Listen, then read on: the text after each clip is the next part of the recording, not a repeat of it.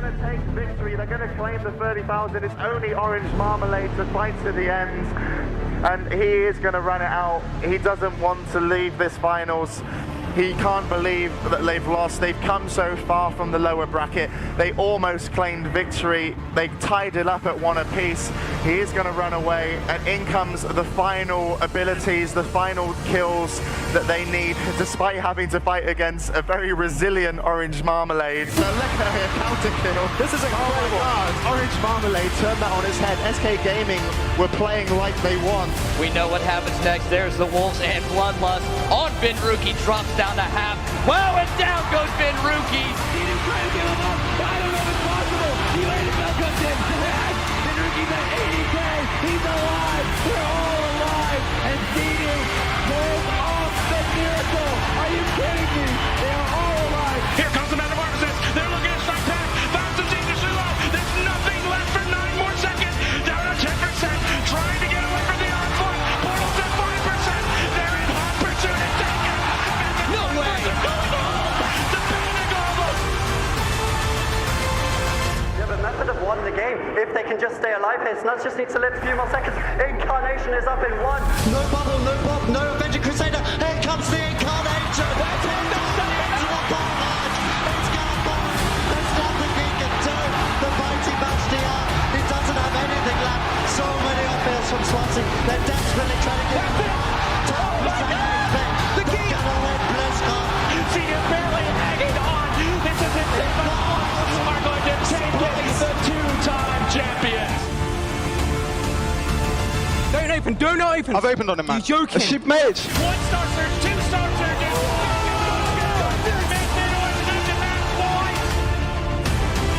Big swap on Rooney though. Pistol stun into cheap round into gas.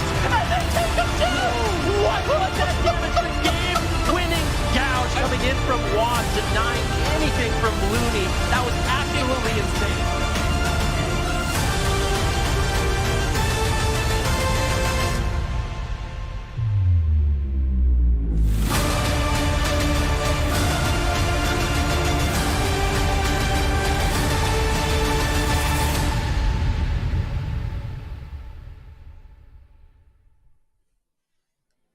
Everyone, good morning. Welcome to day number 2 of the 3rd AWC Shadowlands Cup. My name is Aya. I'm going to be your host today, and I'm with Zico, Venruki, and Super Tees. Today we are in the North American region. We concluded European games yesterday, and of course on Championship Sunday we'll have both regions playing it out to see who will be the champion of Cup number 3. Today, like I said, we're in North America, and we can take a look at the teams that we've got competing today.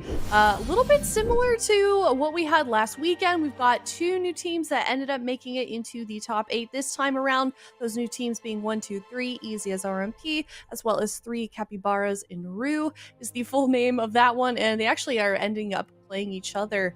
But these are some good games lined up, Ben. What do you think? Yeah, I mean, there's no doubt about it. We kind of talked about it yesterday. It seems like it's not exactly certain who the top dogs are. You know, the top 1, maybe top 2 teams is uncertain at this point. Team Liquid had a really beautiful performance last week.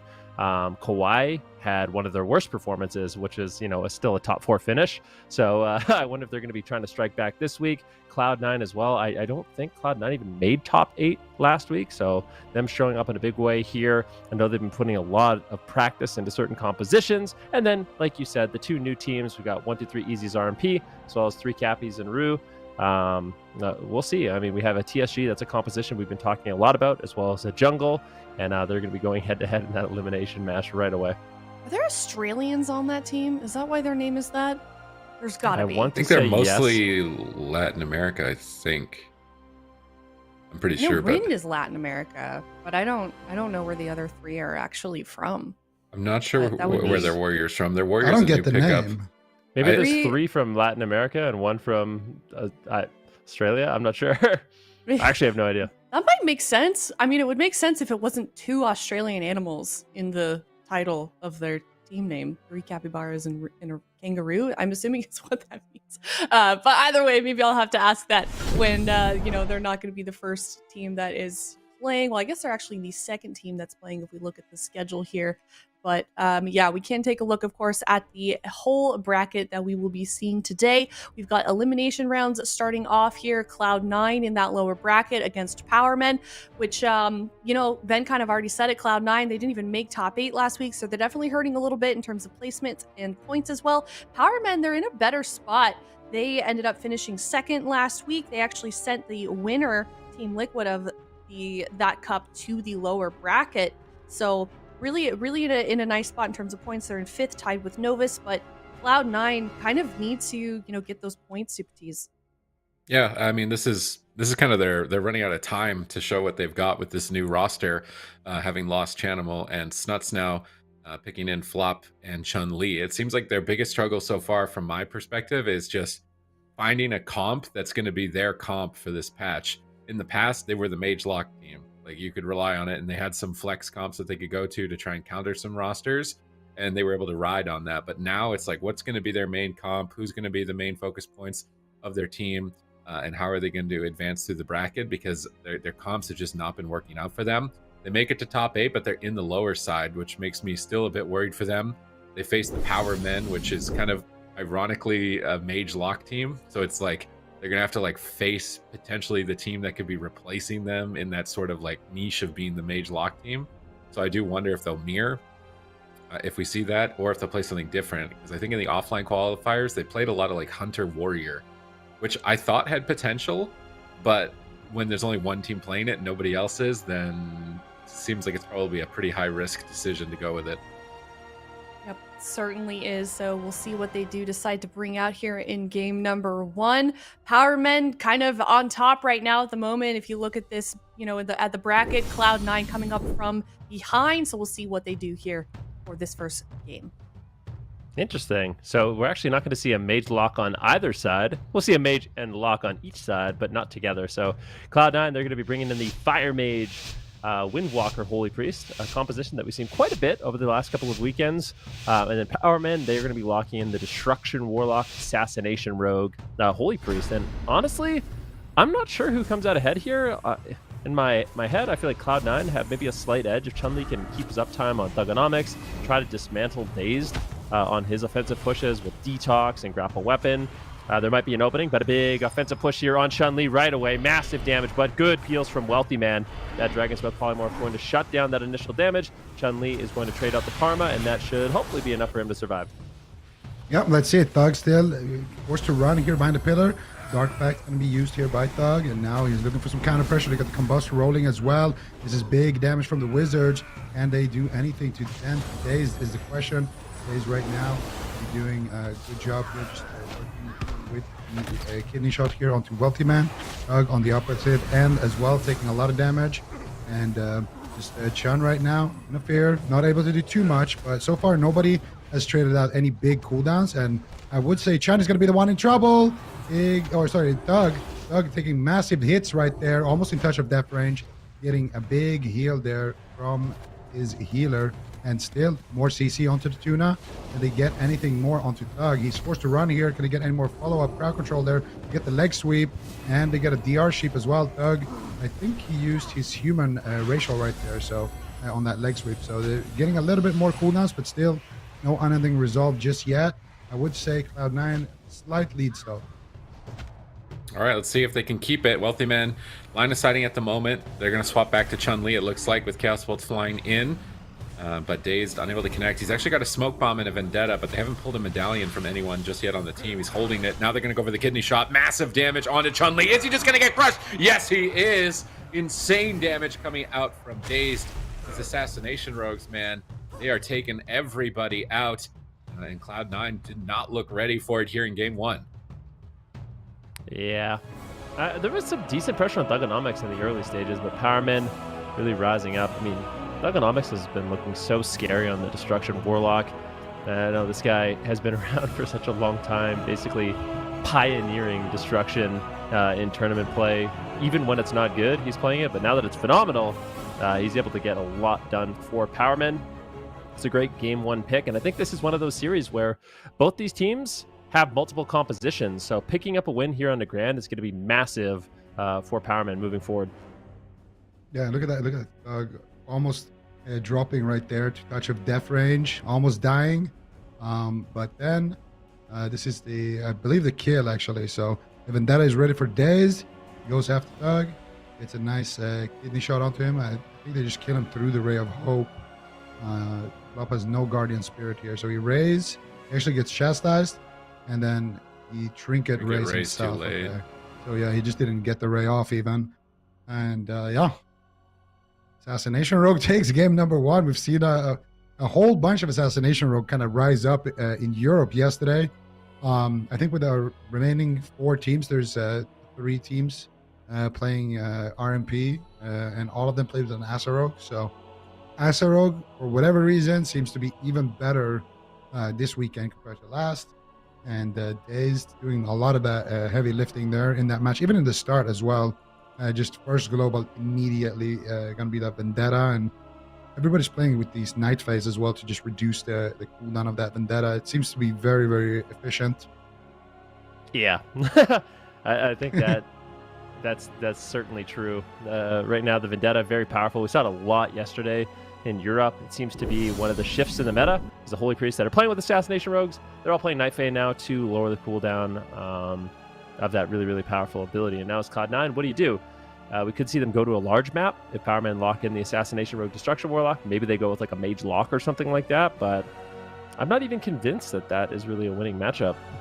We saw what Assassination Rogues could do yesterday into Mage Lock, and having a Destruction Warlock kind of back you up, I feel like could be good. They're actually going to a small map, so maybe trying to set up some sort of cleave here, but so far I don't think we've seen much cleave action from Cloud9, so a bit surprised to see this. What this tells me is Cloud9 is probably just going to lock in the same thing.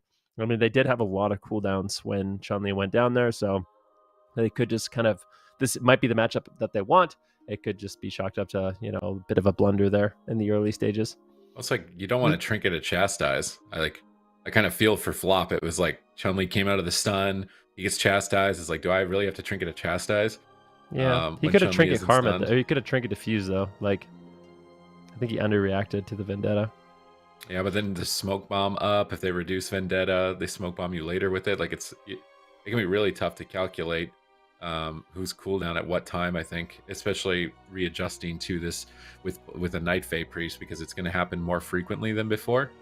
So always having to trade, but you always have to. Somebody's going to have to trinket on a Vendetta. It seems like if your healer is crowd controlled for even a second, otherwise you're going to go down. I wonder if they'll try a Warrior Hunter.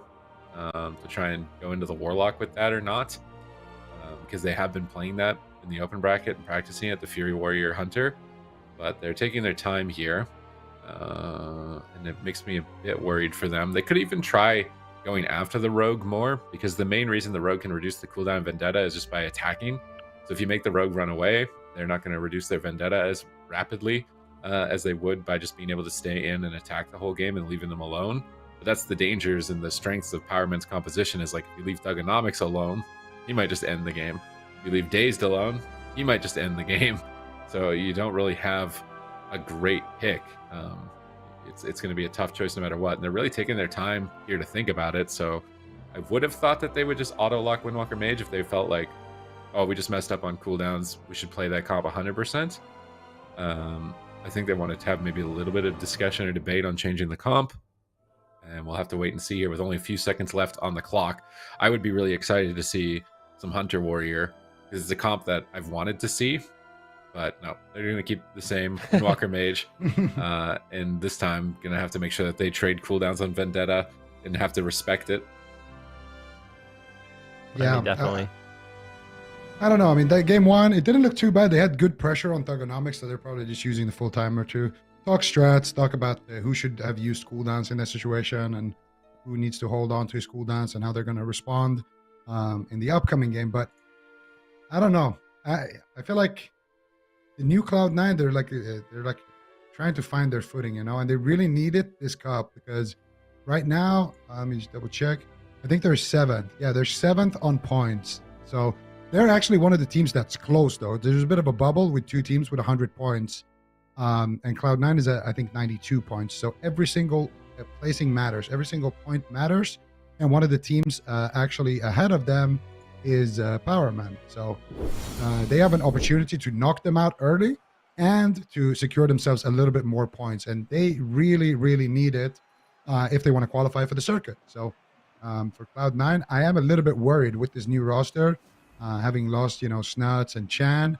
I haven't seen enough, like I know obviously Flop's phenomenal Druid, Chun-Li, insane Windwalker Monk, and Wealthy Man is still Wealthy Man, but I just haven't seen anything, to like anything concrete yet. Like we're expecting finals finishes. This is a new roster, but they really, really need this cup here. I think this is the cup for them to really make a big push, and if they can't do it, they might honestly just not even qualify. So for them, very, very important game here. And for the Power Man, this is their chance to kind of make sure that they are a top team. And them getting to the finals last weekend wasn't just pure luck. Let's see what they do here in game number 2. Guys, right now going to be disarmed, Chun-Li in a fear, and actually looking like they want to go after the rogue a little bit more. I like that. Big damage here coming out onto Chun, though, as well as Thugonomics sends in the Infernals right there. All right, that was a good trade from Flop, trinketing the blind and trading cooldowns during the first Vendetta. But now when Vendetta comes off cooldown, who is going to be the one to respond? They're currently going after Chun-Li. They've already gotten Karma out of the way from him. Staying on Wealthy Man now, just splitting their damage into 2 targets. Thugonomics going to portal back. Chun-Li still just getting cut down. He's going to position back, maybe relay his port, but Shadow Step reconnect, massive damage in game 2 with the Chastise on the Flop. Is Chun-Li gonna stay alive? Fists of Fury are flying, but that's a double fear. Flop wills out of the fear, grips the kidney shot, but Dazed is still marching forward to go for the kill. This could be it. Double Mortal Coil here in game number 2. Chun-Li at 10%. Flop corroded on his Ray of Hope. He's trying to connect heals, but he's getting Chaos Bolt. That's a negative Ray of Hope. Massive damage. Flop is interrupted. Chun-Li is floundering. He's got to move. He's got to get away from the engagement here. Fleshcraft, they managed to finally fear Dazed away from the pillar. Now Chun-Li rolling out, trying to get aggressive. Thugonomics getting gripped on the stun. Chun-Li able to reconnect, but Dazed intercepts, stunning him off. Thugonomics getting a decimating bolt. It seems like the Power Men have full control here, unless Chun-Li has something to say about it. Massive damage coming out onto Thugonomics as he repositions, portaling out of line of sight. Full polymorph over onto the healer. Dazed getting swapped to. He pre-feints the Chastise, decides to trinket anyways, just to be safe, but it wasn't actually any cooldowns, and now Vendetta available once again. They have Smoke Bomb as well. When is Dazed going to pull the trigger on this? Massive damage available at any moment. Yeah, it's really scary. Chun-Li actually realizing how much danger he's in, deciding to pre-portal away and make it kind of awkward for Dazed to push in and actually land that kidney shot. He does not want to be in the open, so Thugonomics can connect damage at the same time. Does have that Karma rotating up in just a few seconds, so he's going to be feeling confident to push in. He gets gripped to the pillar. This is going to be the Vendetta, but good peels, good heals, and Cloud9 seem like they're going to be just fine during this situation. And now the Vendetta's gone, or will be very shortly. This is where we want to see Cloud9 actually make a push. Flop's behind on mana right now. He can't exactly sit back. Oh no, the leg sweep. Unfortunately, isn't going to be landing on the main target, but does hit Dazed. A big kidney shot onto Chun-Li. He's forced to trade on his trinket, his touch of karma, and his diffused magic. And all of a sudden, just like that, Thugonomics forces out everything. Chun-Li going for a push, but this could be risky. This next kidney shot is going to be absolutely devastating on Chun-Li. Does have the fortifying brew and maybe get grip, but Flop right now is it a fear. Chun-Li taking a little bit of damage. Dazed potentially looking for a sap. He finds the sap. Can he find the kidney on Chun-Li? It would be devastating. Corrode into potential kidney shot. Chun-Li, how is he going to respond? Preemptive Ring of Peace, trying to cut away. Nice grapple weapon. Flops out of crowd control, and Chun-Li buys time. Beautiful defensive plays there by Chun-Li, but a nice sap as well from Dazed. And look at Thug here, getting absolutely crushed by Chun there on the Windwalker. Touch of Death. Wealthy Man with the combustion right there. And honestly, it looked like Power Men were in the driver's seat the whole time, and then they just got that one big push, and they were able to dust Thugonomics. Chun-Li, that was like I feel like a hero game for him. It was looking like really scary. Like he's at the pillar, just dying all game, trying to figure out how to get aggressive. And then just for like that final last 20 seconds, he just totally removed Dazed. Just gave him no opportunities to get a stun. It was like a pre-Ring of Peace to stop Kidney, a pre-Grapple Weapon to stop Kidney, pre-Fist of Fury to parry the Kidney. He knew exactly what could stop him from winning the game, and he just stalled that situation for so long. I think this is earlier on. This is what I was talking about. Like, look at Chun-Li, man. He's just trying to stay alive. It's looking scary. Like, oh no, what's going to happen? Like, can they get aggressive? This game looks like it's already over at this point in the match, and the Power Men are just going to take it. Like, they're getting cooldown after cooldown, and they have them pinned at the pillar. the Destro lock and free cast, and I'm thinking like, this is it. Like Powermen are going to match point. There's no way they're coming back from this position. And then Chun-Li just keeps surviving, keeps pushing through, recovers, and was able to get back onto Thugonomics, and then swap back to Dazed as well quite a few times in this game. Here was that awkward moment where, again, he could have almost gone down because he didn't get that leg sweep. I mean, yeah, the trinket happened before it even went down. Yeah, maybe Dazed was expecting to get a little bit more out from that with the Dark Soul. But the end of the game right here, that Ring of Peace bounces Dazed. He can't kidney shot. Then he gets grapple weaponed. He still can't kidney shot. Chun-Li stays on Thugonomics, knowing that Dazed wants to kidney shot, and Fist of Fury instantly after the grapple weapon. Dazed still can't kidney shot. This whole time, Thugonomics is just like, yo, just kidney the monk. What? That Fist of Fury was ludicrous. Like, yeah, it had to have been his 4-set, right? It had to have been his 4-set. I mean, the 2-set buffs Fist of Fury by 40%. The 2-set, that had to have been that, because that literally 100 out him, I swear. Wealthy Man did no damage during that setup. He was just going for sheeps. Chun-Li just channeling a Fist of Fury, just one-tapping Thugonomics into a touch of death. I mean, as a Windwalker monk, you love to see it, but yeah, that is a crazy amount of damage. All right, look at this. Yeah. Look at this. This is what we're going to see. Slow motion. All right, watch the Fist of Fury. Look at his health. Just Fist of Fury. No one else is really attacking right now. Wealthy Man's behind the pillar. Look at Wealthy Man just going for a polymorph. Chun-Li's just, yeah, this is fun. He's not even going to get it, I don't think. Is he going to get it? He doesn't even get it.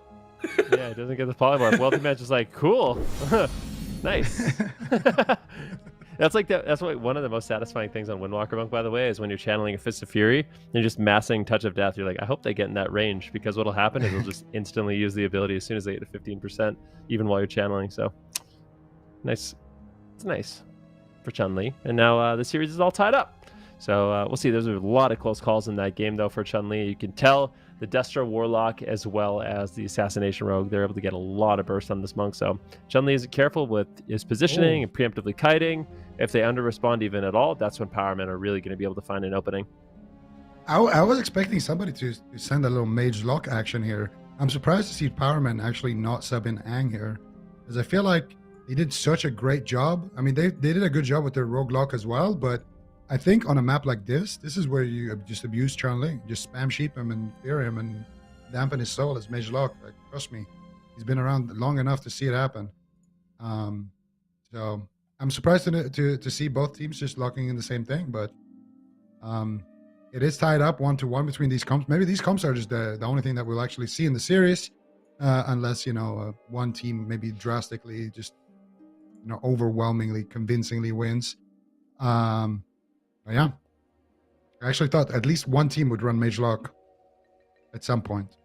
Still not too late, but I don't know. This Assassination Rogue Night Fae combo, like, if you have it, I feel like it's kind of like a big core part of the meta at the moment. Night Fae Priest, Night Fae Assa Rogue X.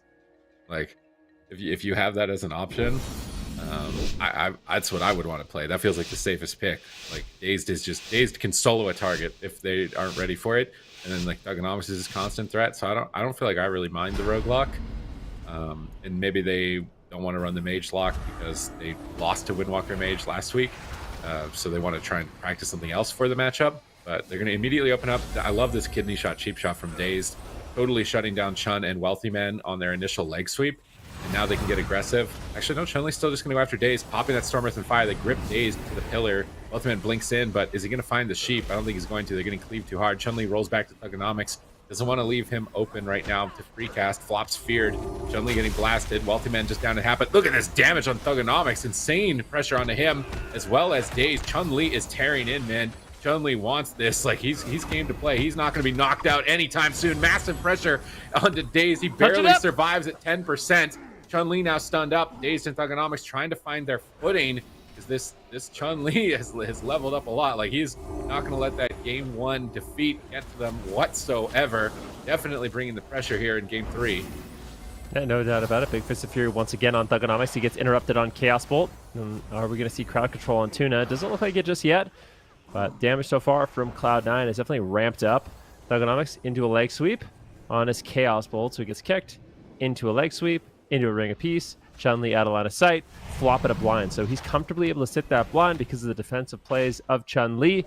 I'm just kind of struggling to find the damage right now, and I feel like as long as Dazed isn't putting kidney shots on Chun-Li, like, I feel like Daze kind of has to go after Chun-Li here. I don't know how much he's really limiting going after Wealthy Man, but it seems like Chun-Li kind of has free reign in this game. Yeah, I agree. I think Chun has to be the target here. Every single kill shot needs to go on him. Because right now he's just doing way too much damage onto Thug, and now finally he's going to get kidney shot. He gets gripped right there, and now he's going to be able to make it back to his target, Thug. Dave's going to go after Wealthy Man, and Wealthy Man with combustion active does not mind this, just spamming out instants anyway, and just doing plenty of damage. That's going to be the unending resolve there coming out from Thug, as well as the Dark Pack, and they have a sheep on the 2 now. He has no trinket. This could be more cooldowns. The Eternal Age is coming out here for Thug as well, and they're still fishing for more. Another triple DR sheep. Do they have anything? It looked like they were going for a mind control. You get a Dragon's Breath there onto 2. Now Thug dropping quite low here, calling in the Infernos, doing some damage here with the Blasphemy. And Chun gonna get coiled here. They need to get a kidney shot onto Chun ASAP from Dazed here. Looks like he's bleeding up Chun. He's bleeding up Wealthy Man. He doesn't yet decide who he actually wants to pull the trigger on. And Thug is just forced to sit here in open field. He gets gripped. Doesn't have his human racial just yet because he used it on the last leg sweep. So he's gonna not have it as well for that next one. And now here comes the swap. Infernal stun into Smoke Bomb with Vendetta. Chun is going to respect it. Trade out his trinket, trade out his diffuse magic. Not a bad trade. And they do get Chun's trinket, but Daze gets swapped to as well, forced to trade out his own trinket and his Cloak of Shadows. Both teams kind of going after the melees, and both teams finding a trinket. See if they can stay on target here. Dazed is chasing Chun-Li around the map. He's just running laps. Now grapple weapon Frost Nova. Dazed cannot connect. And with no trinket on the rogue, he is susceptible to a leg sweep one shot here from Chun-Li, especially if he's stacked up for that 4-set bonus of the Windwalker Monk. So I'd be very worried if I was Dazed at the moment. He's going to have to pre-evasion this leg sweep. In about 11 seconds, Dazed goes into stealth, sneaking across the map. Blinding flop from stealth, opening up with a kick onto Chun-Li. Now the kidney shot to follow up. No, a cheap shot. Massive damage! Oh my goodness! This damage coming out from Thugonomics in that moment. Once again, Flop just not able to trinket in time. Thugonomics is going to drop him, and like we need a replay on that one. The amount of damage, because I was looking back at Dazed thinking like, oh, he doesn't have Vendetta, he doesn't have trinket. Like, this is not a good position. Thugonomics is like, don't worry, I got you. And just dumps Chun-Li. Like, holy, that's the threat of this comp. Like, the Assassination Rogue is lethal, the Destro Lock is lethal if you leave one of them open too long. So well done from the Power Men. They're going to move to match point. Yeah, one away. I mean, this is another really, really close series between these two teams in the initial stages of the game. About 30 seconds in, Thugonomics gets incredibly low, almost into the touch of death range, but not able to get it. And then Daze gets swapped. Look at Daze. His health. Chun-Li, this is what we're talking about. Chun-Li is not messing around. He came to play almost in touch of death range. He shadow steps away to safety and gets the kitty shot on Chun-Li. So well done there by Daze. Really scary moment during the beginning of that game. And I think it's when Chun-Li has no trinket. Thugonomics has his Dark Soul. So I think coming up relatively soon is when we see Chun-Li get kind of evaporated by a double Chaos Bolt. And that really is the threat. I mean, you mentioned it, Sid. Destruction Warlock, if able to free cast, if able to set up with Dark Soul, getting the double Chaos Bolts, you can basically like 100-0 someone. So there's the blind. Really, really clutch setup. Look at this Chaos Bolt. It's just a cheap shot, dude. It's just a cheap shot. Into a second, and boom. Good night. So you got 3 Dark Soul Chaos Bolts off there. And that was such precision timing from Dazed as well. There's about 6 seconds left on the trinket of flopped. So they go in with just a blind on Flop, cheap shot, I believe, into a cheap shot on Chun-Li with 3 Chaos Bolts, and good night. I like that Thugonomics actually nether warded the polymorph too. Like, Wealthy Man was trying to save Chun-Li there, but Thugonomics shut him down with nether ward and then Infernal stunned him. I think you'll see that in the replay. So look at how tight this timing is. At this point, this is when Dazed was just about to run away, right? I think this is like pretty earlier on in the replay. But no, Dazed does a sneaky play. Like, he goes in stealth. This way, no one can see him. They can't pre-Holy Ward. They can't, like, pre-Death the Blind. They can't see Dazed. So he vanishes and sneaks up on Flop while he's in stealth, so he can see him without having to worry about it breaking. 6 seconds before his trinket comes up. Kicks the Fleshcraft, cheap shots, and then nether wards the polymorph. He actually immune the kidney. Nether wards the polymorph, and cheap shots him and drops him in the cheap shot with 1 second left. Oh my god. Chun-Li actually pre-Fleshcraft the kidney.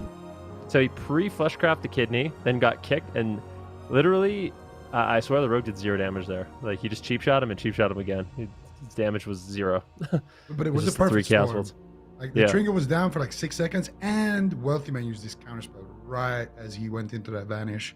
When Daze was going back to the pillar, Wealthy Man had just counterspelled Thug as well. So it was just a perfect moment for them to get the Chaos Bolts off and to get the kill. It was just 1 second. If they waited 1 second more to pull the trigger on the blind, Chand actually doesn't die. He gets to trigger Guardian Spirit, Ray of Hope, and he will live. But yeah, everyone played it perfectly, and they found that small kill window, and they took the game. So now Cloud9 on match point. They need these points. They need these points badly. And I mean, if they get knocked out now, I think Cloud9 is going to need to have an insane performance in the next cup. Like they top would four need finish. At very, very least top 4. I'm thinking like top 3, maybe even have to make it to the finals. They're in 7th place right now. And Powerman is one of the teams ahead of them as well. If Powerman randomly has a deep run and knocks them out right here, I mean, think about it. You're going to have to catch up the Golden Guardians. You're going to have to catch up to KAWHI. You're going to have to catch up to Liquid. You're going to have to catch up to Powerman that just beat you and knocked you out. There's going to be so many teams that you have to catch up to. For Cloud9, as I don't know, they need to pull something out. And I don't know, it feels so risky. The comp that they're running, it feels safe, but like if they play it perfectly, they can win. But if Thug gets Chaos Bolt off, or if they don't have something for the Vendetta, they can just lose so quickly. And that's, I think, a scary, scary thing, knowing that you're on elimination or like on match point. As a side note, I feel like Powerman has the best graphic of any team. Like out of all the teams we've seen so far, they have my favorite. Even better than Casual That's Dads. Thugonomics. That's Thugonomics in his room, like on his computer, just brewing up Chaos Bolts. Like, just looks so epic. Here we go. Well, let's see. And Doug and his epic avatar take them to potentially the next round here, looking for one more win against Cloud9, and then they will have done it. Chun going to be the target of choice once again. Wealthy Man, Dragon's Breath Days. It's a kidney onto Chun. No cooldowns being traded. Nice grip right there. That's the combustion and everything. But now they're just going to swap over to Thug here. Bone Dust Brew gets popped as well. Big damage onto Thug. He's just going to respect it with the Dark Pack, teleport out. He's going to Shadow Step to Tuna, make it back to the pillar. And now Kidney Shot is off cooldown. Chun realizing this. How is he going to outplay it? Grapple Weapon coming out there onto Daze. Potentially going to follow that with a Fist of Fury to try to avoid it, as there is no Shadow Step right now. He gets Mortal Coil. There's the Fist of Fury trying to avoid Kidney Shot. And then he chains it with the Aegis as well. And Daze doesn't really want to pull the trigger into that Aegis, but now Chun is going to teleport. And this is what a great monk does. He just continues to just, rotate through those ways that the Kidney Shot can land and tries to deny it. Now they've stalled out the Vendetta, and now they are back onto target. Thug now going to teleport, but he's on the opposite side of the map here. Chun will not chase. He's just going to tap target over to Dazed. Wealthy Man with the second combustion, doing plenty of work with that, but Dazed will be able to survive, and now it's once again got to be Chun on the chopping block. Let's see what Chun-Li can do to survive here and still get pressure for his team. Trying to go after Thugonomics. Tuna in stealth. Nice grip on the Kidney Shot. Flop getting aggressive here with Holy Fires on the Thugonomics as well. But it looks like they're going to swap back to Dazed and the Chastise. Dazed is going to get pulled out of the fight. Chun-Li goes after Thug. Thug ports the leg sweep. Sick portal there from Thugonomics, avoiding that stun lock. And now coiling Chun-Li, but it's still a lot of damage. Is Tuna ready for this here? Going to pop the Guardian Spirit. Now Chaos Bolts in return. Get counterspelled. Dazed is disarmed. Unable to connect. Thugonomics is going to gate away from the remaining timer on those images. Dazed is trying to push in and get aggressive here and work on getting that Vendetta off of cooldown and spend more energy. And they're just avoiding Dazed. They're cutting away from him, trying to prevent him, but he's going to get that Vendetta in 5 more seconds. Has a smoke bomb. They need to be worried. It's match point for them. They're going to stun up Dazed and try and blast him out at game number 4 here. Can they finish Dazed? Feint gets popped. He tanks the hits. He looks like he's going to recover. Here comes the Kidney Shot. Is he going to Vendetta? He's holding on to the Vendetta, maybe trying to bait a cooldown here. But I feel like he's maybe being too patient with these. I really liked it when he was just shoving Vendettas, forcing cooldowns and just potentially killing the target because it's such a low cooldown. It seems more value to just press it than to sit on it for such a long period of time. Yeah, I think that's right. Especially you're playing the Night Fae Priest. He kind of got everything going for you. But Thugonomics with his Dark Soul. And have some big pressure here. Thugonomics actually going to be trading out as every man for himself, as well as getting grip. But Thugonomics just getting absolutely decimated right now by Chun-Li. Big polymorph. And what are they doing? They're going after Daze, so they kind of leave Thugonomics alone. Get the Dark Pack. Potentially that is going to be enough. Flop getting swapped to. They could drop Flop. He's got Trinket now. He's got the Guardian. It seems like that is enough to survive, but good peels. I mean, Cloud9 kind of realizing the situation. Flop had no Trinket for just a few seconds. They didn't want to under-respond, and that's why they kind of were just happy with the cooldowns they got from Thug. But Thug could get dropped here. He's getting really low.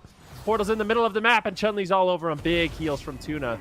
But Tuna burned through a lot of mana in those last couple exchanges. Good stun on Daze, counter stun. Chun-Li goes into a kidney shot. Daze goes into a chastise. And the pressure from Cloud9 in this game 4 is looking really solid. There's not too many openings here for Powerman. Yeah, I really don't like what Daze has been doing this game. He's just been going for restuffs the whole game, it feels like. Where's the pressure onto Chun? He's just doing whatever he wants. And Wealthy Man as well, actually blinking in right now into their face with Combustion, looking for the CC to get a full fear onto Tuna. This could be scary times here. Do they have the damage? Potentially they get a full sheep there onto Tuna as well. Thug is on the ropes. How is he going to survive? He's in touch of death range, and Chun will take him down. Cloud9 will take us to a game number 5 against the Powermen. It's going to be Powerman's map and comp choice, but still a very, very dominant victory here in game number 4. And I think Daze just didn't have any pressure. It felt like it. Like I really don't like that he went up, after flop randomly, and also he's just sitting in stealth. He's just sitting, going for a restuff the whole game. I feel like he's just trying to wait for the perfect moment rather than just sending damage. You can get perfect moments by creating opportunities, though. Like that's the thing.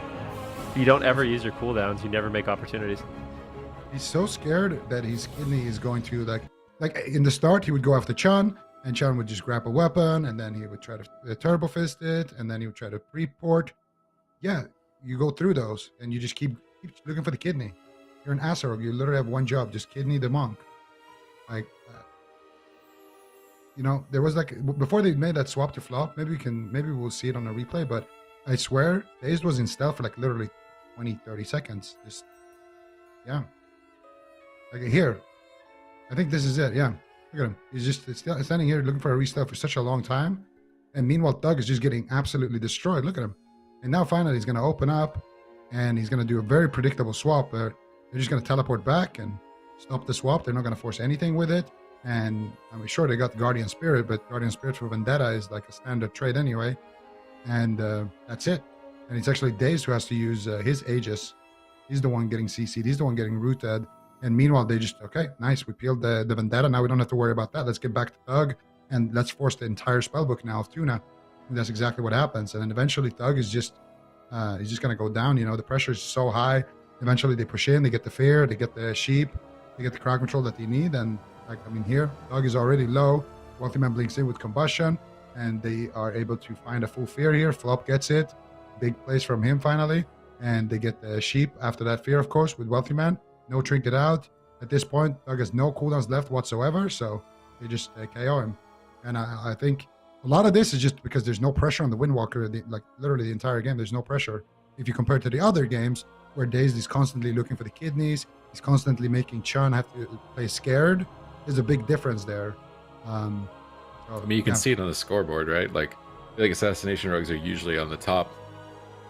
So Chun-Li and Wealthy Man were actually out damaging them. And that just comes down to Daze not intervening enough with kidney shots to stop damage. I think just shoving the Vendetta, like this game, pretty much every other game, he's Vendetta'd the first kidney. And this game, he didn't. And that made me think he's trying to bait cooldowns and set up the perfect kill. But it's like, you don't have to do that. Vendetta is such a low cooldown. Like, you're going to force cooldowns, and then it's going to come up, and they're not going to have cooldowns, and then you're just going to kill them. Or they're going to use everything, and then the Destro Lock kills them. I don't think that this is like a precision rogue comp. This is like, max your damage. You want to be at top on the scoreboard. You want to get every single kidney shot off cooldown, min-max your damage. It's not a finesse comp, I think, for the Destro Assassination. In that game, it felt like he wanted to play it like it was a finesse comp, and then Chun-Li and Wealthy Man just overran them. We had a really cool play in the last game, to be fair. Yeah. But the only reason that opportunity found itself is because he just pressed kidney shot on Chun-Li over and over. So I think that's what it comes down to. I mean, Chun-Li, as a Windwalker monk, there is cool things you can do, like you port away, you can grapple weapon, but at the end of it all, if you can just nail a Shadow Step kidney shot on CD, it's going to be scary for Chun-Li no matter what he does. So that's what I want to see from Dazed in this game. If they want to pull ahead here, if they don't, they go after Wealthy Man. If they go after Flop, I feel like Cloud9, the amount of pressure they've been able to generate has been so high. It just seems really, okay. Why weren't they just doing this? All right. Well, like we know it. Aang plays RMP. No, Aang has played RMP before. Let's see the kidney shots. Let's see it. RMP had a great showing yesterday in Europe. I think three of the four top teams that are left in Europe are RMP right now. So definitely still a viable composition. And I think it is something that Cloud9 has struggled with this comp. So this is that Game 5 advantage coming into play.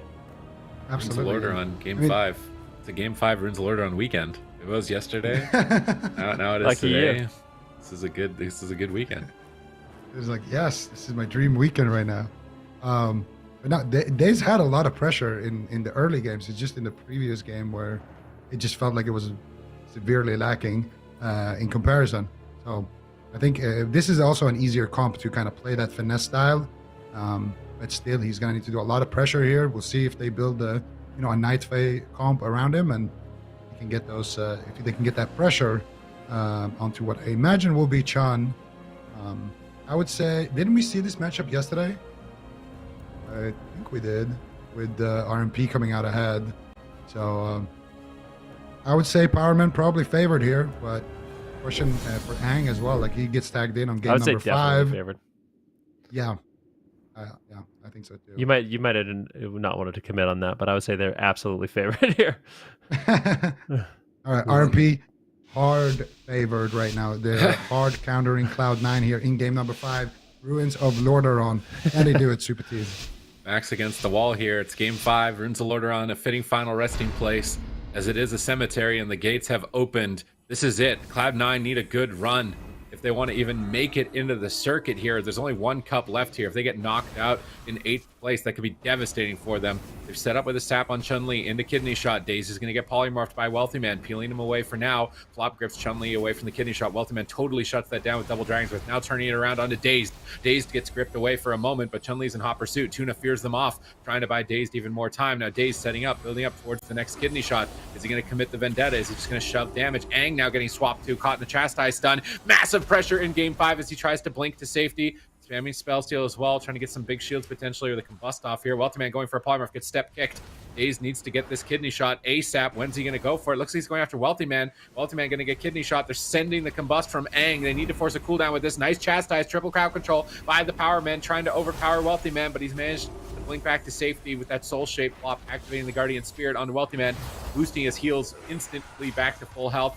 Aang is now stunned up. Fist of Fury flying. Aang blinks away from the Fist of Fury. Chun-Li's forced to swap. Goes after Dazed. Dazed is going to feint the swap. He's going to just stay on Wealthy Man for now. Although I feel like going after the Windwalker Monk would be better in this position. They're going to stick to the Mage for now. Tuna just spamming out as many smites as possible. Maxing damage with his team, trying to get an advantage. Chun-Li shuts down that swap with a grapple weapon. Now leg sweep. Massive damage from Chun-Li. Tuna intervenes with another beautiful Psychic Scream. I love these defensive Psychic Screams from Tuna, fearing the images of the monk and fearing their goes.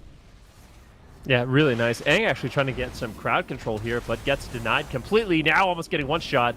He'll be using the Shimmer to get away. And both of these mages not playing the tank build, so very kind of unorthodox here. Wealthy Man right now taking a huge hit of damage. Flop's going to trade out the Trinket as well as that Ray of Hope, so that should be more than enough to keep Wealthy Man alive. Both mages still having their ice blocks. No huge openings at this point for either side. Mana relatively even. Flop doesn't have a Trinket, so potentially could go after him in a big swap. Not playing mind games, though, so unlikely they're going to be able to take him down through the Guardian Spirit. Big kitty shot here on Chun-Li, but at the same time, a counter stun on Daze. These counter stuns from Flop have been on point. When Chun-Li gets stunned, Daze just gets caught into a chastise, and it's really difficult for him to actually get the damage rolling. Chun-Li still low on health and interrupt on Flop. Any crowd control from Aang could be devastating, but he's forced away right now as Chun-Li continuing the pressure. Daze trying to get something rolling here on Wealthy Man. The kidney shots could be scary on Wealthy Man. Also, he's not playing the blink stun, so potentially just going after Wealthy Man exclusively could be an option. Good peels on the kidney shot once again. Chun-Li might be forced to run away. Bone Dust Brew and images will be used on Aang here. Leg sweep on Daze, but it gets gripped, and they just make a hard swap on Aang. Big heals, though. That will be enough to survive. Now a swap on Daze once again. Chun-Li maybe overextending. Shadow Step Kidney could be in his immediate future if Daze can connect it. Yeah, let's see if he can do it. He has Vendetta as well here. Would make a big push onto Chun-Li here. Turbo Fist coming out onto Aang, though. Big damage coming out. Tuna doing a great job here, though, deflecting. And they do get a disarm here onto Daze, stalling that kidney away. I haven't seen a kidney shot in a while. It's got to be coming anytime soon here. Chun is actually making it very difficult, though, for Days. Even if he gets kidney shot right now, he's going to be in that ring of peace, getting knocked around. Nice defensive fear here onto Chun-Li. And they're actually going to swap over to Flop here. This is the swap that we were talking about earlier. Maybe they have enough damage. They don't have the mind games, though. Garrett comes in. He will proc the Guardian. And Flop will not flop in that swap, but they will proc the Guardian. It's going to be a 3-minute cooldown. With that mind games, he actually does go down in that swap. So nice opportunity there from the Powerman. Now let's see what Cloud9 can get back here as they are looking to get aggressive. They still have a lot of cooldowns here on Chun-Li. You could still do a lot of damage. Swap Actually to Tuna. going after Tuna. Big damage here. Chun-Li actually trinketing here to save him, or to kill him rather. Beautiful peels coming out from Daze. Beautiful peels coming out from Wealthy, or from Ang. And they will survive that swap there. And Ang, though, might be caught here on the wrong side of the map as Tuna is sitting through a sheep right now. Ang, though, doing a great job kiting there, teleporting back, catching a couple of heals now. And in that exchange, they actually were able to get Chun-Li's trinket. There's a smoke bomb available. 20 seconds on Vendetta. 30 seconds, even going to be less than that for Ang's combustion. Chun could easily go down. They could also blind Flop, get his trinket, and then do another swap. And remember, no Guardian Spirit. I would say the Powermen are in a great position. They grip him, but they do not commit the smoke bomb this time around. They still commit some damage, though. They're not going to use any of those big cooldowns just yet. Got a DR sheep onto Flop here. Tuna is there to fear him as well. Big pressure coming out here onto C9, but Chun-Li just trades out the touch of Arma and continues to get aggressive. I think if they just kidney bomb here with Vendetta, it's over. Like, Chun-Li is just going to evaporate here from game 5 if Dazed is able to line this up. Pre-Ring of Peace from Chun-Li. He's trying to predict the step kidney, trying to knock him away, but they proc cauterize on Aang. They're still holding strong here. Chun-Li needs like a pre-diffuse here, I think, if he's going to live. There's the kidney shot. Here's the bomb. Wealthy Man DBs him. Flop gets into the smoke bomb, drops the Ray of Hope. This Ray of Hope could be negative, though, as they get a Psychic Scream. Another beautiful Psychic Scream from Tuna here, but not enough damage, unfortunately. That bust Vendetta totally shut down. Wealthy Man's DB. Flop's duck covering the bomb enough, and now they're turning it around. Aang doesn't really have a lot to stay alive here. If Chun-Li's able to stay on target, they could overwhelm him here in game 5. Massive heals coming out from Tuna to stabilize Aang in this position. Kidney shot onto Chun-Li, DB on Wealthy Man, Poly on Flop, cross crowd control all over the place as Cloud9 have to trade Diffuse Magic out of the way, and that wasn't even any cooldowns. Chun-Li having to use that powerful defensive.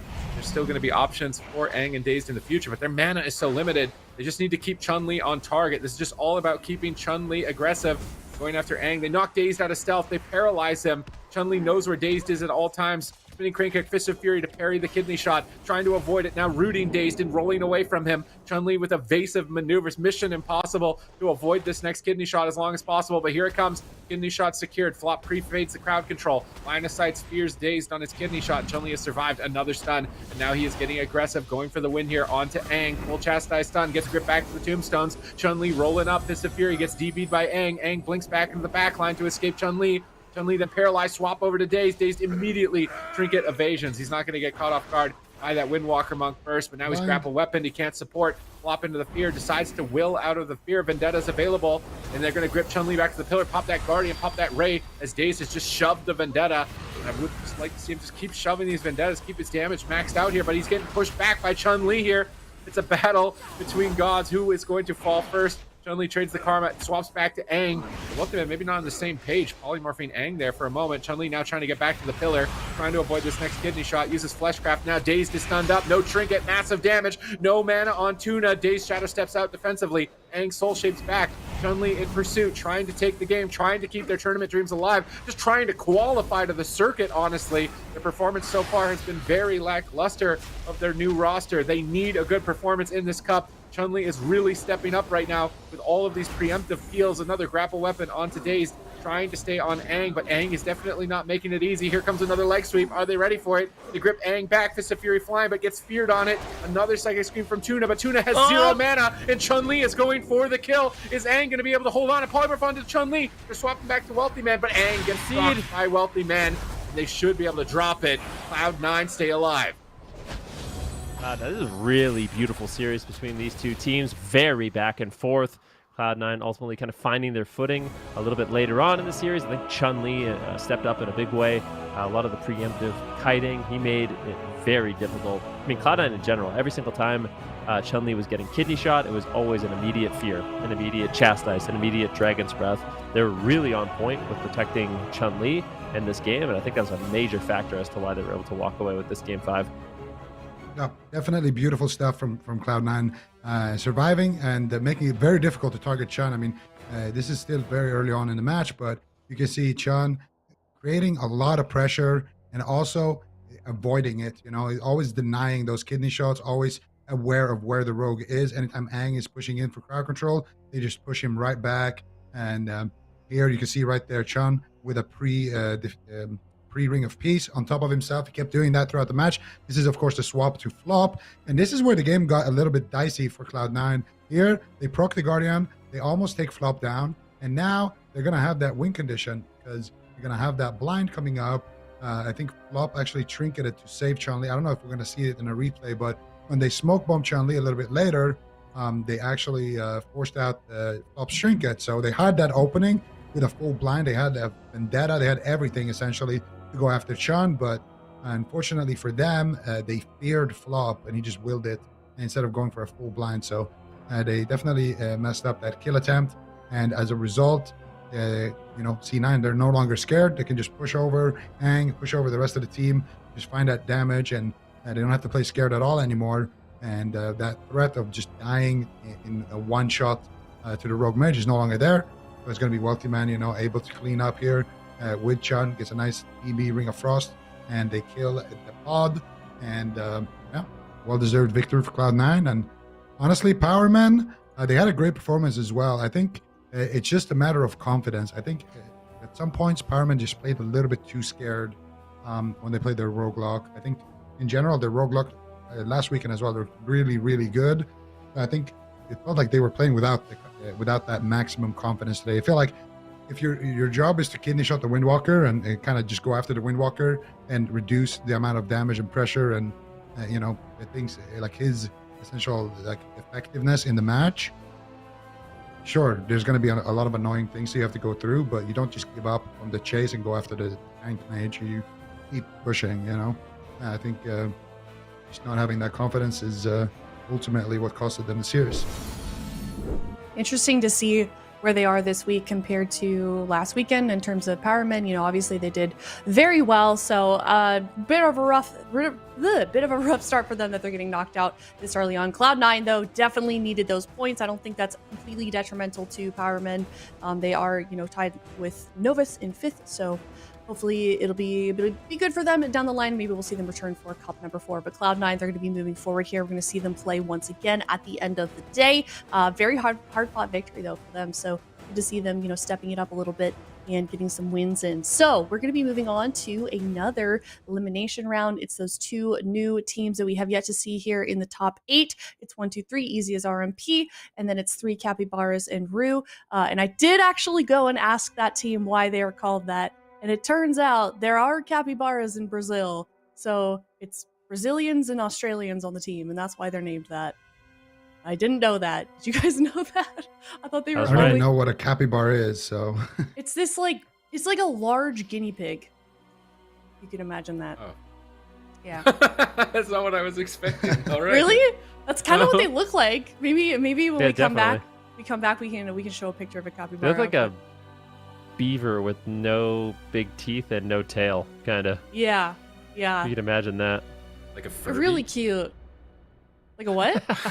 Like a Furby? No, not like that. Not even close. Not even close. I was asking. There you go. Wait, it is. whoa! Wow, that so actually quick. does look like a beaver. Aren't they cute? See? They're so cute. And I was talking to Vijarst on that team, and I was asking, he was the one giving me this information about why they were named that, and he says that he loves watching YouTube videos every day, Instagram videos every day about those giant rats. Their chewing is so cute, he says. So interesting interesting behind the scenes information. But do we know much about these players and how they've been doing, and if we can make any ideas to what we're going to be seeing? Then sounds like you do.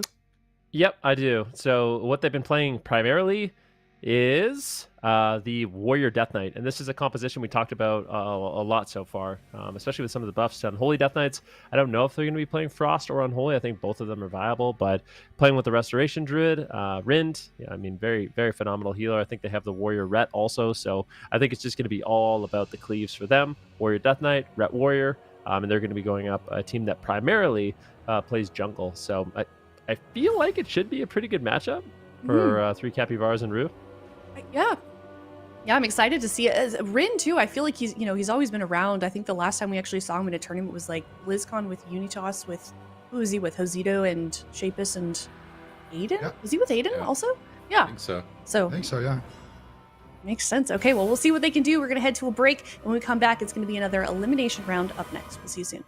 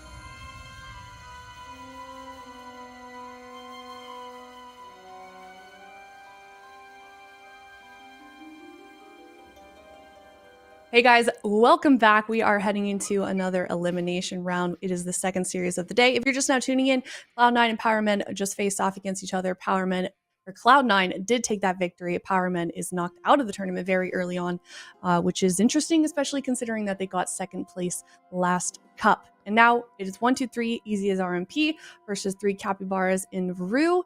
And this is going to be another elimination round. We have yet to see both of these teams, either of these teams here in the top 8 for this season, and I'm looking forward to seeing what these guys can do. Ven, you were talking a little bit about what we were going to see from them in terms of compositions, but are you pulling for one to win? Do you think that there's a favorite for this match? I don't know if I heard you said that, or I'm just forgetting. To pick a side. You never ask Ben to pick a side because he just plays the fence all the time.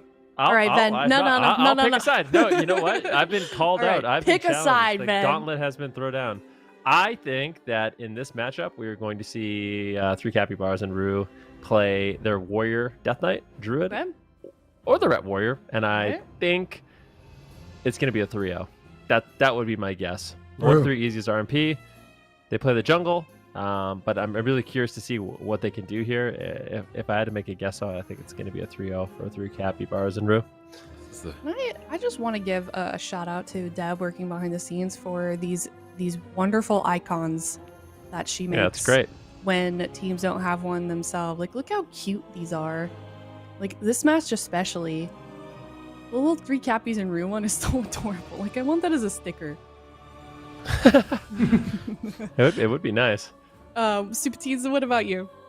I mean, I haven't seen enough from 1-2-3 Easy as RMP to really know what to expect from them. It's also the first time we see North America jungle cleave, right? I feel like the only jungles we've seen is My Way, and they have to play like really long, extensive dampening games to like, and it's a struggle bus for them the whole time. So a team that I've not yet seen come into the competition playing a comp that's kind of struggling at the moment makes it tough for me to predict that they'd be able to pull this off. Whereas I've seen Rind and I've seen Viga on this Death Knight, and they're playing in rank 1 range all the time. Like, they're grinding TSG every day. Like, this is the main setup for them. That I feel like it would be unwise for me to bet against them right now. And I think that the matchup is also good for them, as Jungle Cleave tends to have to like tunnel one target, and Resto Druid is particularly good at that type of damage and healing through that type of damage. And Rind is one of the best druids in the game. So, but they're actually not playing jungle. They're playing Hunter Lock. I wasn't expecting that. Affliction? That's Affliction. That's 100% Affliction. Affliction survival. I'm going to be honest. If you're an Affliction Warlock, I feel like you're going to like as a solo he's dead. against He's 100% dead. You are so sad. I'll tell you that right now. We'll see what he can do on the Warlock. I mean, Warlocks, they do have a good amount of mobility, but the problem is Death Knights and Kyrian Warriors don't care about your mobility. So let's see what he can do here. Right now, immediately on, it is going to be the Dark Pact, and it gets shredded instantaneously. The Guardian is going to be traded out. This isn't even the cooldowns of Viga yet, so we'll see a Leap and a Grip. V is still just getting absolutely decimated from start to finish. Unending resolve, Dark Pact, Guardian, everything trades from 1-2-3 easy as RMP, and the pressure so far has not let up. Yeah, the damage is absolutely insane, but here comes the Dark Soul, here comes the Dark Glare, here comes the triple Drain Life as well, doing a lot of damage here from the Affliction Warlock, but I am very, very scared for this Warlock because I think Rind is going to be able to outgive this push, and the Warlock has nothing to really respond with. He's going to need to do a great job kiting here. Robot's going to have to try to buy him some time. Nice mind control there from Smite, and so far, decent pressure still kind of lingering around here against the 3 Cappies, and now full trap onto Rind. This could be dangerous. Death Strike's coming in from Vigorista. Big damage onto the Hunter, actually swapping around a little bit. But still, I think the Warlock will be the main target. That was his Dark Pact. So now he has absolutely nothing. And that's going to be the Ray of Hope. Can he make it a negative, though? That is the question. Guardian Spirit makes it kind of unlikely. But Rind is there interrupting the heal. And they will take a quick win just like that with the TSG. Nice offensive push there by Rind at the end. And nice damage. I was literally... This is actually what Tigrity Pump played before they kicked Akrov off the team. Was it AF Survival? Well, I don't know about the specs. AF Survival seems Hunter really Lock. odd combination of Lock Hunter. I could see like maybe an MM or a BM, but it seems weird to have the Survival Hunter, especially for this type of matchup, because it's a melee DPS that just doesn't provide any support. Any support that it does provide just removes dots or breaks on dots. So it's like the synergy between Survival and Affliction is just almost like opposites.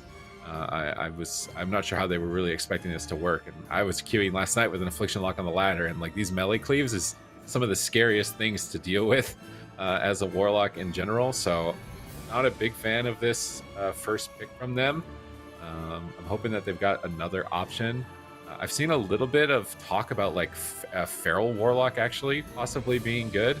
I think I saw Snuppy was talking about that potentially being a good comp in the future, and they could run that, but leading with the survival affliction. I feel like that was like a curveball, trying to catch them off guard.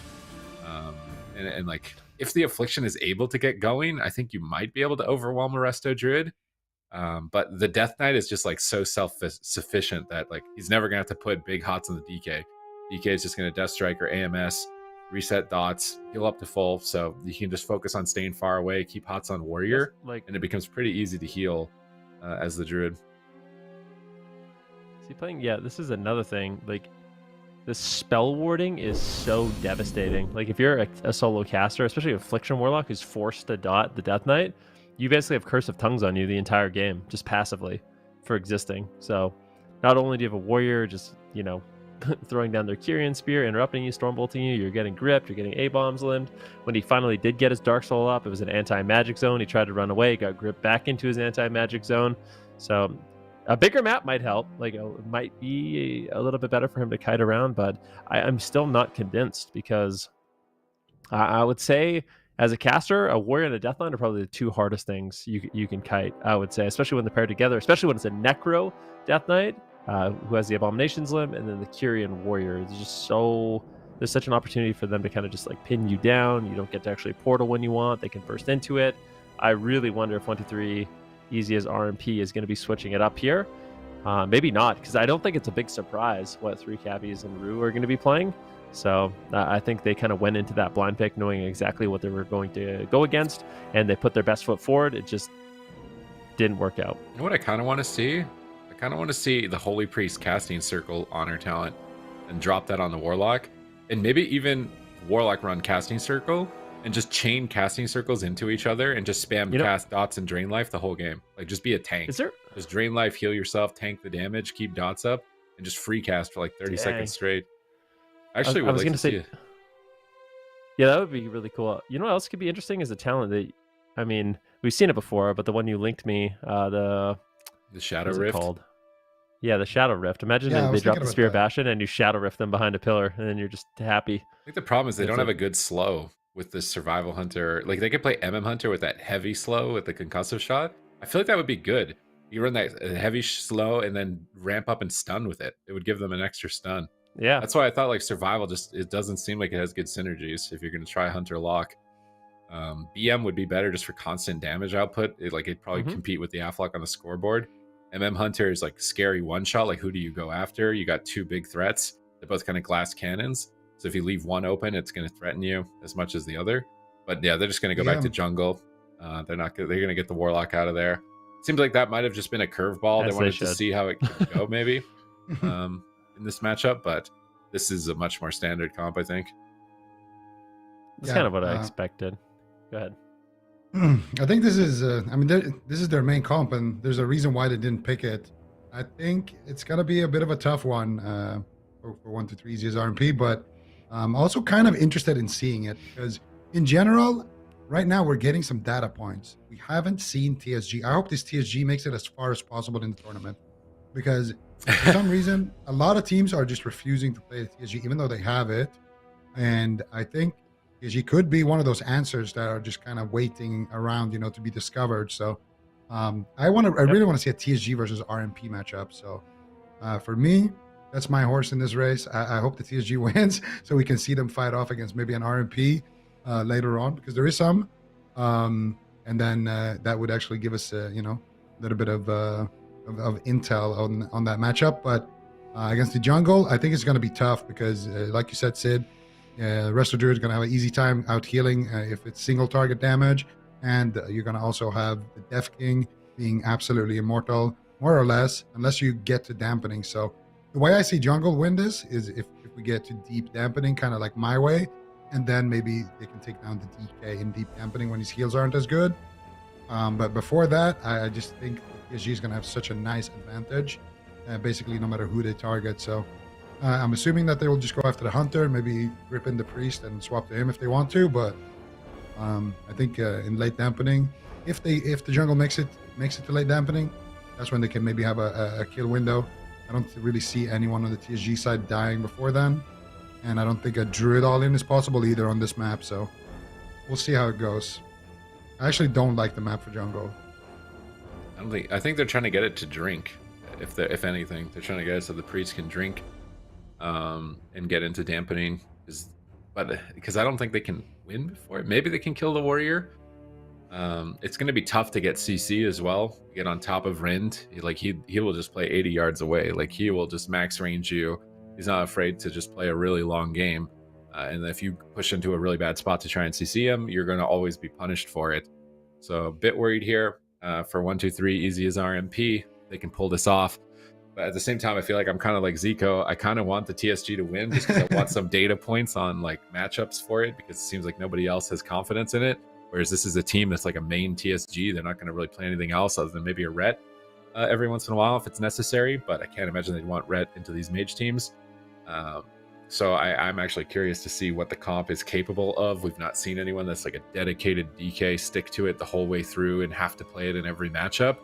Whereas I think Viga is going to be that Death Knight. So this is like the DK team. If you're a DK player out there, you're definitely cheering for them. Same time, easy as 1-2-3 is the first time we see a jungle coming in from North America. First time we see Affliction Warlock.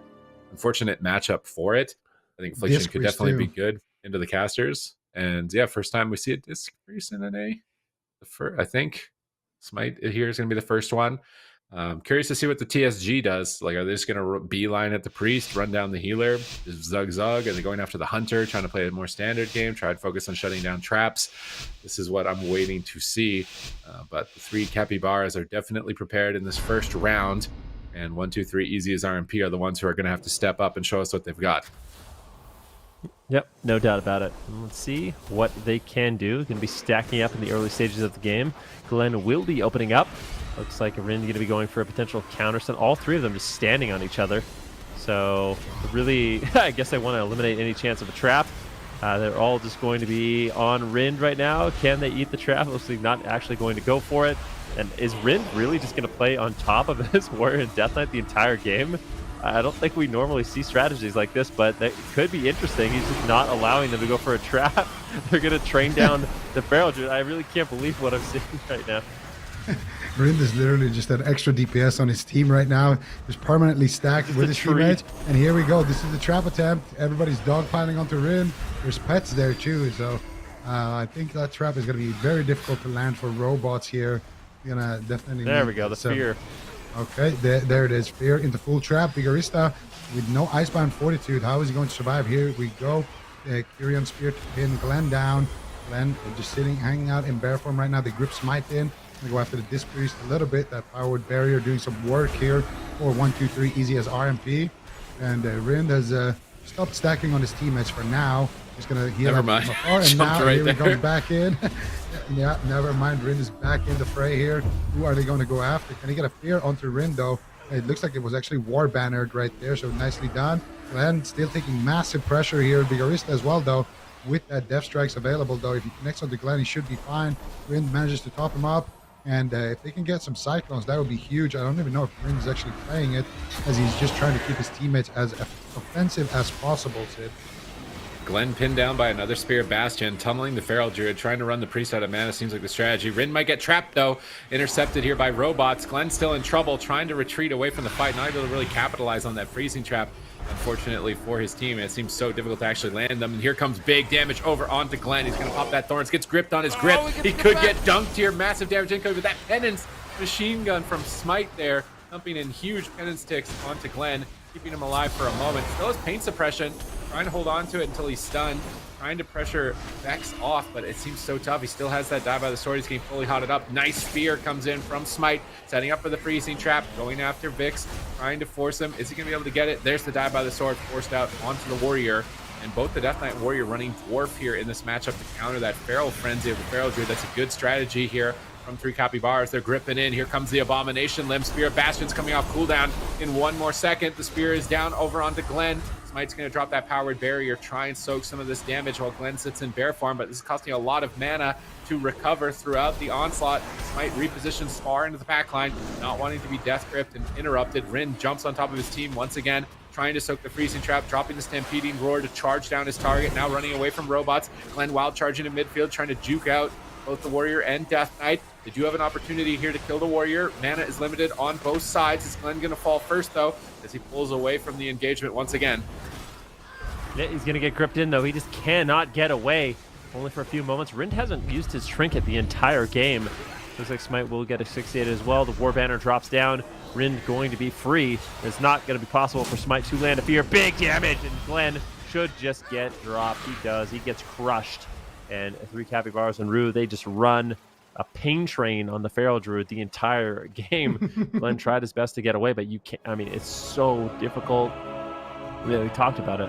The Spear of Bastion, really, really strong, as well as the Slappy Hands from the Death Knight, that Abomination's Limb, as well as Death Grip, Chains of Ice, Stormbolt. You just have so many ways to lock down the Druid. Even a Druid, which is like one of the best things in the game at kiting, they cannot stop the pain train of TSG, and this is what we wanted to see. I mean, this composition, I feel like in general, is really, really strong. I think it's being underplayed, but it's really, really nice to see this team kind of showcase it here. Yeah, and I mean, it's a very interesting strat as well from Rind. He's just standing there in broccoli form on top of his team, just dogpiling. And eventually, Smite just has enough, goes in, gets the fear, they get the trap, and they just trade out one little cooldown from the Death Knight. Just a couple of death strikes, honestly, not even really using anything. And it's going to be the other team that has to use cooldowns. Like every single time we watch these replays, the Death Knight just has his cooldowns to trade, and he's just fine with death strikes. And it's Glenn just constantly on the run, getting gripped, getting stunned, getting pinned down, big heals coming out from Smite, trying to hold on to his pain suppression, no trinket, getting stunned up by Rind, and just constantly the pressure is just never ending from the TSG. Every single one of these replays as well. Look at Rind, he's just on top of his whole team. He's just standing on top of them, literally just auto-attacking in bear form or something. And it's making it really difficult for the Hunter because he needs to get that counter pressure, and extremely hard to do when there's so many pets and there's so many people that can just eat the trap. And then on top of that, you have War Banner, you have the DK here with a nice off stun, and at this point they get a full fear onto Smite, they get a nice spear, and at this point you can't really do anything. Smite has no trinket. Glenn does have his trinket, but he's not even stunned. He's just permanently rooted from that Kyrian spear, and they're able to find the kill. And even if they don't kill there with like a CC, they will probably just win up mana anyway, because the priest was pretty much, completely tapped there compared to the rest of the Druid. We still had a little bit of mana to work with, not to mention a lot more, opportunity to drink as well. Having, those self-sustaining melees on his team. And the Garista actually didn't do that much self-healing. He only did 300k compared to Glenn, who did double that. They've tried Hunter, Feral. They've tried Hunter, Warlock. Is it time to try Feral Warlock? Feral Warlock. It might not actually be that bad, but they're going to go Survival instead of Beast Mastery. It's a double melee DPS. I'm wondering if they're going to they're relying on that root, but the thing is they have a Feral Druid to root. It doesn't seem like it's entirely necessary in this comp. Maybe Robots is a Survival main because he played that in game 1, so it's going to be better, more comfort for him. He can also, what's he going to do for traps that's easier as Survival? Because this time they're going to just all be on top of each other. I mean, they're changing it up, but I'm not sure if it's going to make the difference here right now for them. It seems like 3 Cappies in a row have their number. Yeah. It's kind of what I thought going into this. I wonder, we don't really see Discipline Priest that much. I don't know. I feel like even in Europe, it was the Holy Priest that ended up kind of rising to the occasion. Like they played Discipline Priest at first, but then they ended up switching over to Holy Priest just because of how strong it is. Maybe it would give them some more late game potential, but overall, Rind didn't trinket the entire game. So in terms of like scary moments, maybe they'll be a little bit more used to that strategy, and they'll go for like those early fears to try to punish Rind for just kind of grouping up. But I liked how 3 Capybaras and Rue kind of dealt with that situation by pre-war bannering anytime they went in, or stunning the priest to at least force his trinket, and then Rind could just maneuver away, and makes it really awkward as the healer when you're running into a TSG to try to get a fear. But I do think there's some room for improvement from the jungle for sure. Going to another large map, and I think the idea of bringing in the Survival Hunter is just try to help kite a little bit more. So using that Tracker's Net, as well as the Steel Trap potentially. We'll see if they utilize that and can get away, but my experience is very difficult to actually get away from a TSG, and it's one of the reasons why this composition is such a nightmare. I feel like maybe they might even want to try to punish the Druid more, Like Yeah. try to just get CC, like throw a diamond ice trap on the DPS, and then go after Rind if he's going to be playing in the open like that.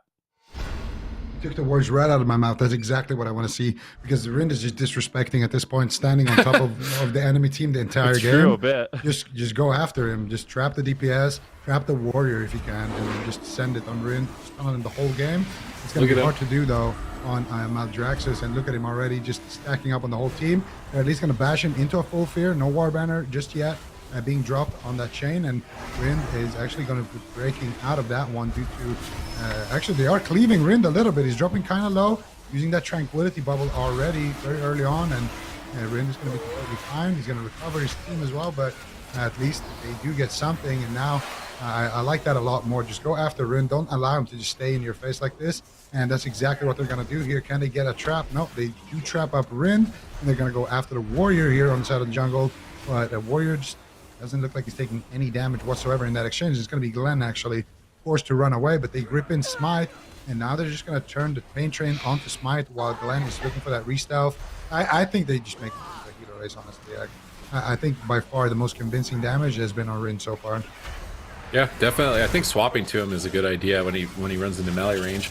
Cleave and AoE, like Survival does insane AoE, but right now Glenn's in trouble. I'm not even sure he's going to survive. It's match point for him here. Is he going to be able to get away? No Spear of Bastion pins him down. They drop the barrier. Rind's going for Cyclones, trying to fake out the interrupts before getting a safe clone here onto Smite, but he's just not even going to do it. They're swapping to Smite out of the barrier, tries to go for a penance, tries to fake it out. X gets stunned up. Rind into a stun. Smite tries to fear him, but gets gripped away from the fear. Nice death grip there from Viga, breaking up the crowd control chain. Now Rind in tree form, easily topping his team. The thing is, mana is actually surprisingly even between these teams. If Glenn could just focus on taking less damage, maybe throw some more entangling roots on a target, don't double dot, just avoid damage, kite, and swap to Rind, it could actually work out for them and win on mana. They're going to grip Glenn into midfield. Viga chasing him down at the moment, not able to connect. And now finally Death Grip into Asphyxiate. Glenn trinkets, wild charges away, trying to escape in bear form, but he's changed up in the middle of the map. No one on 3 Capybaras and Aru is really too worried. Pre-Fleshcraft on the freezing trap by Rind. Not sure if he hit it. Looks like he may have hit that freezing trap, which is devastating. We'll have to wait and see if they trap off this bash. Robots moves in, doesn't decide to go for it. Spear Bastion pins 2 targets. Rind's dogpiling to avoid crowd control. They should just swap Rind right here. I'd really like to see it. Robots is hitting him, trying to go after him. Glenn's trying to go after him here. They don't want to be knocked out of the tournament 3-0, but Rind's going to proc another Tree of Life from that Swift and set bonus, and unlikely to die through it. Glenn is just getting decimated by Vix over here. I think he could be going down. He's almost in execute range, trying to escape with the Bark Skin in bear form. Robots is going for a freezing trap, swap back onto the warrior. I like that, switching between the warrior and the druid. Those should be the primary targets, and just focus all your crowd control on the Death Knight, your roots and stuns, but it might be too little too late. Glenn is getting blasted through pain suppression. Is he going to be able to hold on here on match point? Smite is interrupted. Robots trinkets out, trying to do what he can to assist, but there's not much left. Glenn's going for a YOLO clone, manages to get it through all the interrupts and land it onto the warrior. Buying time for Fleshcraft to be fully channeled and get a bit more of a buffer between the damage and his near death here as they are on match point. Nice barrier on the Spear of Bastion once again by Smite. Smite gets gripped in, but he's gripped into a barrier, so it's not really the end of the world for him here on this Priest. He's going to be able to escape here, I think, in a moment. Maybe they stay committed to him. They got him down to half. Rapture coming out from Smite, doing a decent job rotating through his cooldowns. Mana's looking slim, though. Smite's trying to get a fear. He blinks for the fear. Is there a grip for him? He doesn't get there. He's so close, but he just couldn't get in range of Rind to get the fear. That might have been a big opportunity to get a trinket from him.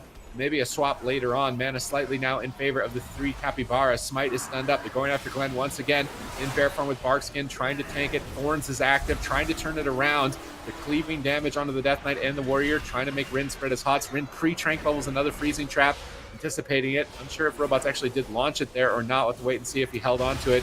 Land later, but another Spear of Bastion. Glenn pops the Gladiator's Aegis to try and absorb some damage, but Warriors do not care whatsoever about that Gladiator's Aegis. They're going to stun up the Warrior, try and prevent that physical damage. Smite gets interrupted. Glenn's on the run, dashing away, but his teammates are feared. He's all alone here on match point. Is he going to be able to stay alive? Down below half. Smite is interrupted. He goes for a Shadow Man, but these Shadow Men are doing nothing. This damage is crazy from 3 Capybaras, and Glenn will be crushed. 3 Capybaras and Aru are going to advance 3-0. Yeah. I mean, that was just a beautiful performance by 3 Capybaras and Rue. The Warrior, Death Knight, Resto Druid just running a pain train on this Feral Druid the entire game. It was an Affliction Warlock game number 1, but in game number 2, we've never really seen I feel like we've never seen a Pharaoh Druid just so scared in bear, running away the entire game. Really, really difficult for him to actually stay on his target. But I think this is, I feel like this is going to be the wild card of the tournament. This team, I think, could cause some real upsets. And if they have a deep run, they might actually be able to make that top 8 and make the circuit. So be really interesting to see how far they can carry this momentum.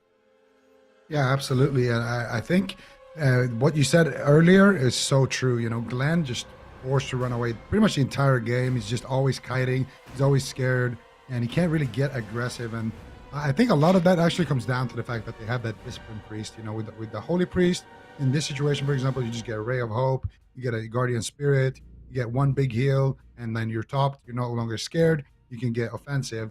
And Glenn actually does get picked up. Smite goes for the fear, but they don't actually get too much pressure. You know, even Smite just going for that fear, Glenn is just instantly dead once again, forced to run. They're doing so much damage on the side of the TSG, even with Smite using that pain suppression right there, and them getting a clone. Glenn is still just trying to get his fleshcraft, trying to survive. Every single one of these highlights is just Glenn in bear form, Glenn trying, you know, defensive bash, defensive clones, defensive plays. And I mean, it's not his fault, he has to, but it just looks like a really, really rough matchup where the damage is just endless, essentially. And Smite as well, with that Discipline Priestess. I think there's a good reason why we don't see them. I mean, here, he gets kicked. Smite, that is, he goes for the Shadowmans, and Glenn just getting absolutely crushed still, with no CC on Smite. And then here, he's forced to actually run because Rind is running towards him, trying to get that bash. So he can't stand still casting those Shadowmans anymore. You saw the bash right there at the end as well, but you just can't cast out those Shadowmans anymore. And just in that 1 second of not spam healing, his file just dies. So Glenn doing the same healing as damage too. It's just really, really rough, I think. Watching Glenn in that game made me feel like I was watching The Walking Dead. Just getting beat, dude. This is nothing for him, dude. Jeez. He was just getting destroyed, dude. He just couldn't move. It's like one of the saddest. All right.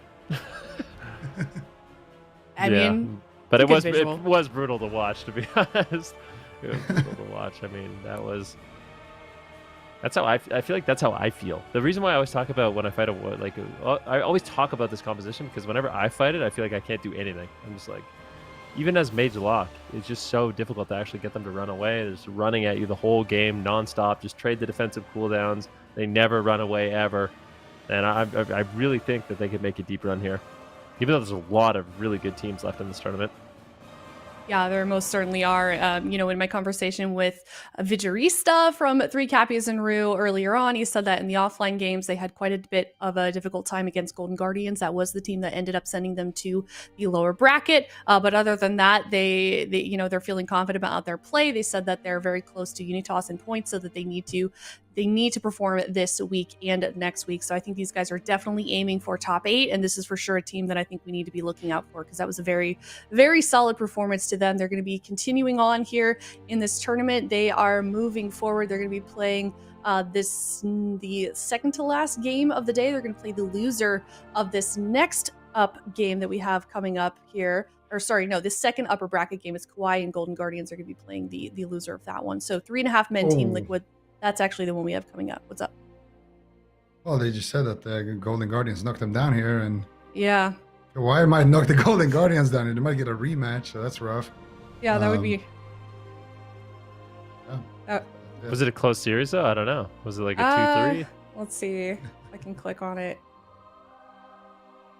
Trying to find it in the bracket. We can go over that when we come back to that matchup. But they were the ones that sent them down. So the only information I got that was it was a difficult series. So we'll see if we end up getting a rematch between those two teams. But that being said, we do have a upper bracket game coming up next. It's 3.5 men versus Team Liquid. Team Liquid had a very strong performance last weekend. They were the winners of the Cup number 2 for North America. 3.5 men, also a team that's performing pretty nicely. So both of these teams doing pretty solid in terms of points. Team Liquid is in second, and 3.5 men is closely following in third. So this is going to be two very strong teams that are performing very nicely, Zico, right now, facing off against each other. Yeah, and I mean, Team Liquid won the last cup, but I'm also pretty sure Team Liquid dodged every single RMP in the last cup. So, you know, we saw Team Liquid get knocked out early. I think it was in Cup number 1, and they didn't have a great showing, and that was because of RMP. We saw, I think it was Palomar, he made a YouTube video about it as well, how to beat Team Liquid in like 10 seconds or whatever. So, I mean, this is Team Liquid's chance now to show us, okay, they came here to play this season. They won the cup, but it wasn't because they got, you know, a little bit lucky with their matchups and they didn't run into any RMPs. They also know how to beat those RMPs, and this is their chance to kind of solidify themselves as one of the top dogs here in North America. And for 3.5 men, this is a new roster, you know, and this is their chance to show that they got that consistency and that they're also here to play and that they can easily take out Team Liquid. So it should be a good one. 2 really strong teams going up head to head. You are absolutely right, Zico. We're going to head to a break. When we come back, we're going to get to that series up next. We'll be right back.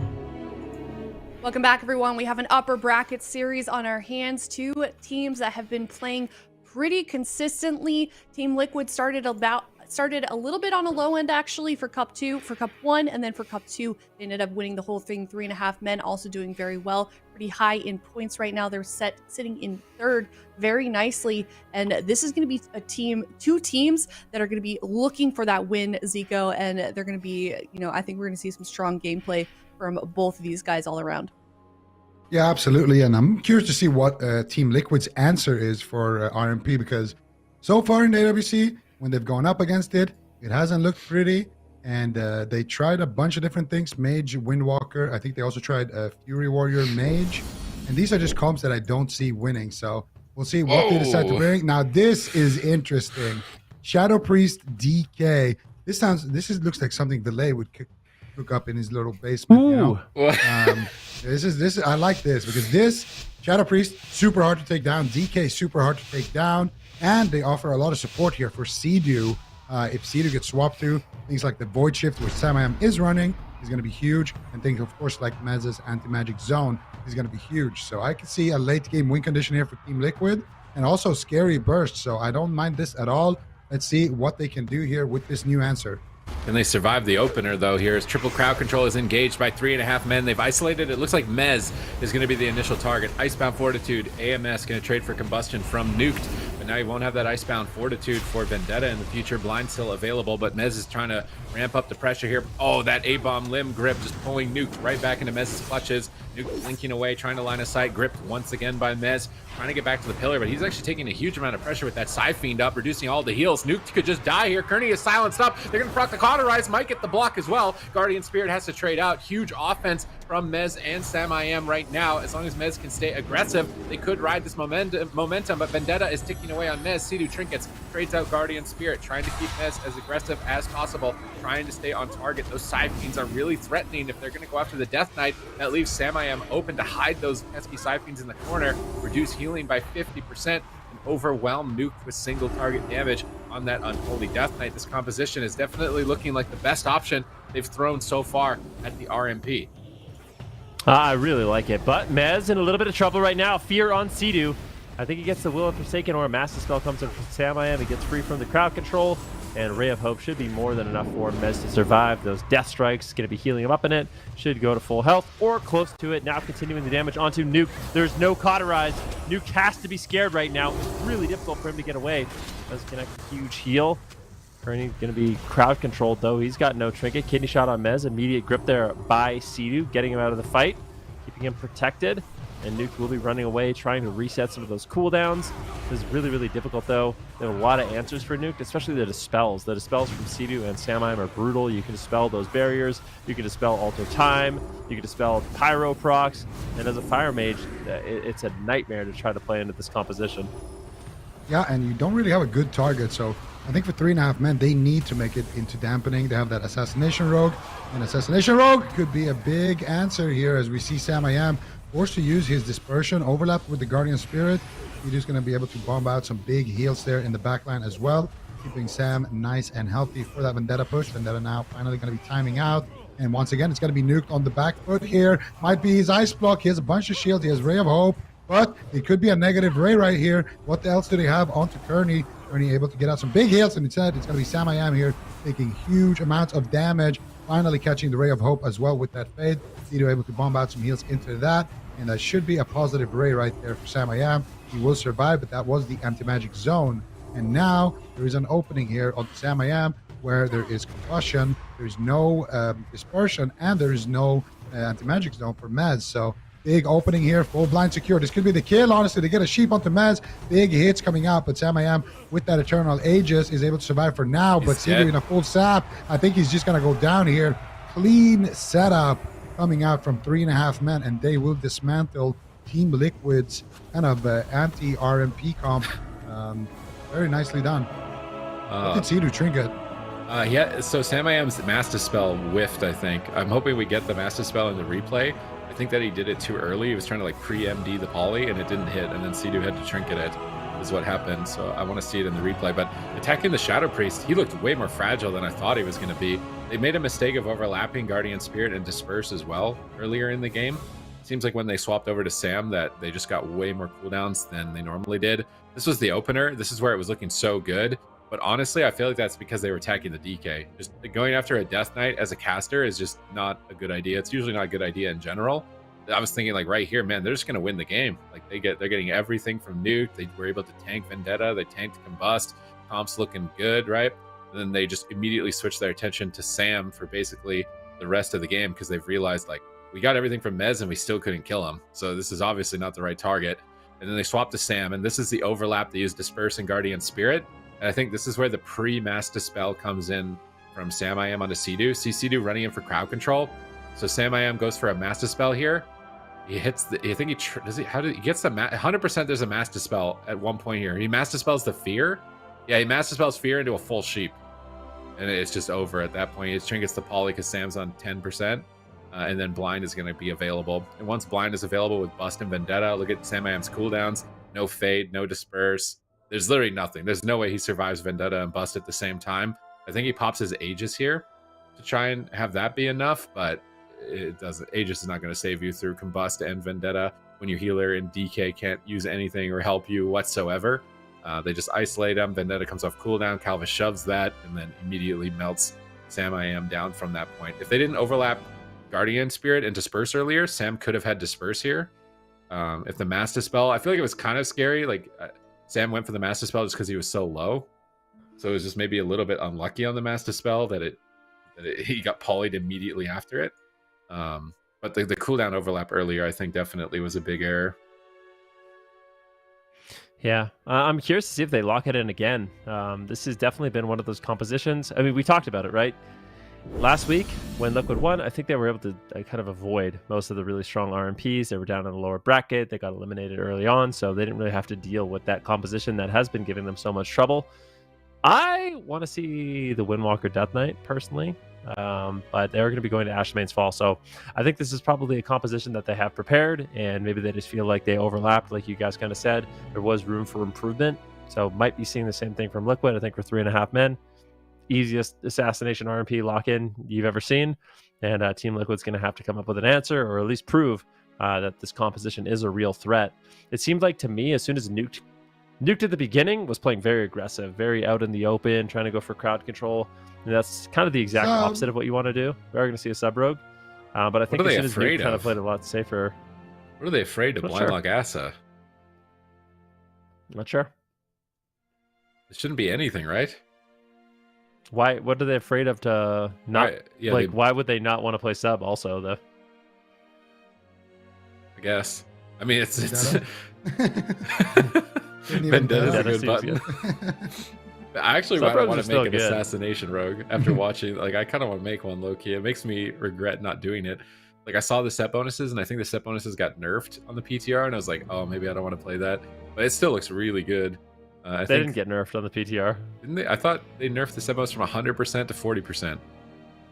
Oh, on the Shiv, or on all of your dot ticks when you shiv. Then... I think it's when you shiv. It makes all of your I mean, dots. it is 40%. I don't know if it got tuned. It used to be 100%. When I saw it at 100%, I was like, yeah. I mean, 40% more damage when you shiv, in addition to like a 40% mortal strike, is still pretty. It's not bad, that's for sure. Not bad. All right, you're gonna lock it in again. Actually, I like this. I think the Team Liquid, they could still lose this one for sure, but I like that Team Liquid have prepared something like unique to them to answer for RMP. Obviously, it shows that they put down time to prepare, and they've tried to practice what they feel could work for them. Maybe it's worked in war games as well. So I don't mind that they give this comp a second shot, because in theory it is a tanky comp. You have a Shadow Priest, pretty tanky target. You're gonna have low cooldown fade, low cooldown dispersion, void shift. You're gonna have a lot of defense to survive, and you have Mass Dispel as well to break up some of those chains, and you have that DK for that extra support. So I don't mind this comp in theory from Team Liquid, and we also saw that it has a win condition. You can just spam purge the mage and kind of just kill him with dots and kill him from range. With that said, though, I think 3.5 man, if they are practicing to this, I would say that they should win. I feel like if they can get those clean setups, then just isolate the Shadow Priest. He's still not gonna have. He's gonna have an anti-magic zone every now and then. That's it, really. The rest of the times you're gonna have free reign on him. So we'll see if they can pull it off. But the sub rogue, I'm a big Asa fan. I think like sub rogue, you have to have 800 APM and be super flashy. And with an Asa rogue, you can just press kidney and vendetta, and there's like less room for mistakes. So I like that. It's more straightforward. Yeah, but what if you can hit the 300 Yeah. APM? You know, the StarCraft 2 Pro, like subtlety can still be really good. I feel like 3.5 Men Absolutely. I've played a lot of it. I think it's a great setup for killing Holy Priest too. And is this the disappointment of locking in the sub rogue? I have no idea. Is this, Yeah, his reaction to sub. I mean, I it's don't true. mind though. sub. Why don't you like sub? I feel like sub's good. Why would you look sub? You when look it's like your just- mom just came home with food as a kid, like, and it's just like, we got Brussels sprouts. Brussels. I like Brussels sprouts a lot more than I like sub, man. Let's be honest. You were that kid. Production with, is like, on the fire Brussels today. sprouts. I'm trying to think of like what. Oh my! I think it's still fine. I think it's still fine, despite that reaction to it. I'm not too worried about it. I think it's a great Holy Priest killer, and it's going to set up triple CC so that they can't cover defensives across the team. So I have to wait and see if they decide to do that. They're opening up on Sam I Am. It looks like don't like Shadow Priest as a targeted sub. Mez going to trinket zone the combust. So good little reaction there from Mez. Going to be a good exchange. It's actually Shadow Blades as well. Why would they shadowy dueling defensively with blades in the opener? I don't. Well, that seems really bad to open on Shadow Priest with blades and bust, because like you're gonna either get disperse, which is like perfect for Team Liquid, or trinket zone, which is just as good. I'm not sure if I'm a big fan of all inning the Shadow Priest here with those powerful cooldowns. Now they're going to be on the defensive, and they won't have that threat of the Vendetta with the Subtlety Rogue to kind of like overwhelm Sam. So Nuke is probably going to get tunneled down a lot harder here in game number 2 as a result. They're setting up again. Sap on Sea-Doo, Poly on Mez, good cross. You're going to fear Calvish, but it's not enough. Dispersion forced from Sam I Am, wrapping around the corner. Sea-Doo still stunned up, but Sam looks like he's recovered with Dispersion in this exchange. Still have Guardian Spirit, still Trinket, still have Void Shift. Going to get that Greater Fade off cooldown as well. Curious to see how 3.5 Men now deal with the offense of Team Liquid during their stun lock downtime. No, definitely going to have to see. 3.5 Men just trying to control Sam as much as they can in this game. There's another kidney shot on Sam. It gets ripped away. No crowd control on Sea-Doo whatsoever. Calvish actually going to get feared away. And that's not really what you want as the RMP. You need the cross crowd control on the healer. But Sea-Doo hasn't even had to trade his trinket yet. So I would say this is going pretty well for Team Liquid. As long as they don't overlap the defensive cooldowns, it seems like they have enough to kind of rotate through. And I don't necessarily know if sub is going to be better here. It seems like the overall pressure is way less. Here's the kidney shot, smoke bomb on Sam I Am, and he trades his trinket. So they get the trinket, the fade, dispersion's gone, fear on Sea-Doo. They could keep going. Sam I Am gets interrupted. They get the double trinket. No! They get the double trinket. It's a nightmare. Void shift comes in from Sam I Am, as well as the Guardian Spirit. Panic situation there for Team Liquid, but they hold on. That was a great push from 3.5 Men. Hey, hold on, but guess what? 34. Oh, they get a nice block of Nuke, though. Nice counter pressure coming out from Team Liquid, but about 28 seconds left on that blind. That same situation that we saw in that last match. The only thing that stands in their way is that dispersion. So they could try to force the dispersion right now, or they could try to kill him through the dispersion. Let's see what they decide to do here. The resonators are being popped, but there's no crowd control onto Sea-Doo just yet.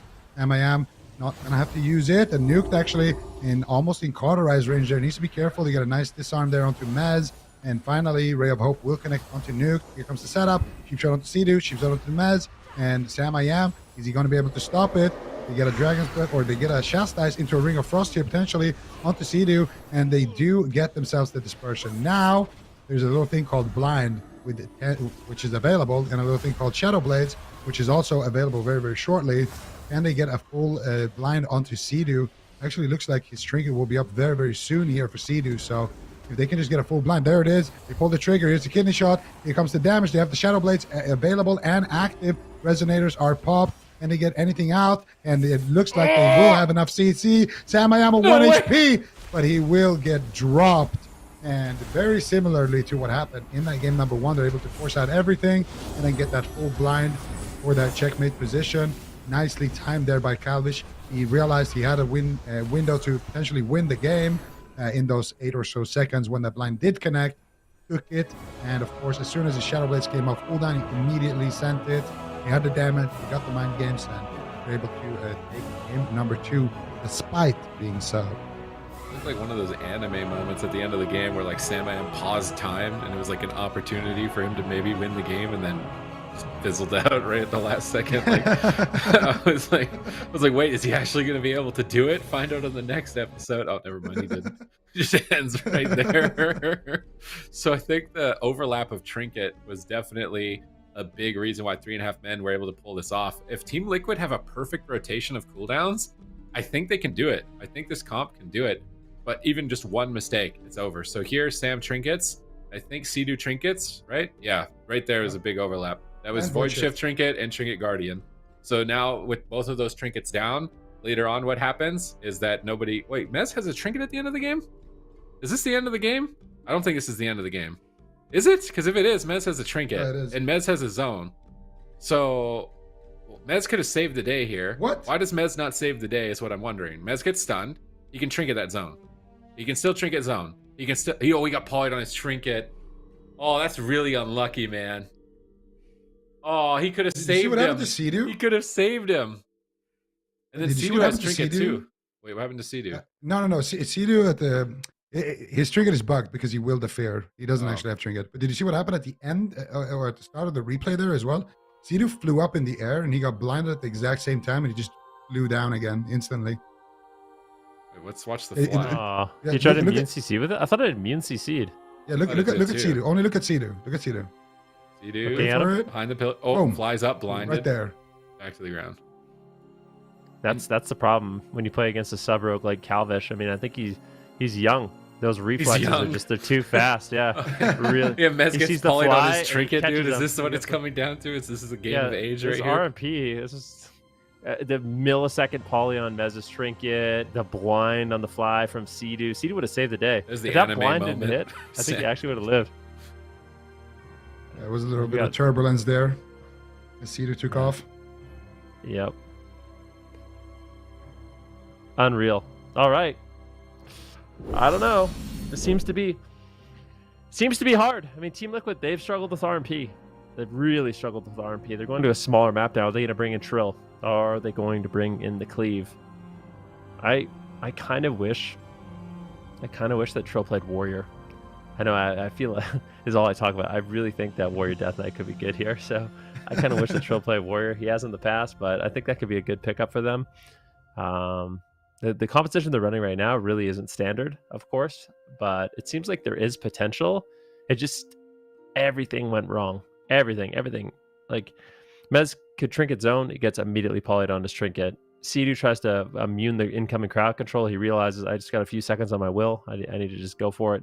Goes up in the sky and blinded down to the ground into a polymorph. So really unfortunate, because if either of those things didn't happen, I think Team Liquid survives. And they weren't in the worst spot after that either. I think they could have won. I think if they have perfect rotation, none of these like kind of little sad millisecond awkward moments, that they can win with this. I'm really hoping they don't change comp, because I actually think this comp can win this matchup. No overlapping, no little... like maybe next time Mez will trinket AMS, so he's just immune to CC. Trinket AMS, then AMZ. It's not like Mez is going to be a target later on. So trinket AMS immune, just make sure. If he had done it earlier too, I think we did it immediately on the cheap shot. I feel like he was probably hesitating because he didn't see, it wasn't a bust at the end, right? So he's probably hesitating, like, it's not a cooldown. Do we really need it? I'm going to wait. Oh, I waited too long kind of situation. I don't think they should change comp. I mean, maybe a game of Windwalker DK on this map, but I think that Shadow Priest DK is going to be what they need to beat these kind of main team RMPs that can't play anything else. I say Windwalker DK with a Holy Paladin. That's what I want to see from Team Liquid. I think that's like in their arsenal. It's something that they practice a lot, and I think it's just going to be the same comp, sadly. So, what makes you say that? I wonder why you're saying that. I sense a disturbance Is that your prediction, in the force. Zico, that it's going to be the same comp? Yeah, Oracle prediction.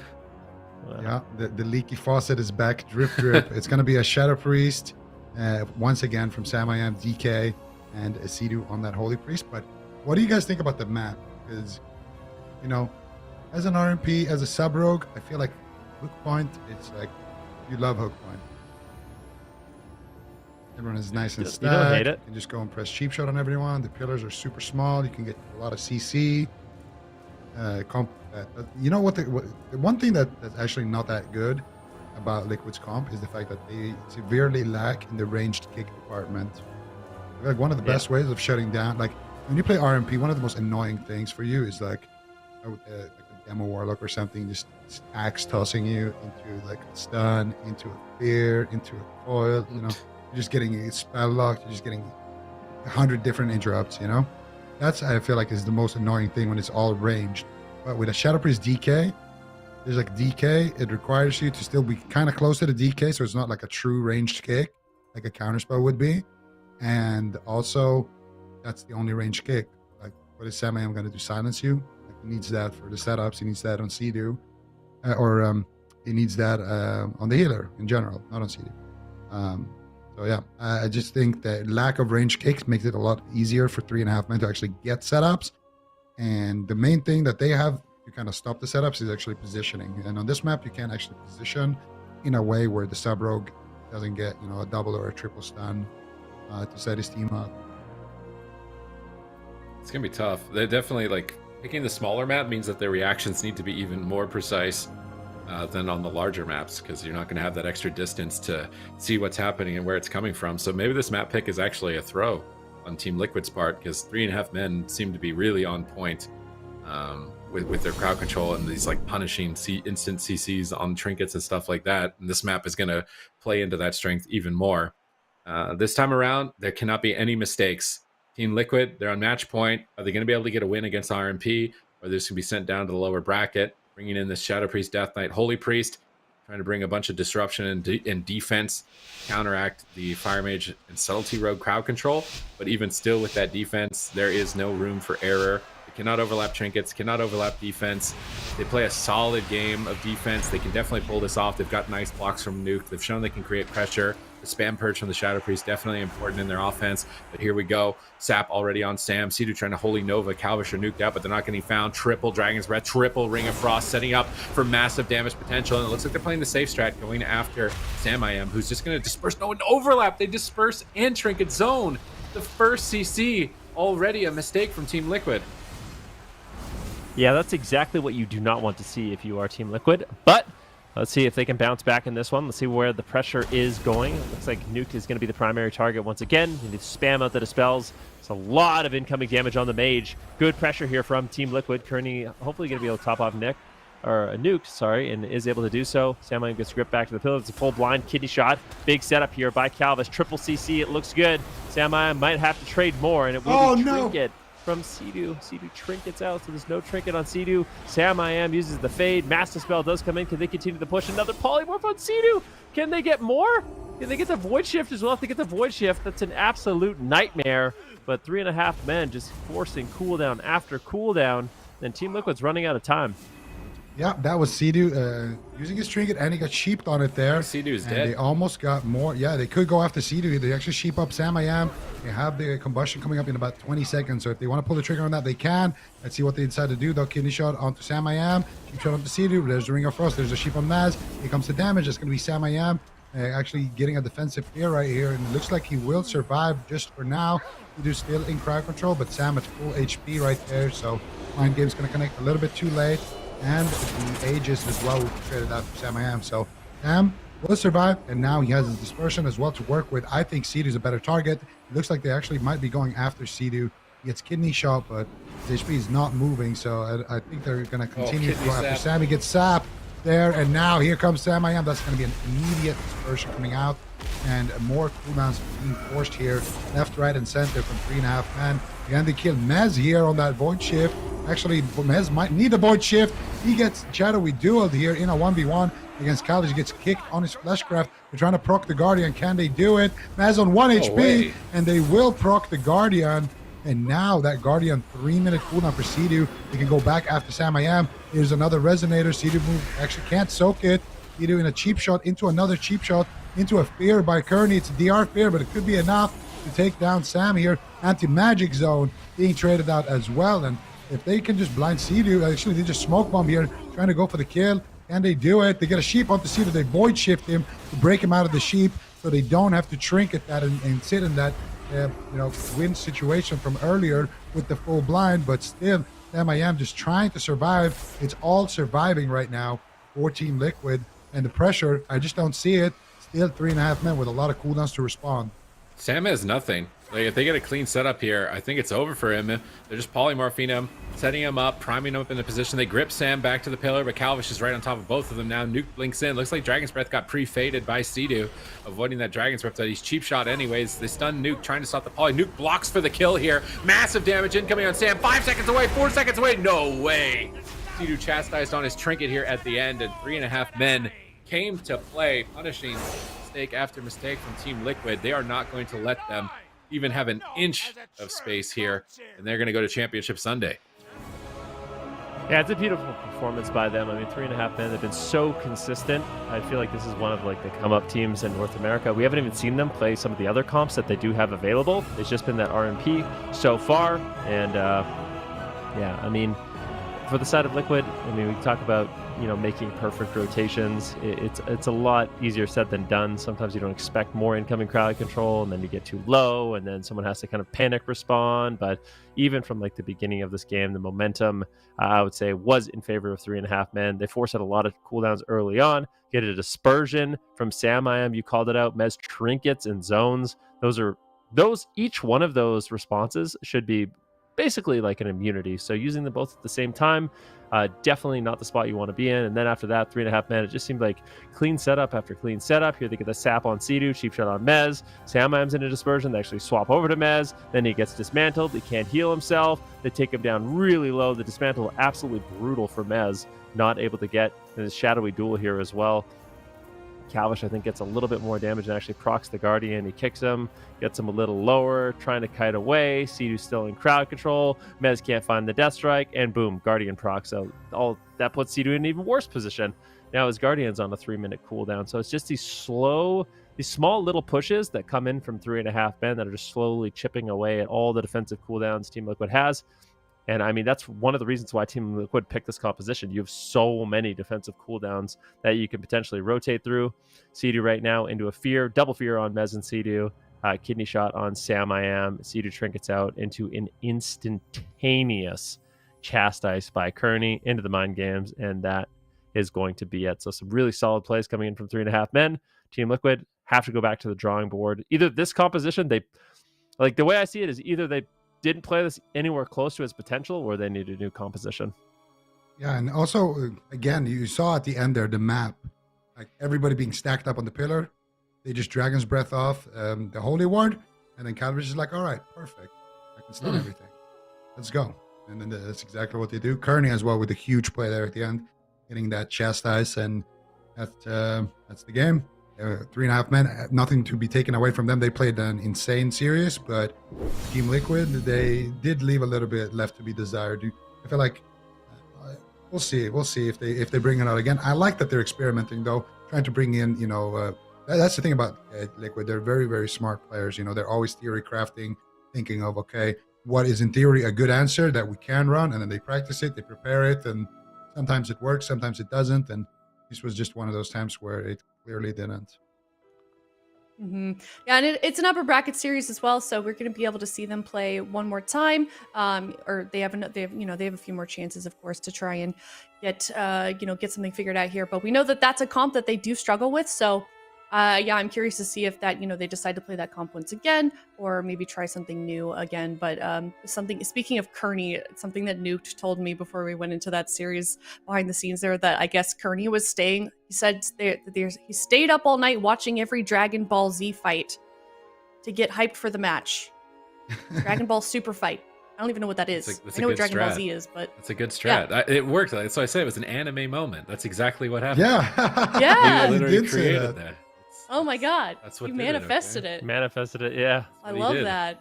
All right, well, you guys heard it here. If you want to, compete with the best, you just stay up all night watching Dragon Ball Z, like Kearney. But either way, well done to 3.5 men. They're going to be moving on in the upper bracket. Next up, we've got another upper bracket game coming up. It's going to be KAWHI facing off against Golden Guardians. We'll head to a break before we get to see those two teams face off. We'll be right back.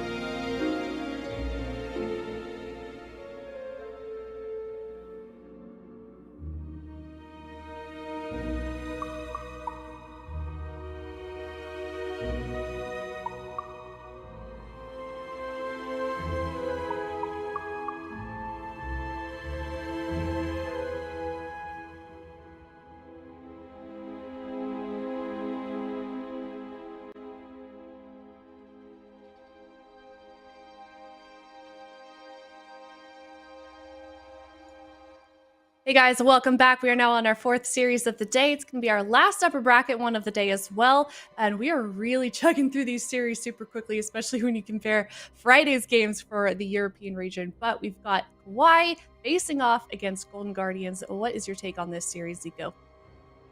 Well, I think if you're KAWHI, this is the team that knocked you out last week. So maybe you want to get a little bit of revenge.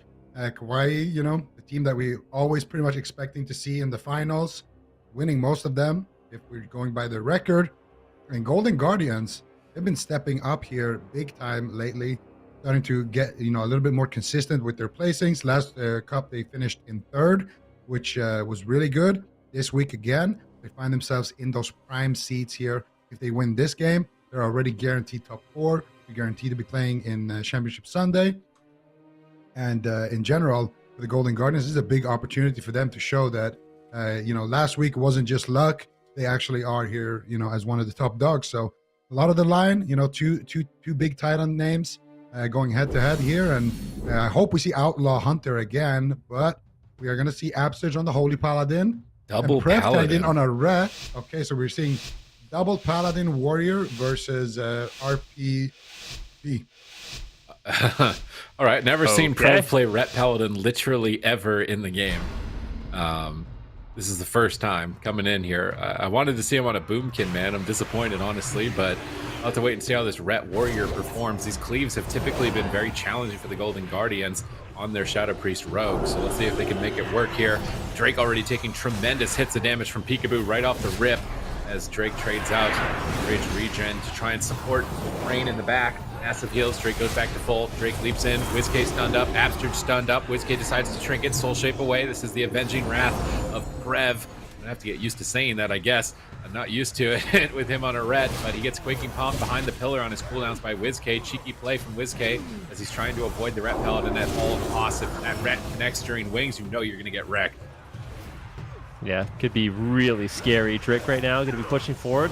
WizK needs to be very careful. And it's either WizK does an amazing job under these different Cleaves teams or he gets absolutely eaten alive. So we'll see which one it is at the end of this one. Absurge backing him up right now, but caught into a stun. This could be some cooldowns. It is going to be the Dispersion. Unrelenting pressure coming in from KAWHI in this game number 1. Absurge actually getting swapped to as well. Where are the openings? Let's see. I mean, there's a lot. This is a really good composition into assassination rogues. You have so many buffs. You have the Sanctuary coming in from Prev. You have all the cooldowns from Brain. But there's going to be Smoke Bomb on Drake. Drake taking quite a bit of damage, down to around 30% health. What are they going to trade to keep him alive? They really don't trade too much. Looks like the healing from Brain is going to be more than enough. They push forward. WizK getting absolutely smashed. He's in a Hammer of Justice, and he's still alive. Oh, he gets seeded. The seeds stay alive. They actually don't have a way to remove the Blessing of Protection. So I think WizK will live on to fight another day. How many times have we seen a Shadow Priest survive because of Pod Tender? I think that might be a first. Yeah, that's like absolutely incredible, but Golden Guardians are running low on answers. There's nothing for this Hammer of Justice here. Do they have anything onto Absurge? Blinding Light coming out. He's going to bubble here. Try to get some heals onto WizK, casting out the Flash of Lights. WizK with the Greater Fade will survive, but that was pretty much the last cooldown. Absurge might have his streak of rotating back up. That sacrifice, though, would be a different story. And now for the Golden Guardians, the only thing that they can really do is just high pressure. They have a Vendetta. They need to maybe use it to try to get offensive here. That was a Blessing of Protection coming up before the Vendetta there onto Drake. So this is Peekaboo's opportunity maybe to get aggressive here. He needs to do something. He needs to create pressure onto Drake and try to save his Shadow Priest. WizK has absolutely nothing. Just that Dispersion rotated back up finally for him. And that will buy them a little bit of time. This is the next banner from Drake. Big damage coming in. WizK, how are you going to survive? Absurge trinkets out.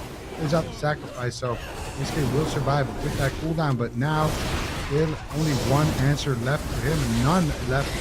Absurge here.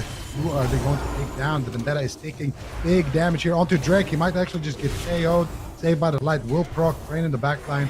Throwing out big heals with those wings. And now, once again, this could be WizK's Dispersion. They will also net themselves the Dispersion. And now, they're in a checkmate situation. If Drake doesn't die literally right now, even though there's plenty of answers for Brain, I think the Golden Guardians are about to lose. WizK is going to hit his 10K step count this game, even before the day is over. He's running laps right now away from the Ret Warrior. I'm not sure for how much longer he can really keep this up. getting onto the stun lock, has Void Shift available. They're holding out. Triple blinding light comes in. WizK is isolated, but he fears Prev and Brain away. The counter Psychic Scream and manages to stall the attempt at his life there, even just for a moment longer, as he once again is on the run, trying to escape Drake, trying to escape Prev, get a little bit of distance. Vendetta available. This Vendetta needs to get big value from Peekaboo. Potentially even just win the game if they want to take this. A Brain knows that it's a threat. Actually, no, he bops the kidney. No Vendetta. Peekaboo baits a bop. There's a big opportunity now. Drake's on Forbearance. That next kidney shot could take Drake down if Peekaboo connects all of his damage. WizK still just staying out of the game. Just wants none of this Ret Paladin Warrior business. Staying behind the pillar, maybe trying to get time for Absters to drink. WizK even mounts up, but here comes the stun lock. Here comes the Vendetta. This is where they need to get big pressure. Can they take Drake down here in this moment? An opportunity. They dismantle him out, trying to stop his self-healing, trying to drop him, but Brain gets a big heal. Drake goes back up and full. They're once again back onto WizK. Dispersion comes up in 8 seconds. Can he survive to that point? 7 seconds away for it. Caught in a Stormbolt. And it's just a stall. They're going after Absterge. It looks like maybe he's trying to get away from it, but I'm not sure if he's going to be able to survive. I'm not sure for 2. They're going right after him. They're going to grip him back to the other side. He's going to try and freedom, get stunned up. Trinket just came up. Drake is getting low. Big opportunity for Peekaboo, trying to take Drake out here. Cheap shotting the world, trying to take him out, but not enough damage. It looks like so close to the kill. Brain feared. He bubble sacks, saving Drake. Very close call, though. Master Spell on the Divine Shield. Brain gonna proc an Avenging Wrath to allow him to easily heal his team back to full. Mana is tight on both sides. After full Hammer of Justice. No Trinket. Getting crushed by KAWHI in a swap. Game 1 to KAWHI. It's composition. I mean, they still had a Blessing of Protection, too. So the next stun on Drake, Blessing of Sanctuary. The next stun on Drake, Whoop, it's not Blessing over. of Protection. It's not over. Okay. Orange Marmalade Okay. time. Peekaboo on the run. Okay. Yeah, they did it. We'll see if they can finish it off here in this 2 versus 2. Yes, Peekaboo Void gonna be in Shift. some trouble. There's 0 cooldowns left. Void Present. Shift coming in. Oh. WizK does manage to survive. There are some defensive cooldowns here. We got the Blessing of Sanctuary, like I was saying, as well. Prev, the Blessing of Protection, just weren't able to get those cooldowns connected to actually keep them alive. Peekaboo and WizK, Golden Guardians. This is the move. Can they pull off the 2v2? That is the question. Hammer of Justice will land. We have WizK with the Master Spell. It is going to be a Mind Control. Hammer of Justice into Hammer of Justice. Absolutely devastating. They're going for Prev. Blessing of Protection comes in. Peekaboo on the run. Shadow stepping behind the pillar. He's Brain's trying to after get him, away. dude. Brain in hot pursuit. Can Brain take him down? One hammer lands. Peekaboo, if he gets a re-stealth here, Does he have might be able first to aid actually on the hold TR? He's got no cooldowns. I mean, I haven't seen first aid in a long time, but I don't know if Peekaboo's health is going to really recover too much. WizK is going for a few Shadow Mends. They can actually hold on to their cooldowns. They might be able to pull off a 15 win. seconds Can to they pull Vendetta. off the miracle? 15 Prev seconds. They're is going to one-shot nothing. Prev. They can actually kill Prev, 100%. Brain is completely tapped. This is it. They're going in for it. Can they do it? Full kidney shot. There's nothing that can remove this one. And WizK pops the Void Eruption. He pops the damage. Peekaboo realizing they don't have the damage just yet. And Peekaboo's going to go for a re-step. He needs to get this re-step. He does. Beautiful evasive maneuvers here. Peekaboo showing it's all in the hips here with those moves. And now they're going to go after WizK. WizK has nothing, though. Here comes the Sheep Shot. There's the Garrote. They have the Vendetta. There's the Silence. They Trinket out. And they find the damage here onto Prev. His Cloak Doesn't Evasion. look like it. The Cloak Evasion is available. There's a Kidney. Here's the Vendetta still ticking. That's Brain it, with no oh boy. mana left. That's Bring it. The Golden Guardians pull it off 2v3. Look at Absterge. He thought it was over. Everybody thought it was over. But Yeah, guess I thought it what? was over. They find the kill. The Void Shift still in WizK's back pocket. He didn't want to waste it on Absterge. He wanted to save it for the real crucial moment in the 2v3, or in the 2v2 rather. Golden Guardians take game number 1 in what could be a series that might go back and forth, judging by how these comps are being picked and how they played last weekend. Oh my goodness. Goodness All right. gracious. I mean, I thought that game was done. I thought it was over. I was talking about, oh yeah, Prev, you know, he's still got his Sanctuary, he's still got his Blessing of Protection. Oh man, did they prove me wrong? Golden Guardians strike back in a big way, able to drop Drake. I'm really curious to see how this actually did come down to a cross scale. These are the early stages of the game. And honestly, I feel like the comp from KAWHI, it makes sense on paper. You have so many answers for that Vendetta. But Golden Guardians, they just survive for such a long time. Eventually, their crowd control and their consistency kind of pays off. Good offensive push here. There's a little bit later on in the game. Brain Cell has tons of cooldowns. Drake does get a little bit low, so there are lots of moments in the game where Golden Guardians do have pressure. But at the same time, I mean, look at WizK barely holding on. He's so low on health. The Pod Tender, don't forget, WizK died in this game. He literally died and got the Blessing of Protection to survive. I mean, I was kind of thinking, like, when we were seeing that 2v2, I was like, wait, this is still like game 1? I feel like so much has happened. Is this like game number 3 or what? But nope. WizK survives, and yeah, I mean, I really can't wait to see exactly how the cross kill did happen. So they started turning their attention a little bit more on Absurge as he was running out of mana, he was running out of cooldowns, and WizK had some of his defenses rotating back up. Really close call here on Drake, but the trinket sack from Brain is going to be enough, and I think it's Absurge who actually does get dropped relatively soon. So Absurge right now caught into the hammer of justice, and this is where he goes down. And I'm thinking, look at Prev. He's got Divine Shield, he's got Blessing of Protection. How on earth does Drake even go down? Like, literally, like, how is it even? How? So I feel like a blunder, immediate, no bop. If he, I feel like I can't help but feel like if he just pressed bop, he probably would have survived. So he goes for the bubble cleanse instead of the bubble bop to keep Drake alive, and that's when we see this epic 2v2 coming from the Gold Guardians. This was such an insane 2v2 as well. That they pulled it. I mean, it's all honestly, Peekaboo and WizK, they both played phenomenally to even pull that off. But I mean, Peekaboo, especially the way he got that restuff, I hope we can see it. This was right after he just got that restuff, so he had both players chasing him around that pillar, and the fact that he gets that restuff, avoiding both people, you know, on a pillar by yourself, going from one side each, that is about the hardest thing you can do. And he pulls it off, he gets the restuff, and then that allows him to get this opener here. And at this point, there's a bop for Brain in 20 seconds. That's the best answer they have. They already forced out the trinket with the silence. There's nothing they can do. They're in a checkmate position. Prev has no bubble because he actually used it to try to save Drake. So there's no answers. There's actually nothing they could do. Brain had no mana. Maybe he could have sat down and drank instead of chasing Peekaboo, but he was CC'd no matter what there. So the Golden Guardians actually just pulls it off. That is the best game we've seen all weekend, in my opinion.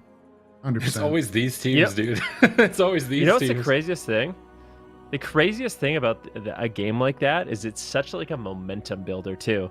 When you feel like you're gonna win and then it gets stolen from you, it's devastating. You know, on the flip side, when you feel like you're gonna lose and then you pull out the miracle, like everyone's getting excited. You saw how happy and excited Absurge was. So just even the feelings and like your attitude after a game like that is just completely 180. So they're gonna going mirror to mirror instead.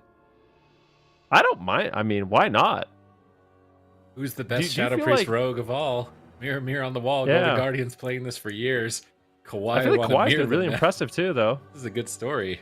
I like the story of this series. Try and counter them with Ret Warrior. It was looking really good, and they decide, nope, we're gonna mirror you straight up. This almost never happens. I feel like if a team has an option that they feel is a counter, like they almost always go for the counter. So, all right, putting egos on the line now here in this series. Yeah, they pissed Prev off. Like, get me off of this red, man. Let me show these guys how you play Shadow Priest. And yeah, let me show WizK. Okay. let me show Okay, WizK invented my class real quick. No, this is awesome. I mean, these are the two best Shadow Priest rogues for sure. Like, period right now. So I think seeing them go head to head is amazing. One thing, I mean, in my opinion, you guys can correct me if I'm wrong here, but Brain, he's like up here in terms of Holy Paladin. He's like here actually. And Absurge, he's not bad. He's not bad. On his Shaman, he's up here. But on his Paladin, he's like up here.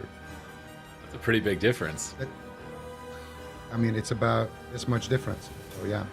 I mean, I'm trying to imagine what does your haircut look like with that much difference. I feel like it's a big difference. We're gonna be going with that. So it's like I'm bald. What about WizK to Prev? Okay. The WizK to Prev, that one is tougher. I think they're both kind of up there. You know, the ratio there. I think the Drake to Peekaboo ratio. That's the one where the Golden Guardians pull ahead a little bit. But Drake is more consistent. You know, he's like a smart player. He's always running when he needs to. He's always going. Like his decision making is like super solid. You know, no matter what. But I think mechanically, the guy who's gonna do like the flashy play and win you the game off of that is Peekaboo. So I think Peekaboo has a couple of like maybe 2-3 hairs at least on Drake. Okay. I swear. There's like 90,000 2v2 games Peekaboo has on his stream. Yeah. You know, all like those doing games 1v2s and 2v2s. They finally paid off. He's like, yeah, I've seen this situation 600 times. I know exactly what's going down. But yeah, I don't know. You would really think that Golden Guardians have maybe a bit of an edge here, but KAWHI, Prev on Shadow Priest is extremely impressive. Drake as well on Rogue. Brain on the Paladin. I would say pretty close to unmatched. There's not many Paladins that really go toe-to-toe with Brain. So I don't know who's going to win this. And I think it's a big statement that KAWHI, they try to go with a counter comp, and then they just decide, okay, we're mirroring, whatever. So it shows where their headspace is at. And maybe they're feeling confident. Maybe they want to get that confidence back. So they just decide, we're going for it. And this could be the series. This could be the matchup that we see for the rest of the series. But I will say this. Well, I feel like if KAWHI beats Golden Guardians in a mirror, that's probably going to be pretty devastating for Golden Guardians. Like, I wonder if Golden Guardians is all nervous about that at all. The pressure to win the mirror. I Yeah. thought that the Golden Guardians used Outlaw Rogue into this comp that KAWHI was playing last week. Outlaw Rogue Hunter. I thought that they did. So Golden Guardians might switch, honestly, even if they win. They could, yeah. Because the Outlaw Rogue Hunter actually looked good in the matchup. So I'm worried a bit here for KAWHI. Maybe they're hoping they can get a mirror for the rest of the series, because Golden Guardians might actually counter them. It'd be nice just to see them play the mirror out for the whole series. Just, all right, here and now in North America, let's decide it. Who's the best Rogue Shadow Priest in North America in this series here this weekend? Like, that would be really exciting. But at the same time, you're going to play with maximum strategy. I think if you have the option to change comp, you probably will. I can't believe they're going for mirror already. Like, it felt the Red Warrior looked so good for them. Like, I feel like they still had an answer when Drake went down with the bubble pop. Like, they still had good trades they could make. WizK was literally on his mount trying to get away from fighting. He was so scared the whole time. Like, I feel like that wasn't that bad of a comp. Maybe they're checking it out too quick. There's a really funny Swapsy quote that kind of reminds me of. Where we're talking about like going into a mirror, and we're like, Swapsy, why don't you just mirror them? And he goes, well, why would I want to play a mirror where I have to play good to win, where I could just play a counter comp and play bad and still win? I thought that was so funny, like his attitude of just like, win at all costs, no matter what the comp is. But it's gonna be KAWHI. Then you rise up here going to a mirror match with Golden Guardians. The gauntlet has been thrown. The challenge is here. If Golden Guardians wins this, I feel like they're in such a prime position to win this series. All right, let's see what they can do here. Golden Guardians in a mirror match. Absurge going to get sapped. Peekaboo in a fear. Already KAWHI taking the lead here, I would say. Kidney shot into silence onto WizK. He's going to trinket that silence. They get the blinding light there onto Absurge as well. And a hammer of justice onto Absurge. Just pushes not over onto WizK. Big damage coming out here. Peekaboo is in a quaking palm. They're trying to hold on to that pressure dispersion. They get a garrote silence onto Absurge. They proc the Save by the Light. WizK finally will survive, but he had to use his ages there as well. So WizK definitely far behind already. Prev still holding on to all of his buttons so far, only using that ages. Now finally Prev in a kidney shot, and he will be able to just sit through that one.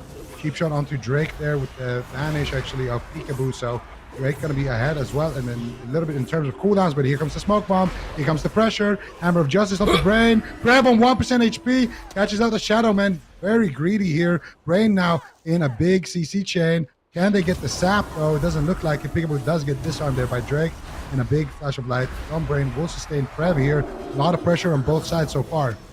Oh, a Side Fiend up on Prev, a Blessing of Protection out onto him, and feels like the Golden Guardians are in a really good position in the mirror. They're crushing Prev at the moment. He is struggling to get damage. He's just floundering. That could be it. Sacrifice from Brain at the last possible second. Pop onto WizK, trying to get him aggressive here and turn it around, but that pop from Absurge was maybe a bit early. That wasn't Vendetta from Drake. He's still got a big threat in his back pocket. Drake could definitely carry the game here. He's able to connect that Vendetta and get a ton of pressure out, but a Psychic Scream comes out. Kidney shot onto Prev. Triple crowd control. Prev trinket fades, trying to get line of sight of Brain, trying to retreat from the engagement, knowing they're behind. But here comes that Vendetta. That bop earlier might cost another cooldown from WizK, maybe cost his life. He has to respect it.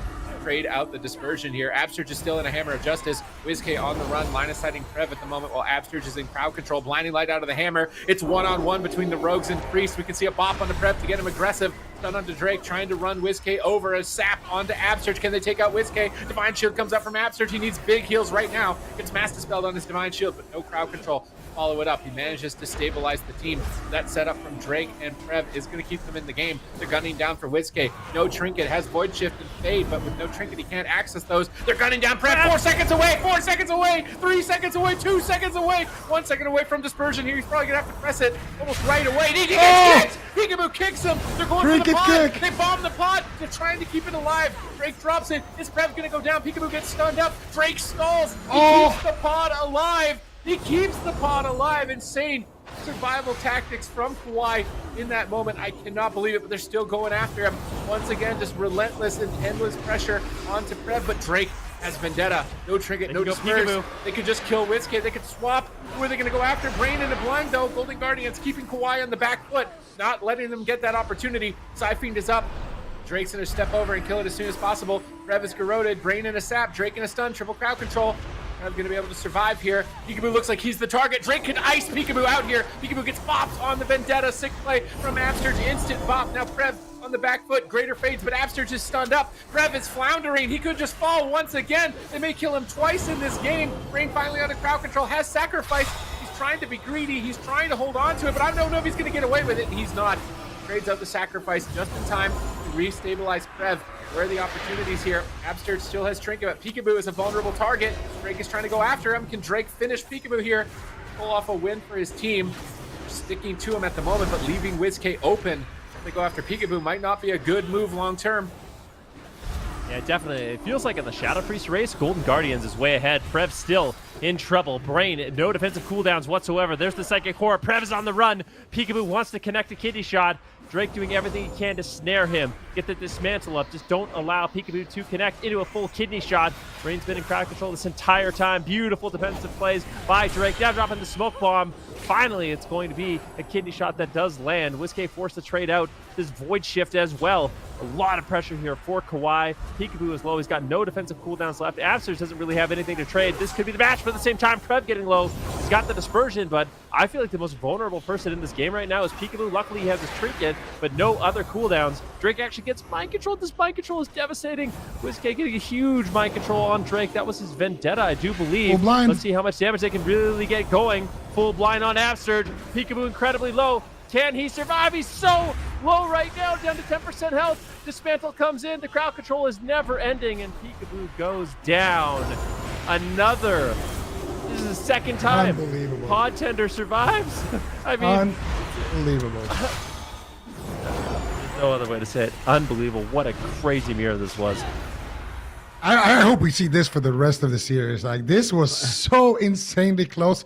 I mean, honestly, Peekaboo, what an insane Trinket kick to get the kill initially there. But Drake, man, what an insane peel he dropped there. He gets the kidney shot onto Peekaboo. I hope we see it on a replay. He kidney shots Peekaboo when he doesn't have his Trinket because he trinketed to get the kill. He gets a full blind onto Whiskey, and they're just bombing heals. I think he dropped a smoke bomb as well just to make sure that the pod stays alive. And then they turn it around by just slowing down Peekaboo, slowing down the assault. And I think, yeah, this is very early on in the match still. So Peekaboo actually dropping his smoke bomb right here. And here, they get big pressure onto Prev. This is when he still has that dispersion. They force out the dispersion. Brain has no trinket for the blinding light. And Peekaboo, I think, got disarmed here, so he can't go for a Shadow Step Sap there. Or so he can't go for a Sap potentially. But Peekaboo, of course, doesn't even have his Vanish. So maybe he just wanted to save him a little bit there. But so much pressure back and forth. Drake in a Quaking Palm. Prev taking massive damage here from Whiskey. And I think this is the situation where Prev actually goes down. And look at Prev here. He stalls for his dispersion. And then look at Peekaboo. He gets Quaking Palm. He waits. And then he trinkets, kicks last second. So he can't activate that dispersion. But look at Drake now. No trinket on Peekaboo. Defensive smoke bomb from Drake. Kidney shot from Drake. And look at the Mind Blast gets blinded there by Drake. So actually, it's just Absurge doing damage there. And then when the kidney shot fades, well, the pod comes back alive. And the rest is history at the end of the match to get so much pressure onto Prev once again.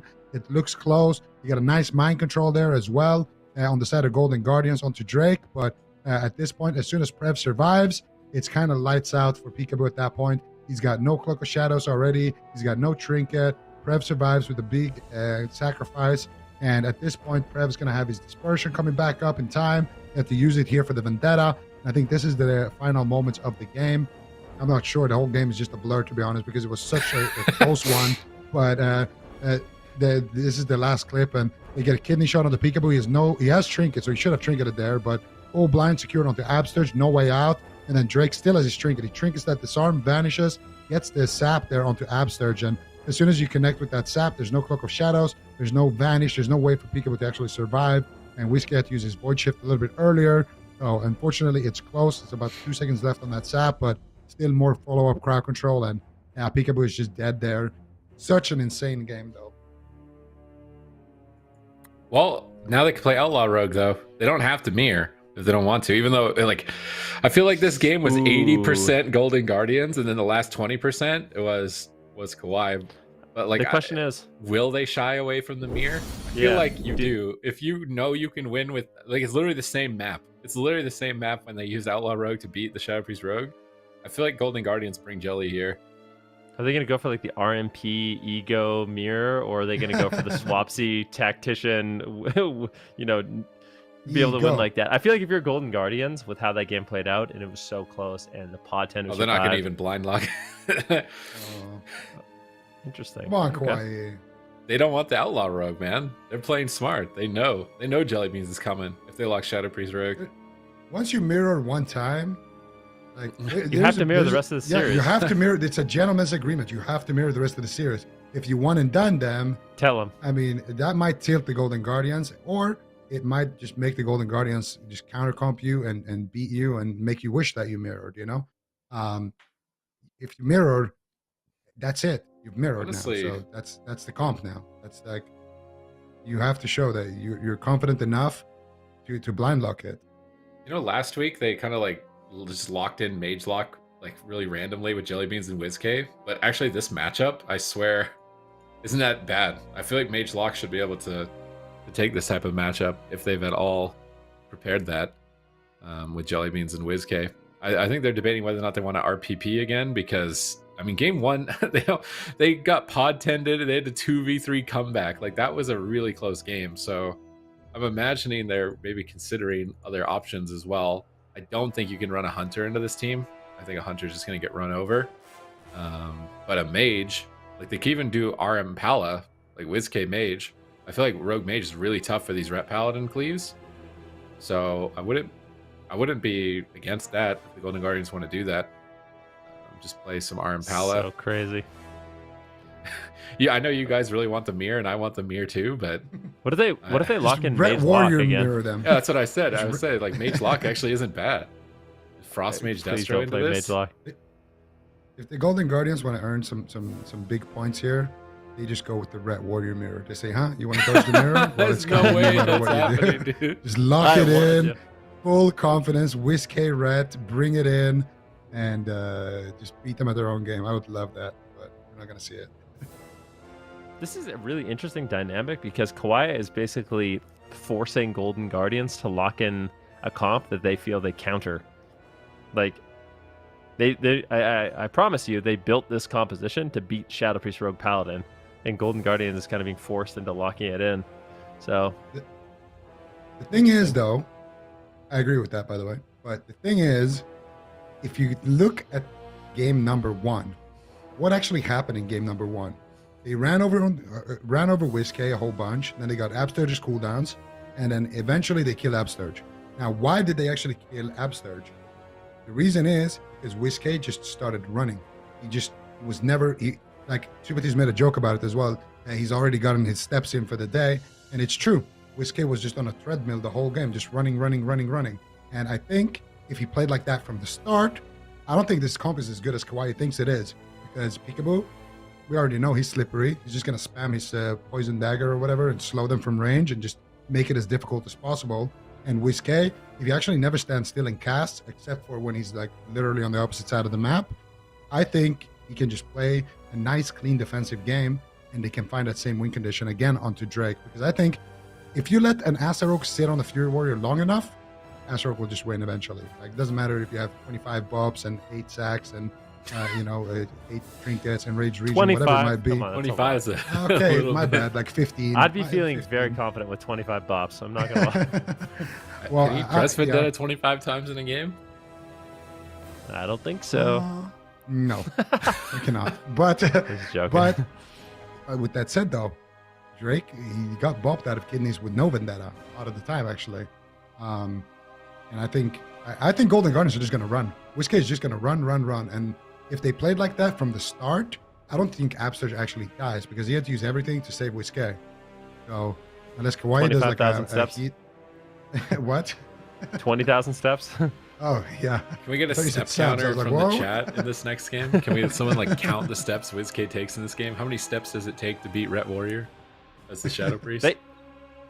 There is like I feel like there is a world where KAWHI can just press Hodge twice. Like Hodge, Absurge, Hodge, WizK. Just do that on cooldown over and over and over and over. I wonder if Absurge should actually play... I don't know if... I think he was playing Blinding Light, but I wonder if he should just play short Hodge. Just do double Hodges over and over and over. That could be really hard to deal with. Absurge or Brain?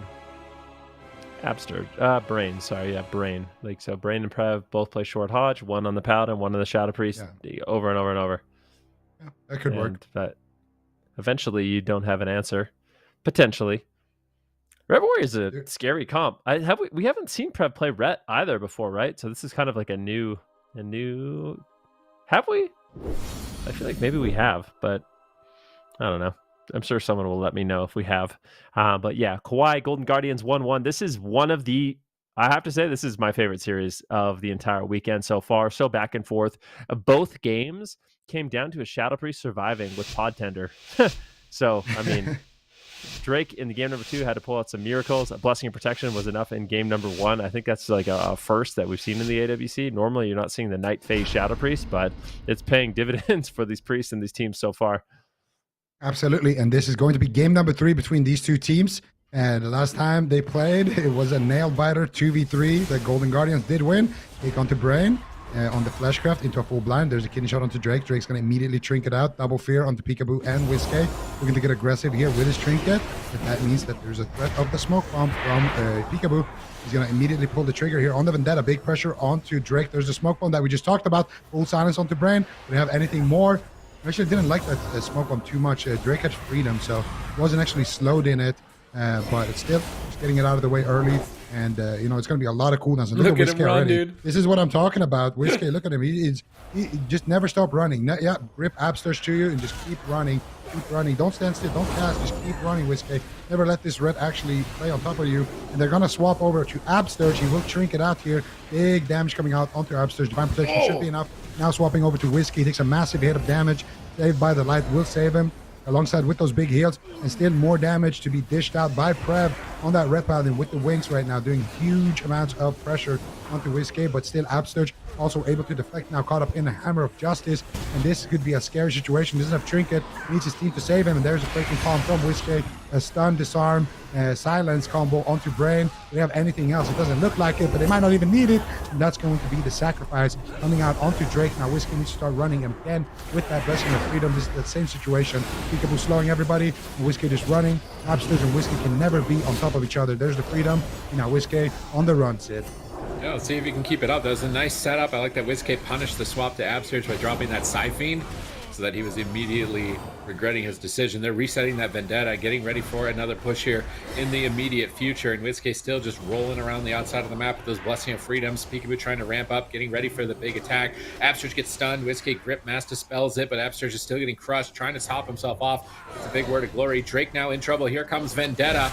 Are they ready for it? Hammers down onto Prev. Cheap shot onto Brain. They've isolated Drake. Can they kill him through the enraged regen? Big hits, but big heals as well from Brain as he's silent for 1 more second into a full blind. Has to trick it out of the blind. Trying to hold on to those Blessing Protections. Drake's trying to Blade Star, but he can't stay on WizK. Peekaboo managing to push him back. Look how far away WizK is, man. He's going back into the start. Peekaboo's like, I want to go with you, dude. I don't like this Ret Warrior business. Drake leaps in. Peekaboo's all over him. Prev is having a tough time connecting. Great maneuvers here by the Golden Guardians to avoid this Ret Paladin so far. But Peekaboo with no trinket could be a swap target here.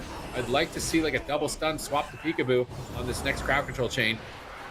Yeah, I mean, let's see if they do end up doing that. Stormbolt on Absurge. It looks like they might actually go after Peekaboo. Free cloak on the Hammer of Justice potentially, but they're just shredding through. Warstop, is that enough to take him down? No, evasion, feint trade. Peekaboo uses the right trade. Beautiful plays as well with that Cloak of Shadows on that stun. That is definitely one of the reasons why Peekaboo's alive and didn't have to trade up too many cooldowns. Vendetta's going to be used here on Drake. He's just getting absolutely melted. Needs to get back in line of sight of Brain as fast as possible. Does manage to do so, and will live to fight another day. Peekaboo now seems to be a great swap target. Put a stun on him. Immediate blessing of protection. Now going after WizK. And big punishment here. It's actually going to be a kidney shot on Drake to try to slow down the damage. The one thing I don't like about KAWHI's comp is they don't have an offensive purge. So freedom and blessing of protection is just so devastating. They can't really get those off. And you get full value if you are Abstinence, which is huge for the Holy Paladin. Yeah, absolutely. And WizK did trade out his dispersion there. I'm not a big fan of that. So now there is an opening here to potentially take down WizK. He has his trinket and his void shift still, though. Some answers. Here comes the setup though from the Golden Guardians. Big damage onto Drake. Got the Siphon, and it will get killed off there in the back line. Now Brain in a silence. Doesn't look like they have any more CC to go, and WizK immediately is on the run here. Once again, they're going to go after Absterge, but I think WizK has a grip here, and he will use it, and he will actually throw out a little Shadow Man there as well. And they are just going to keep running. Now hopefully somebody is keeping track of how many steps the WizK and Absterge have taken, and also how many jumps they've done so far, because they are jumping with each one of those steps. Full blind onto Brain, full kidney shot onto Drake. Brain will trinket out of the blind, throw out the Dispel there on the Sepsis. Still taking a lot of damage here. This is Vendetta. Big pressure coming out here onto Drake. Might need to trade something more. Save by the light. Disarm onto Drake. Can't access his self heals, but it will be enough healing coming out there from Brain. And maybe Prev as well assisting there a little bit. Absterge now going to trinket out of a Hammer of Justice. Drake in another kidney shot. And so far, so good. Peekaboo has his trinket back up. He has his Cloak of Shadows back up. He can be the tank for the team. He can be the aggressor here for the team. Shadow Fiend and Siphon gets killed off in the back line. Peekaboo now getting swapped through. Look at the kite. Another grip here from WizK as he looks to just keep running. Now out onto Absterge. Shadow Mans are coming out from WizK, but Absterge doesn't trust it. Will trade out his Divine Shield there on that swap. A little bit of a premature Divine Shield, but he doesn't want to risk it. Golden Guardians hold on, but still a lot of cooldowns left on the side of KAWHI as well. And so far, I would say KAWHI is probably still in the lead, but if the Golden Guardians can hold on for a long amount of time, I think Drake just dies through all cooldowns. So let's watch out for that. I think Absterge dies in the next Hammer of Justice if they cross crowd control WizK here, but they're not going after him. They're going after WizK still. He trades out Fade. They swap back to Peekaboo. He's stunned in a War Stomp. Is he going to go down? No, he won't. Cloak of Shadows comes through. This is Vendetta. Big damage from Peekaboo. They fear Peekaboo. They're trying to stall Peekaboo's aggression, but he is getting right back on target. Dismantles Drake. Drake's going to Fleshcraft to tank out the rest of that. Peekaboo is on the run once again. The Golden Guardians trying to avoid this Warrior Rep Paladin at all costs. Soul shaping away. Blessing of Freedom's on the run to try and get away. Can they escape their clutches? Peekaboo got left behind here. He can pop Feint and Evasion. Prev is still chasing down WizK. They grip Peekaboo. That might be a big mistake, gripping Peekaboo. Now they don't have grip for Absterge. He has no bubble and no trinket. He can't escape Hammer of Justice. Here comes the double Hammer of Justice. Triple stun lock. How is Absterge going to stay alive in this situation? Void Shift comes through from WizK just in the nick of time, exchanging his health over. Absterge surviving yet another assault, but they still need to get through 2 bops. They still need to get through a trinket, and there's another one. But this is a bop outside of Vendetta. Peekaboo has a big opportunity. Peekaboo could hard carry here, unless Brain is baiting him so that he can just trinket sack it. That's the only thing I'm thinking here. There's a mind control at low health, and Brain manages to get back in range to stabilize. And it looks like Prev used his bop to remove that line, so another bop down. WizK and Peekaboo keep hiding and avoiding and find the perfect storm, find that eye of the storm to sneak through and find victory. Absterge stunned up, gets gripped. He's on the run once again. Peekaboo gets left behind. He has to evasion. Triple fear set up by WizK. Trying to go for the kill here with Vendetta. Can they take Drake out in time? He's down below half with enraged regen. Trying to heal himself up, but dampening is kicking in. The healing is going to get weaker and weaker. He looks stable right now, and he is getting aggressive. Peekaboo re-fainting, anticipating the stun. Kidney shotting Drake, trying to hold him at bay. And Drake is just going to charge right back in. There's a Siphon on Drake right now. They're not killing it. They're going for the win. Absterge with nothing gets a bop on 20%. The smoke bomb in return. Who is going to fall first? Absterge or Drake? Brain caught in the stun. Trinket sacrifice. That means Drake is going to be fine. Absterge is the one who's in trouble. He is trying to get out of there. He has no way to escape a stun. He's running for his life right now. Drake is mind controlled at low health. Brain can't top him off. This is a really awkward mind control for Brain. Drake charging into WizK. WizK blinking away. Absterge is trying to drink. Absterge needs to get mana here if he wants to have any hope. He's getting a couple ticks, and now he's on the run. One little sip of water. He has to reposition. They're going to go after WizK, but they want them on WizK. They need to bait WizK as the target right now because he has dispersion. Absterge needs to avoid being stunned as long as possible. Peekaboo trying to get in there. trying to build up pressure, but Brain is drinking now, catching a couple of sips to get ahead, but here comes crowd control. This is massive damage on Drake. We're getting into damp stages. Peekaboo stepping over, but Brain is there to meet him with a stun. Hammers down on Peekaboo. Drake is going to town. Wizkid, no, he gets rooted on his life grip. Peekaboo's war stop. Rev is coming back for the kill. Peekaboo, oh my goodness, blinking with Soul Shape just in the nick of time.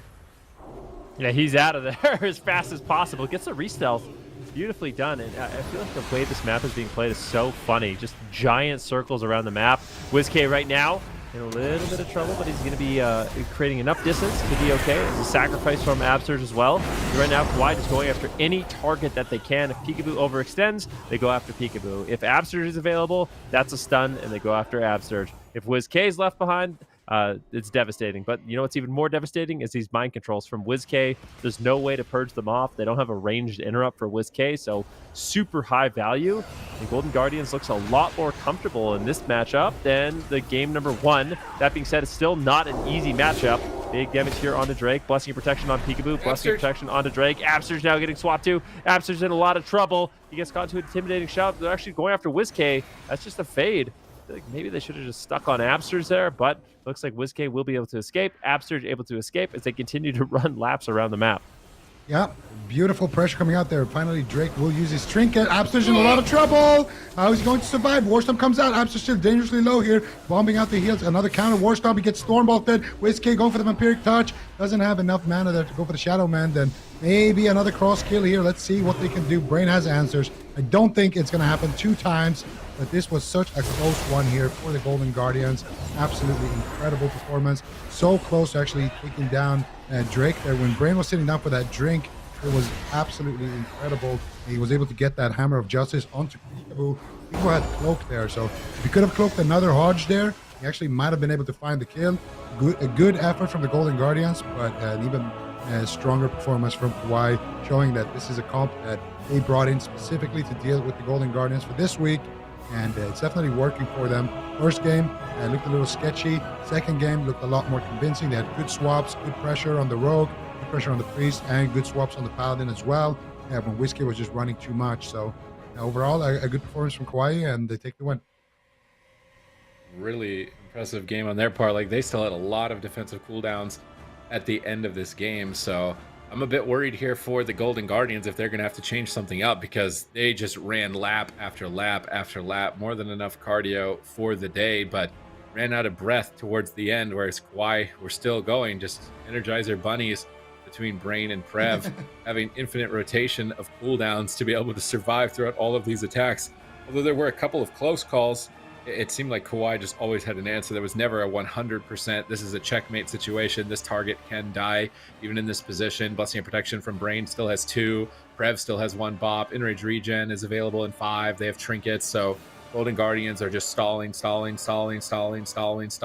the whole game, waiting for an opportunity, and that opportunity just never presented itself throughout every single minute of this game. And anytime they got Absurge caught up, I was really worried about him. Seems like Absurge was the most vulnerable. This is when WizK made an important save with Void Shift onto Absurge, but that cooldown is 5 minutes, so like he didn't even get to see it again in the rest of this game with how long of a cooldown it is. But it was a nice tactic. I think it was good execution on their part, but this is a really rough matchup. Like, you can tell why KAWHI wanted to bring in this Ret Warrior and why they picked it in game 1. While that cross kill was really epic in game 1, that's a situation that almost never happens, and they were not going to let it repeat itself. And you can tell that Absurge was desperate at the end of this game, because I think he uses a War Stomp. I'm not sure if he ran out of horse charges, Divine Steed charges, but he goes for a War Stomp. He gets stunned up, can't do anything, no cooldowns. WizK's feared, like he's just out of steam. There's no buttons left, and their clock got run out. Brain with an important drink earlier as well. If he didn't drink, he actually might have been in that position. But it looks like a tough game for WizK specifically. Like the only button he gets to press is W. This is actually one of the rare times where I really want to see WizK just play Fire Mage. Because I feel like Fire Mage, Rogue Paladin would actually be super good into this matchup. Like, yeah, I don't know why they don't do that. Maybe they're in kind of a position right now where, because they lost game number 1, they kind of have to figure this matchup out because they're gonna. I feel like in a game 5 they're gonna be forced into the situation anyways. So maybe they're just wanting to experiment, see if they can overcome. But at this point, I think they should try to pick up a win and tie up the series by putting WizK on the mage, Rogue Mage Paladin. He's played it before. That's a composition that they're good at, and I think it'd be really straightforward in this particular matchup. Yeah, I think Rogue Mage Paladin could work. Mage Lock as well could work. They're going to appear on domain, so we'll see what Mage they Lock. do. Yeah, no, I swear. Why not? You know Mage Lock. Yeah.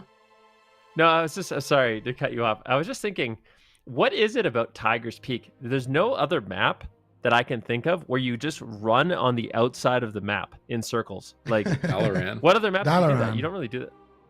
Dalaran? Blade's Edge. Yeah, I guess Dalaran, Blade's Edge. You don't really see it that often where people actually do it on Robodrome. Blade's Edge, though. Robodrome's a Robodrome, really no, good one. people don't do it on Robodrome, really.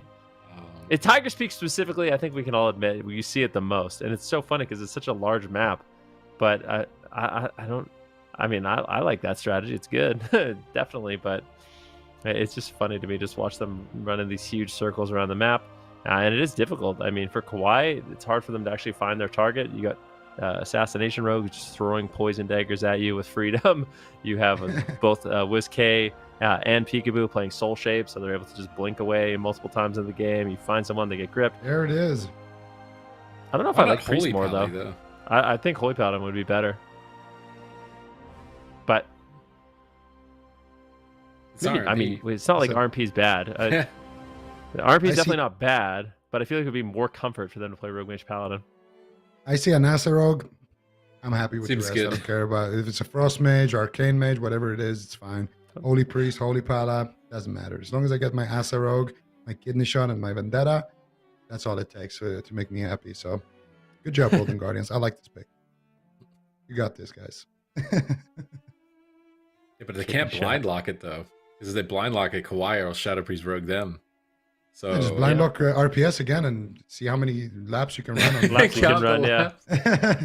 Just run laps on hook point. install your little step counter app to try and figure out exactly how long it's going to take. I wonder if in They that should have matchup locked hook WizK point though. I think.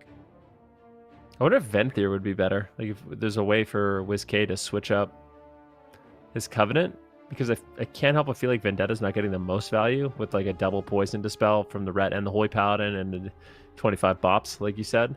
So maybe WizK being more of a threat with the Venthyr goes could be a little bit stronger, reduce some of that healing with mind games.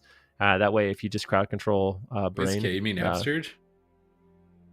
No, WizK. I'm not talking about this matchup. I'm talking about if we see the Shadow Priest Rogue Paladin, Oh, WizK instead of playing Night Fae should empower himself by going Venthyr. Maybe it could be better. He loses Soul Shape though. you get double door. Yeah, you had Door Shadows. You can go double Yeah, door. but you just get kicked and then you're stuck.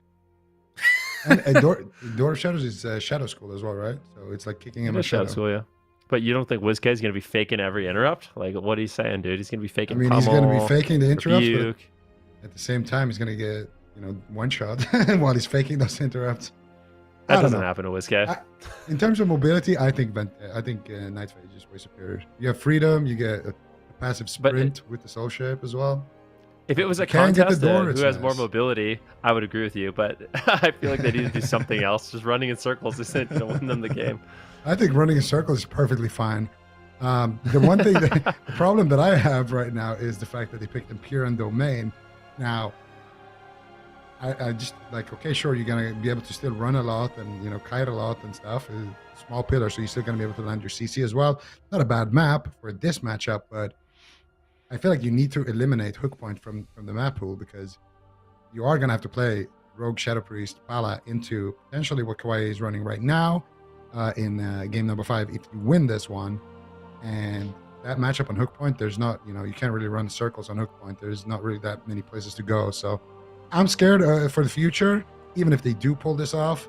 But with that said, I mean, RMP should have a good time here. They can just triple CC 1, 2, 3, get a Dragon's Breath Sheep, get a Chastise Fear or a Hammer or Chastise into a Sheep or a Ring of Frost and just kidney shot somebody and take them down. So it seems on paper like a good matchup, but it's gonna be a little bit complicated if they do win it and they have to go back to that RPS later.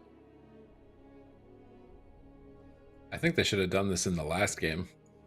I feel like losing their swing match advantage is actually putting them in a bad position. I think they relied on that lap running strategy to try and win the game when I think RMP was a way better pick. Like, this is like one of the hardest comps to deal with as Ret Warrior, as Rogue Mage. I've yet to see someone playing with a Paladin, though. It's usually a Shaman or a Druid. So I don't know if the Paladin will be worse or better. In some situations, it's better. I think in a lot of cases, I would debate if Paladin's the best healer into Rogue Mage. But when you have no support from your teammates, like no grounding totems, no range, like, yeah, there's no purge to get altar times, like 10-second altar time, no blazing barriers ever coming off. I don't know if Paladin will be good here. I think Golden Guardians should have picked RMP last game, still had the swing match advantage, so that in game 5 they could pick a big map and avoid that situation that you're talking about, like the hook point into the Ret Warrior with RPP. So either way, maybe the series could have been planned out differently. They had faith in the Shadow Priest Rogue to be able to pull off a win. But yeah, they could have picked hook point here so they didn't have to deal with it in game 5, because hook point for Rogue Mage into Ret Warrior, I feel like it's fine. Shouldn't, right? Like, I think it's all right. Like, and then that way you get the small map that wouldn't be fine for your Shadow Priest Rogue, like Zico was saying. But they still have to win here. I'm not 100% sold on it. Like, it's RMP, but we haven't seen Absurge on Holy Priest very much. We got a little bit of a touch of Whizkale and Mage. And it's kind of like Peekaboo's going to have to be organizing the team. And it does take a bit of coordinated effort. So if you don't have a lot of games under your belt and you leave gaps in your CC, Prev gets a Sanctuary off, gets a Sacrifice off, like a Bop off, a save, a pre-fear or something, and you're not perfectly coordinated, I think the Ret Warrior could still take this. So pressure's on for the Golden Guardians to make this work. It's a risky maneuver. Could pay off. Could pay off in a big way. I mean, we're seeing a lot of teams utilize RMP right now. And I think in this particular matchup, it is a good response by the Golden Guardians, but it's not a one, like, I would say it is a one-sided matchup, but I feel like KAWHI is going to be able to at least make this difficult for the Golden Guardians. Big map that should allow Pikachu to potentially re-stealth in this game. The awkward thing, like I said, for KAWHI is if they want to go after WizK, they don't have an offensive dispel, so there's no purge for some of those really key defensives that Fire Mages have. You're not going to be able to purge combustion, so every single combustion is going to be completely full. There's no grounding totem. That honestly, that's the biggest thing. Is although you're not going to be able to rip through a lot of the defense WizK has, you also can't stop his offense.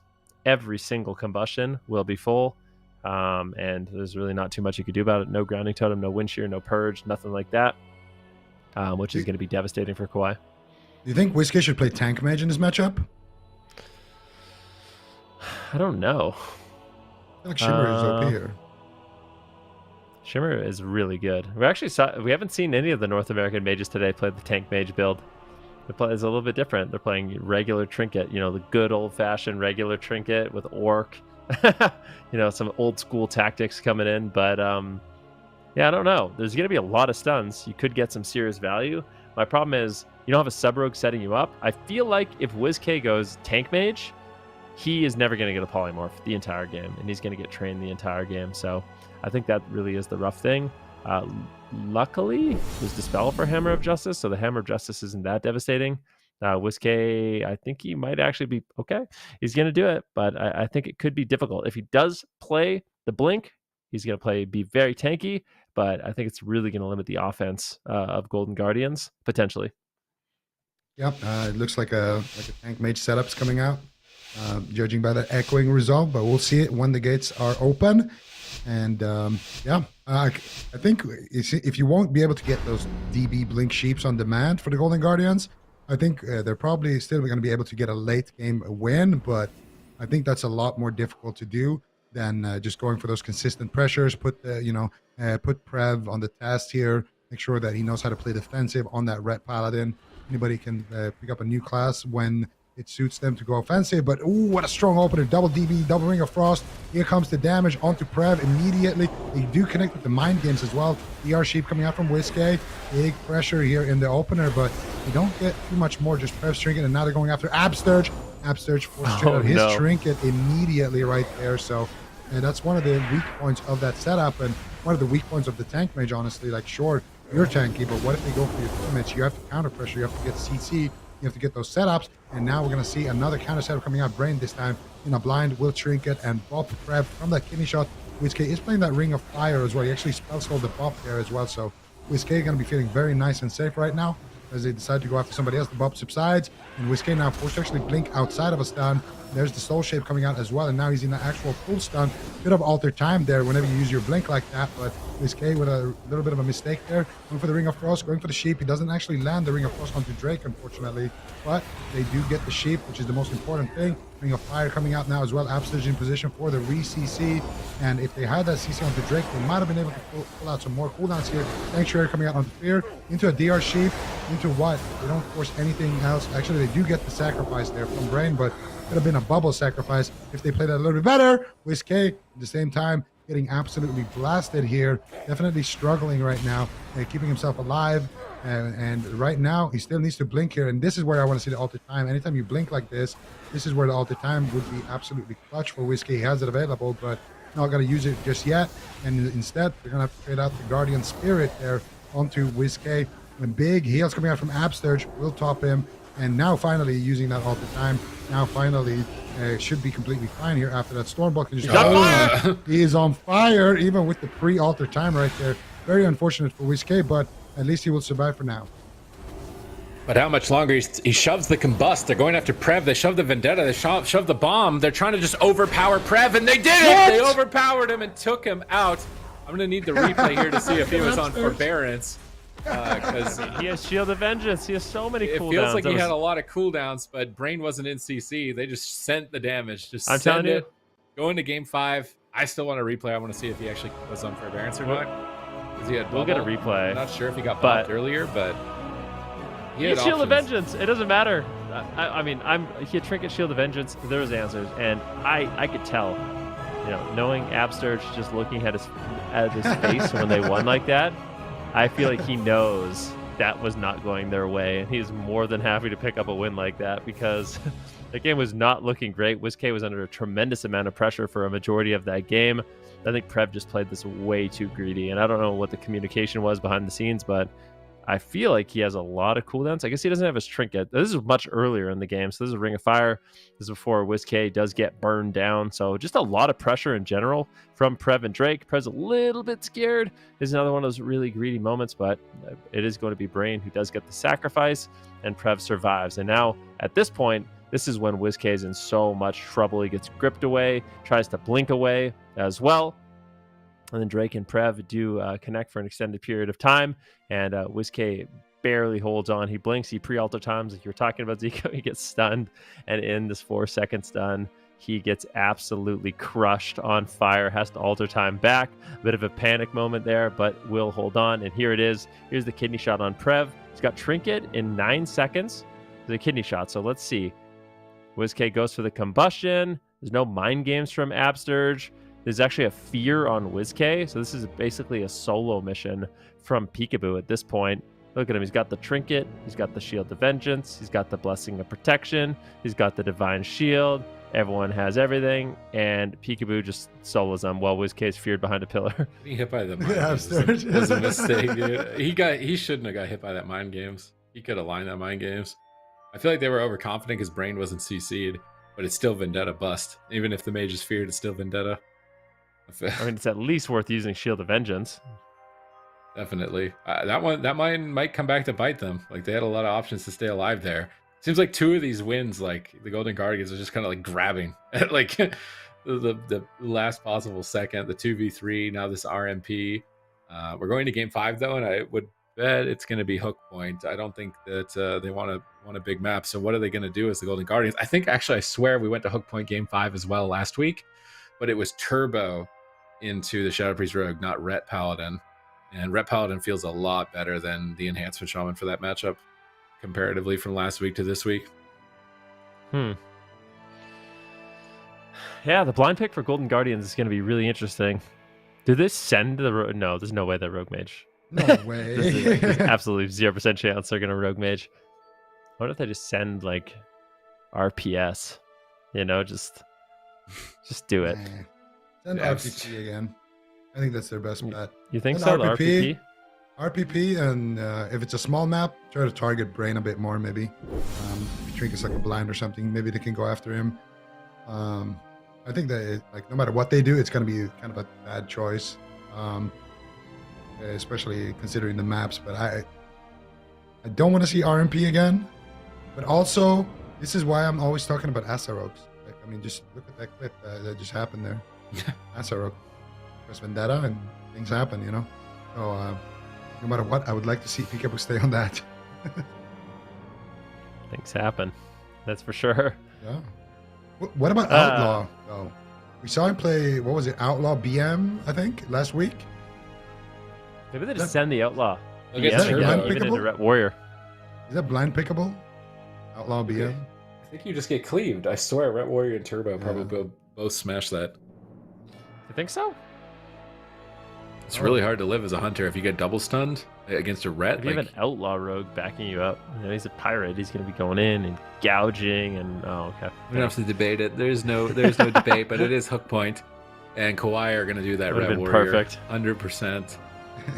Do you think they mirror though? Like they've got the easy way out with Ret Warrior, but the real way out is to mirror them, right? The redemption. I guess Yeah, actually no. KAWHI won the mirror. It's Golden Guardians that need like a second chance in the mirror, but yeah, I wouldn't give them the mirror. Ret Warrior was looking so good. Like enemy team just has to run away from you for 10 minutes straight. Seems like a pretty good comp matchup for you. And you pick the smallest map, so there's even less space for them to run away. I think this is going to make a lot of sense.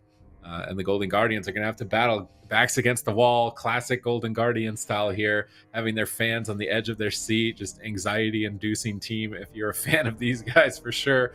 But when they're backed into the corner, you know, like a wolf backed against the wall, like they bite back. So if anyone could do it here in this position, it would be the Golden Guardians. But this is going to be an oppressive Ret Warrior game for them to be able to escape from. What could they do? I really wonder if there's any like Covenant things that they could do a little bit differently, because they're living a long time. There's no doubt about that. Like their running strategy is working out, but on this map I don't think the running strategy is necessarily ideal. But if they stay around for too long, they do kind of get cleaved up. I feel like I want to see the Venthyr from WizK, you know, little mind games type. I want to see them kill Brain. You could, yeah. Me too. Me too. I actually want to see like an all-in on Brain, because he doesn't have that many. If you fear Prev every go, just every kidney fear Prev, maybe Hammer of Justice Drake. Maybe even you use Hammer of Justice on Brain and kidney Drake. That way Brain can't bop out of the stuns. You just go after Brain and magic stuns. That way he's only got Trinket and Bubble. I feel like there's got to be a way for Golden Guardians to shortcut a win. Yeah. I think you keep going on to Drake, but you try to swap to Brain maybe. Anytime Fear is up, you just go for those swaps. I want to see Brain more pressured for sure. Yeah, I think it's going to be a tough one no matter what Golden Guardians decide. But there's two like ways that I see them winning the match. Number one, if they get a big smoke bomb Vendetta on somebody who doesn't have a trinket. Or number two, which is I think more likely, they get pressure on Drake, mind control him, and swap to Brain. Yeah, I want to see that. Some mind control play, some aggression is what I want from the Golden Guardians. I think this is a good map where they could turn this map pick on its head, where they're expected to get run down, and maybe they turn it around and go after Brain. But Brain is like one of the hardest paladins in the game to kill. Like I said, I think he is the hardest paladin in the game to kill. So this is going to be a rough fight for the Golden Guardians. An insane series so far. Yep. If you missed game one, you got to catch that one again. This could be a repeat of game one. It's the same matchup. We saw Peekaboo WizK 2v3 reverse it against KAWHI. They're on game 5, trying to get to Championship Sunday. KAWHI have adapted, though, from week 2 to week 3, bringing in the Retribution Paladin, which has been really rough for the Golden Guardians so far, but they're relying on the tried and true Shadow Priest Rogue that we know and love between WizK and Peekaboo. Absurge having to pick up a Paladin right now. Our Shaman just not in the meta at the moment. I'd argue it's probably the weakest healer to pick with how the game is going. Just big, powerful with defensive cooldowns from the Holy Paladin are going to be more valuable for this big burst hits. But the game has started. Here we go. And one of these teams will be going down to the losers bracket. There's some really strong teams down there. The other will be advancing to the final. So see this one that does go. Peekaboo right now caught into a fear. Prev into a kitty shot. Big damage on Prev early on. Golden Guardians looking to get started. And And they take him down. Brain gets out of the crowd control, stabilizes Prev, and now it's going to be up to KAWHI to strike back. But in mind control, beautiful mind control there by WizK, just being so annoying with those mind controls. Drake and Prev had enough. They're deciding to go after the Shadow Piece. A pre-fade there by WizK, gets freedom with Soul Shape. Kidney shot now on Prev. Piku makes his way over the dismantle. Beautiful disruption there. It was a very defensive go coming in from the Golden Guardians, but they do hold on. Hitting him through the fence, by the way. Look at WizK, this is perfect. But I like it a lot more. They're going after Prev, so targeting one of the Paladins. WizK though in a Stormbolt. Absurge is in position, looking ready to press that Hammer of Justice at any moment. Sacrifice was traded out for Absturge. Need to find some crowd control. There's the Hammer of Justice. There's a smoke bomb being dropped there, overlapped. Unfortunately, do they have anything more out of it? Absturge actually. They're swapping to Prev here. Big kidney shot, and that is going to be Brain trinketing out there. Actually, I didn't even trinket there. That was a Sanctuary coming out there, and Prev still taking a lot of damage here. Absturge has some answers as well from people here who's dropping dangerously low. WizK getting pressured here by Drake. It's basically Peekaboo versus the two Paladins, and WizK versus Drake here. WizK will survive for now, but now they're swapping over to Absturge. It's a nice grip there into a Master Spell. WizK very clutch right there. Gets a fear here onto Brain. It's triple DR though, and that kidney shot onto Prev won't do too much. And I like that they're going after the Ret more actually than the Warrior, because the Ret is just removing all of these stuns anyway with Hand of Sanctuary. So just target him, eliminate that threat, and all of a sudden you're gonna have more slows as well. You're gonna have an easier time actually for Absturge to out heal the damage onto WizK, I believe. But that smoke bomb definitely very unfortunate. Prev trinkets out, WizK trinkets out now as well. You get a disarm here onto Brain. Brain is going to get that Sanctuary again there. He avoided, but he gets Shadow Step kicked. They have a silence as well. Gets dispelled. Doesn't look like they have anything more. Prev will survive, but still some trinkets being traded here. Is anybody's gonna... All right, let's see if they can pull it off here. Absturge falling behind on mana by a slight margin. Prev stunned up. Drake going to intervene over. This is the problem with not going the Fury Warrior, is that the Fury Warrior can support the Ret so effectively, and also the Fury Warrior will always be at maximum ramp, which can be scary if you've got an 8-stack Slaughterhouse. He's full stacked on Frenzy. So I'm not sure if leaving the Fury Warrior open is going to be a good long game strategy. They're going to spend a lot more mana to heal it. Already dunking through Dispersion, Cloak Evasion. They're trying to gun down Prev here. Are they ready for the attack? Massive damage onto Prev. Brain has Avenging Wrath up. He's silenced though. They're pushing for Divine Shield. Intervene comes through. Is it going to be enough? Looks like the Aegis of Prev. That Intervene is enough to stall the damage. He will recover. Peekaboo on the run, trying to escape, but where are you going to go? It's Hook Point. It's a very small map. They already have him cornered. Charging in. Stun onto Absturge. Stun onto WizK. Big, chunky damage, and they have to trade up Bop. Sacrifice and Bubble. That was a big overlap of cooldowns here from Absturge. He's behind on mana, losing on pressure. They need a miracle! Whoa! Is this the miracle? No, Brain shuts it down. Divine Shield and Sacrifice comes through to save Prev in that situation. We're trying to get the hero Vendetta, but he's going to have to live for quite a bit longer here. I would love to see a defensive blind on Prev here during the next stun lock. Try and bait him to bubble it, if anything, because he is going to run WizK over here in the near future. Here comes the triple stun lock. They stun Prev. They dismantle Drake. Peekaboo's doing whatever he can to keep his team alive right now, but they are running out of time. Look at that mana bar of Absturge. It's so low. Yeah, Peekaboo an absolute hero in these moments. Prev with the Fleshcraft will be able to hold on. WizK does, of course, have that Void Shift, but he's got no trinket. If he gets caught into a stun, he might just get dropped. Soul Shapes away, 10% health. Hammer's coming in from Brain. I don't know if WizK is going to be able to escape. He's so far away from Absturge. There's really not many cooldowns. And that will, they overlap. Void Shift. Oh no, it's a Void Shift and a Blessing of Protection. WizK getting caught into a more damage. A nice fear out on the Brain and Prev at the same time, though. Prev is getting really low. He's got the Divine Shield. Does not want to greet it. Pressure on WizK as he manages to get the Dispersion as well. Basically every single defensive cooldown Golden Guardians has. They need a miracle. This is a Vendetta from Peekaboo, but doesn't really get too much more here on Prev. The kidney shot does land. The Vendetta does fade as well. The Siphene from WizK, but it is not enough. Prev might have to use the Divine Shield. No, gets the heals from Brain. And now with the mana lead, the cooldown lead, I feel like KAWHI is in a prime position to close this one out. Yep, and there's nothing left here for the Golden Guardians. What are they going to do? Absturge still needs 15 seconds on that sacrifice. WizK is just going to have to survive with pure peels from Peekaboo. He gets a kidney shot on the Prev. He fake has the kick. He goes for the mind control, but Drake blade storms it. Peekaboo, WizK knows he's on the run. He's on the ropes here. He catches the Shadow Man. It's going to be enough, though. He gets potted, and he gets absolutely blasted. KAWHI will take this game, and this is the situation. Wait, they could kill Brain, maybe. Oh, maybe cross kill again. We've seen it before in the first game. Meta is available. We're trying to take Brain down. There's a full kidney shot. There's a Blessing of Protection. That's shutting it down before it even happens.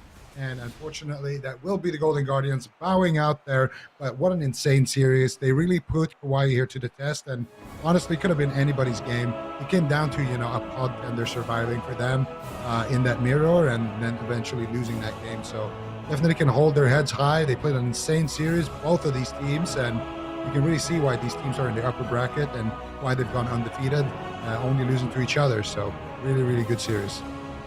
Oh man, Team Liquid now and the Golden Guardians in the lower bracket. Like that's a murky waters down there. Cloud9 as well. I'm a bit worried who's going home, who's going to qualify. It was just insane damage from KAWHI here. Golden Guardians mixed it up. They tried going after the Retribution Paladin, but I think going after the Retribution Paladin allowed them to just take way more damage from the Fury Warrior, and that cost them so much mana from Upsurge. Even if they didn't die based on cooldowns, they were running out of mana way faster than any of the other games they played. So they tried to mix it up, go after a different target, see if they could make it work. A couple of Vendettas were kind of spooky for Prev. I think this is one of them, where Peekaboo goes for Kidney Vendetta, but Brain just shuts it down. Maybe if he was even a millisecond slower there, Prev is dead, but Brain always coming with those clutch saves, keeping his Rep Paladin Prev alive, and they just keep chasing down WizK, cutting through Peekaboo. They could even switch to Absterge if they want. Basically just do whatever they want in this matchup. Double stun lock, good combo of CC there. They get the trinket from Absterge on this setup, which is an important component to their victory later on. WizK, I'm not sure what he was trying to go for a massive spell or just trying to fake a kick with it, but Prev gets kidneyed here, trying to peel for WizK, but leaving this Fury Warrior. I think if we see the scoreboard, like I think Drake is probably going to be close to the top. Like he was just free to roam the entire game and max his damage. Actually, it looked like a lot of fun. From the Fury Warrior point of view, to just be ignored like that, because normally you're tunneled every game. And they proc the pod, and they killed it so fast. Like Absterge's sack comes off cooldown right here. If that pod didn't die instantly, like he might have been able to sack the pod. And I'm surprised. Actually, Drake keeping up with the Rep Paladin, I feel like is a pretty big deal. Peekaboo really tried his best here, but it just looks like such a rough ride for WizK. Like, look at him. Like this is a scoreboard that spells suffering for WizK. Like he's like a third of everybody basically. Like just trying to throw out a couple instant CCs and like, Peekaboo, please kill him, man. Like I can't. I'm a Shadow Priest here. Like you got to do it, man. Please. Like that was such a rough game for him. But KAWHI nonetheless going to Championship Sunday and looking to reclaim their throne again as they were dethroned last week. Yeah, most certainly. Had a pretty rough weekend last week for this team. KAWHI, I was speaking with Brain a little bit before we went into this series, and he says that they've actually been putting a lot of work into the war games. It's difficult for them to even find time to play ladder. They've been practicing so much from what I can tell, especially since he said that it's a week after week thing, unlike last year where it was every other week sometimes. So a bit of a different schedule for them, but I guess that they are adjusting to, but I think they're adjusting nicely. So absolutely well done to those guys. We're going to see them play another day. And that was an upper bracket series, so no worries on the side of Golden Guardians. We do get to see them play at the end of the day against Cloud9. That is going to be an elimination series though. So once again, just week after week, Zico, we end up in these positions where these really strong teams are getting knocked out before we even make it to Championship Sunday. Yeah, the competition is just so fierce right now in both regions. There's a lot of, before I would say all the best players were kind of concentrated, kind of stacked up on one team. But now I would say that in both regions, there are a lot more kind of scattered around different teams. And that's what happens, and a lot of the newcomers as well, teams like 3.5 Man, they've been putting in solid performance after solid performance. They're a completely new roster. And even now, if you look at the Cloud9 series that we're going to have later, also, 2 brand new players there, Chun-Li getting tagged in, and just in general, like seeing, players like Aang. You didn't really see him before, but now he's, he joined Charlotte Phoenix last year, very late, and now he's built kind of his own roster, and they're doing really good with Powerman. So just a lot of different, strong players all scattered across, and that's what happens. You don't really know who's going to go down, who's going to win, who's going to lose, and you have yourselves with these weeks where, there's Golden Guardians in the lower bracket. There's Cloud9 in the lower bracket. There's Powerman eliminated right off the bat. There's so many strong teams down there. And also a dark horse with that TSG that we're going to be seeing up next. Yeah, speaking of newcomers, 3 Cappies and Rue, they are waiting in the lower bracket. I think Sid already said it. Definitely murky waters down there. It's going to be some pretty intense games throughout the rest of the day here as we eliminate 2 more teams before we, end this Saturday and then head on into Championship Sunday. So we're going to head to a break. When we come back, it's going to be Team Liquid or 3 Cappies and Rue going home next. We'll see you soon.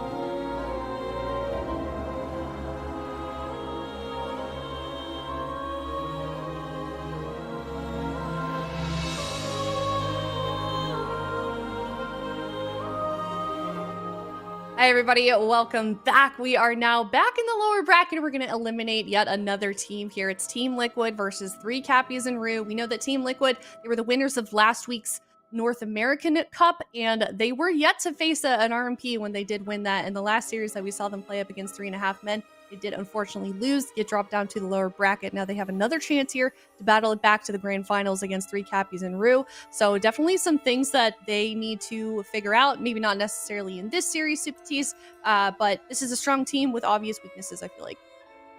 Yeah, I mean, they're kind of the Cleave Kings, though. And I feel like a Windwalker Mage might be tough for TSG.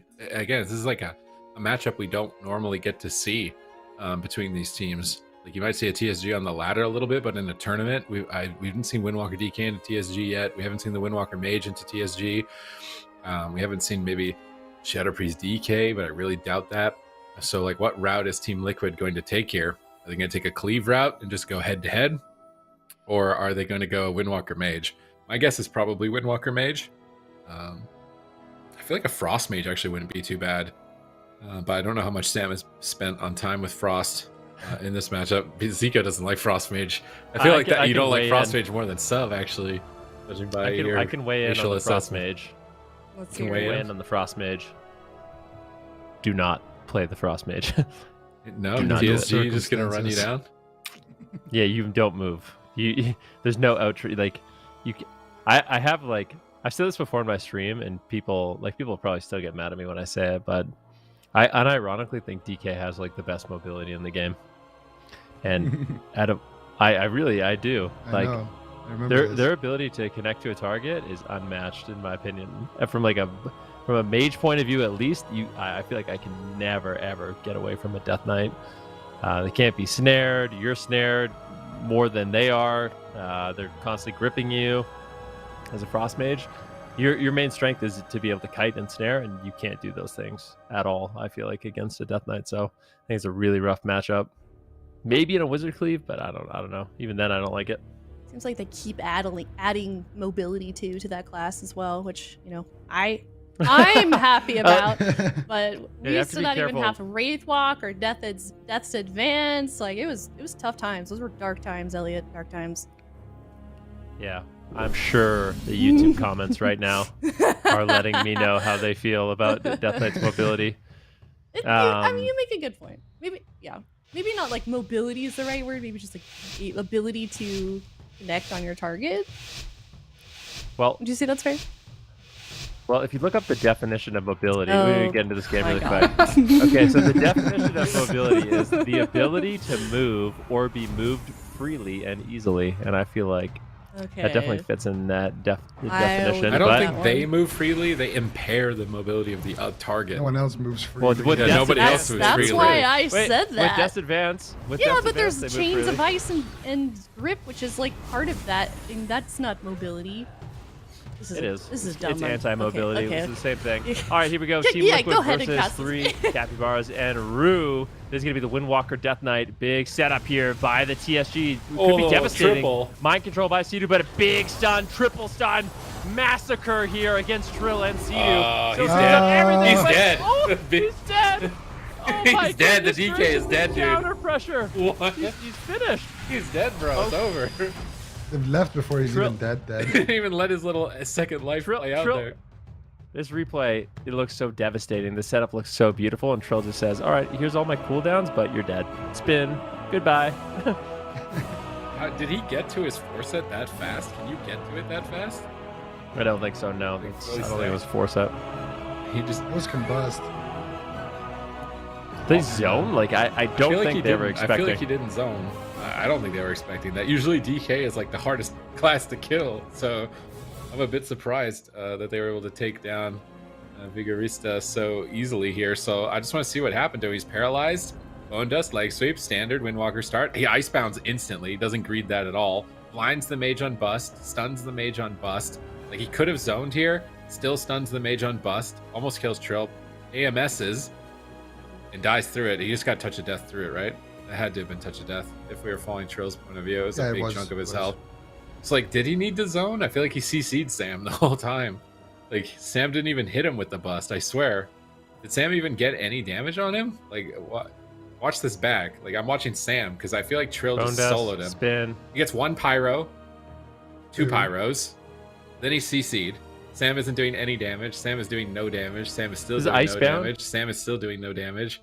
Sam's still doing no damage. Sam is still doing no damage. Does he get a pyro after this? He's still doing no damage. Sam comes out. Fire. He blinks away. Fist. He gets pulled in on the blink. AMSs. So he's immune to pyro. He's immune to all that pyro. Trill's Fist of Fury just kills him. I don't think anyone was expecting what just happened. Except Trill. Trill calculated it. He knew. Just Fist of Fury. The problem, I guess that's the problem with Death Knight, is you have to be really careful. They had Ironbark, though. He had Ironbark in full hots. I mean, that's definitely brutal. He used the Icebound Fortitude at the beginning of that setup. Got Ironbark with full hots, and just Fist of Fury denies the healing, right? So you can't actually Death Strike, which is like one of the most important things to survive, and Trill was just parrying everything. You know, just avoiding it completely. And The little sound of him. Is that what Fist sounds like to you in your head when you're pressing it? when you're parrying everything, right? Yeah, that was Like, you're his parrying all the parry attack. sound. Your Yeah, little knocking it Neo away. reactions, dodging bullets, just like That's what I saw. Are you not watching the game?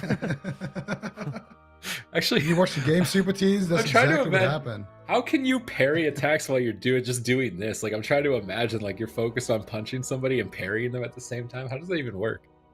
You haven't seen it, man. I recommend it. Like, yeah. You haven't watched seen it. man. Yeah, I we know. did. It was one of the few good movies that you recommended. Okay.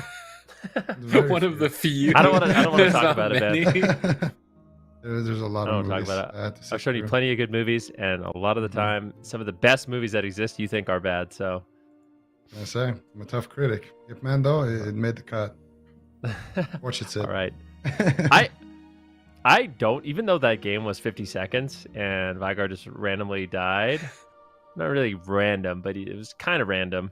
I still feel like this is. Trill was under a lot of pressure. I actually thought Trill might actually just die, but I still think this could be back and forth. I don't think that's like that matchup. I don't think is necessarily indicative of how maybe even this matchup is or how one-sided it is. I think it's hard to gather a lot of intel from that game.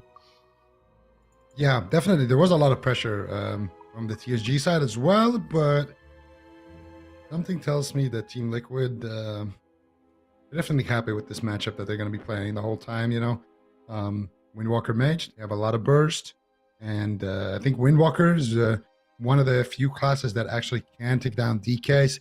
Now, I'm wondering if Trill is playing grapple weapon, and he is, so he can actually deny those death strikes as well. In addition to his turbo fist, he can also just disarm the DK offensively, and that's what we saw as well from the RMP earlier with the disarm onto Mez. So yeah, when 3.5 men played, we saw that as well in that shadowy duel. They're able to proc the Guardian and against the DK Shadow Priest, basically take a win off of the back of one of those disarms. So disarm definitely going to be big. They have a lot of damage. I think Windwalker in general, just if you give a Windwalker survives long enough, he will KO somebody, especially if it's Trill or like Chun playing it. I mean, I've seen it so many times now. They're just capable of literally soloing somebody. And Sam I Am definitely clutch, like needs to just land his CC and get, you know, something traded for his combust, and then he's basically done his job. So I feel like Team Liquid, they're in a commanding position here. They're going to expand their lead, but this is the best map for the 3 Capybaras and a Rue. And let's see what they can do. Gates are open for game number 2. Going after the Warrior right now, actually. He can decent amount of damage, but he will get topped up. They're actually going after Rind here. Paralyzed, dust being committed here. Here comes the damage. Actually, no dust, just a combust. And that will be Rind's Bark Skin and the swap! Magic Zone. Now they're going after the DK. Big hits of damage. And Big Arista will use his Trinket. And his Anti-Magic Shell should be enough to survive now. Counterattack from the TSG. This is where Trill has to trade. And he trades out his entire spell book. They're going after Sam I Am. Big damage onto him as well. And he's getting gripped back here by that Abomination's Limb. Big damage, big grips coming out. Big Arista with some big death strikes there as well will survive. And now the next setup could be Big Arista's life. Let's see what they can do. Will they get the Ring of Frost? No, Sam I Am is not able to find it. They do get the War Banner though. And Sea-Doo actually Night Fray blinks into a fear, into a full Ring of Frost. Big pressure. This is where the grapple weapon could be clutch for Trill, but he is in a stun, so not able to do it. And now the only good target for them is potentially Rind or TSG's turn to get aggressive. All right, let's see if the TSG is going to get an opportunity here to strike back against Team Liquid. Trill knows he's susceptible with no trinket. He's going to pull away for a moment in the fight, relay that portal. Sea-Doo playing max range, just spamming out big heals, trying to reset a stun here. Bust available, leg sweep available. Big opportunity for Trill and Sam to go for a kill. Vex is spreading out, trying to avoid the leg sweep and just attacking Sea-Doo. Good positioning. Sea-Doo gets reflected on his Chastise. Nice reflect here from Vix. And now we see Icebound Fortitude traded for that leg sweep as well as Combustion. I think is a good trade here on the side of Vigorista as they're setting up to reverse it here onto Trill. But he's just Fist of Fury parrying everything with that Gladiator's Aegis. So they're going to swap back to Sam I Am. I don't know if Mage is going to be the move here. I feel like maybe even Sea-Doo might be a better target than Mage overall. Just having no purge against the Mage is pretty rough. They're trying to take him out here. Sea-Doo's going to pull Sam back, and then Sam gets pulled. Now he's going to blink, gets reflected on a poly, goes for another polymorph, getting the Warrior out of the fight for a moment here while they're waiting for their resets and trying to farm that combust cooldown. Mind controls, pulling the Death Knight into a bad position here in the corner, but I don't think they have a stun to punish you here. Rin just repositioning, posting up in a defensive position at the pillar. looking like maybe he wants to get aggressive, just sidestepping back and forth. Holy Word, Trill's rolling up, getting ready for crowd control. Rin's going to in-cap Roar Trill and try and pull away, but they're just waiting. That leg sweep is coming up soon. Is Vigorista ready for it? Leg sweep is now off cooldown, combust off cooldown, that massive swing of damage. Where are they going to go with it? Warrior has no trinket. I really think Warrior might be the better option here. I think that is what they're doing. Warrior's the target. Massive damage onto him. Is he going to be able to survive here? Down to 30%. They grip Trill back against the wall, trying to hold him away from Vix. Ironbark goes up from Rin, and that looks like enough. They're going after Sam now with that triple Syndragosa, gripping Sea-Doo into their clutches as well. Stunning up the whole team, trying to cleave them, but Sam manages to get away and get some distance. Now still pressure onto the Warrior. They're going to pop that Spell Reflect, try and turn it around, go after Sea-Doo a bit as they force the Guardian Spirit. Mana is even between the teams, so 3 Capybaras and Aru not even building an edge there. However, Trill with no trinket is definitely a good target for the next round of cooldowns. Yeah, no doubt about that. Vigar in some trouble right now. You need to be very careful. Paralyze onto Rin. Potential setup here, but is lackluster damage. Looks like Vigorista is going to be okay. Stun now onto Trill. And 3 Capybaras and Aru are looking good. There is a combustion here for Sam-I-Am. Anti-magic zones available, so those cooldowns should line up and trade. We'll see where Team Liquid decides to go. Vigorista looking a lot more durable in this game number 1 than what we saw in the last game. And I still feel like going after the Warrior is probably ideal. Maybe they could do a swap to Rind as well.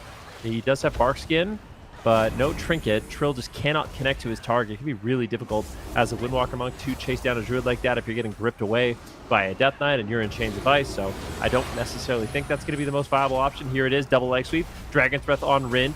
He avoids any more crowd control. Sea-Doo actually moves forward with a stun.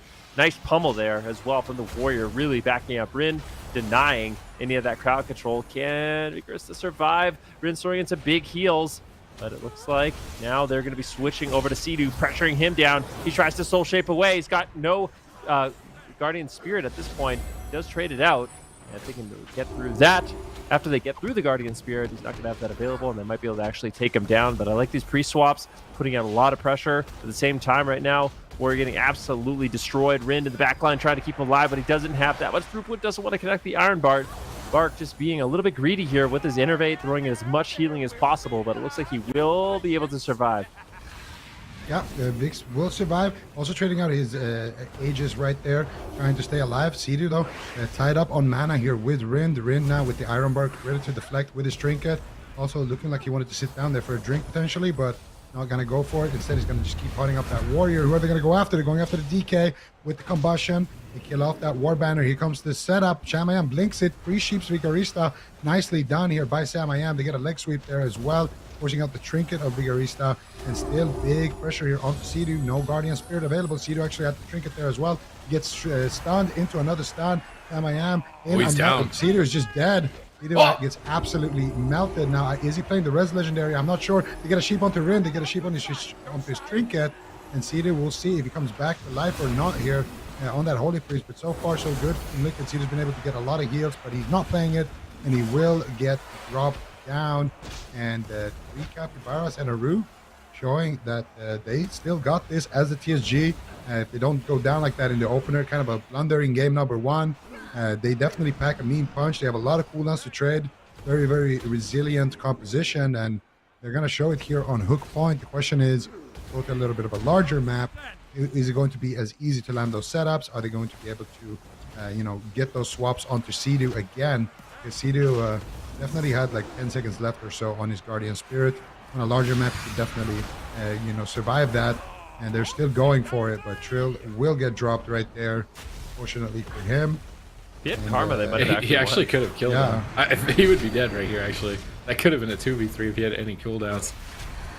It was actually a really close call here. Sea-Doo even knew it. I feel like after watching Piggy and WizK, like when he was in that angel form, he threw Guardian Spirit before it ended. Like he waited to the last possible second to give them as much healing as he could. It was like, you could tell they actually wanted to try and 2v3 that. So interesting choices by them, but regardless, Cappies and Rue going to put a point on the board, not let that game 1 fast defeat get to them. Good map selection, allowed them to cleave down targets. I like that they went after Sea-Doo. I feel like Holy Priests are a really good target as a TSG, and swapping to them like that, it can be really effective. to taking them out. There were a couple of close calls, but 3 Capybaras in a row always making good trades to be able to stabilize through the defensive cooldowns. This is where we saw Sam I Am just getting pulled around the map, trying to avoid the assault. And then towards the end of the game, we'll see that devastating train down that Sea-Doo had to deal with, which can be really difficult as a Holy Priest specifically. Right here, they grip Sea-Doo in, get a double blind. Sam I Am's desperate, spamming out polys, trying to help out, trying to slow down the pressure, then trying to turn it around with leg sweep combust, but any magic zone is already down. That's negating a lot of damage onto Vex right here, and Rin's in Tree of Life in the back. There should be no way they're killing through zone and Tree of Life. And then I just like this swap. They know Sea-Doo has no Guardian Spirit, there's no Trinket, Dragon hits the whole team, and where's Sea-Doo gonna go? Like, he could Greater Fade here, I guess, actually. Did he? He could have Greater Faded, actually. He might have been able to get away because he had Apotheosis to reset his big heals. Guardian in 3 seconds. Yeah, I actually think Sea-Doo could have lived there. And Rin's mana's not in the best position. But like, I mean, they were going to 2v3. Yeah, they were going to almost 2v3. Yeah, okay, maybe, you know, I'm not 100% on the Capybaras being able to take this whole thing just yet. Sea-Doo definitely had some options there. Yeah, the fade, and plus how close he was to Guardian, that's a bit devastating. Because I really do think if Trill had 2 seconds longer to live with his cooldowns up, it would have just been lights out. I think Vigorista would have just got dropped instantaneously. So really, really close game number 2. Game number 1 was a bit of a blowout, and I don't think they were expecting this. So I still am not exactly sure. Like, I feel like both games, they could have played out a little bit differently. So I'm not exactly sure who's supposed to win this series, but definitely interesting so far. Seeing the Warrior Death Knight go head-to-head with the Windwalker Fire Mage. And I feel like both the healers, Rin doing a really good job. Both healers doing a really good job kind of rotating through their defensive cooldowns. I think the one thing I liked from 3 Capybaras in a row is that they did a really good job defending Rin from crowd control. So always going back and kind of off pummeling Sam when he was going for the Dragon Breath Sheeps. Just things like that to really keep him free from crowd control and allow him to continue to free heal in the game. Yeah, absolutely. And I mean, that's the best map, though. I think for Team Liquid, honestly, I think they can just win this 3-1. I think their comp is the one that looks more advantaged in the matchup, but at the same time, PSG gets a good enough setup, or if there's an overlap, which has been a little bit of a theme for Team Liquid today. Earlier when they played Shadow Priest DK, there was a decent amount of overlaps coming through as well. I think that could be a short ticket to losing if they have a Trinket overlap between like Sea-Doo and Trill. That's an instant punish, and for us DKs, definitely one of the most punishing classes when it comes to those big AoE setups. You don't have Trinkets, so it's a bit strange, I guess, to see a Holy Priest actually die through his Trinket, because he did Trinket on that setup, and then they just kind of tunneled him down after with the Urge stuns.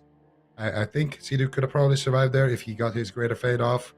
And they were in a decent situation. It was, still anybody's game at that point. But Team Liquid are going to swap it up. They're going to go for the Holy Priest Turbo. And maybe Super Tease.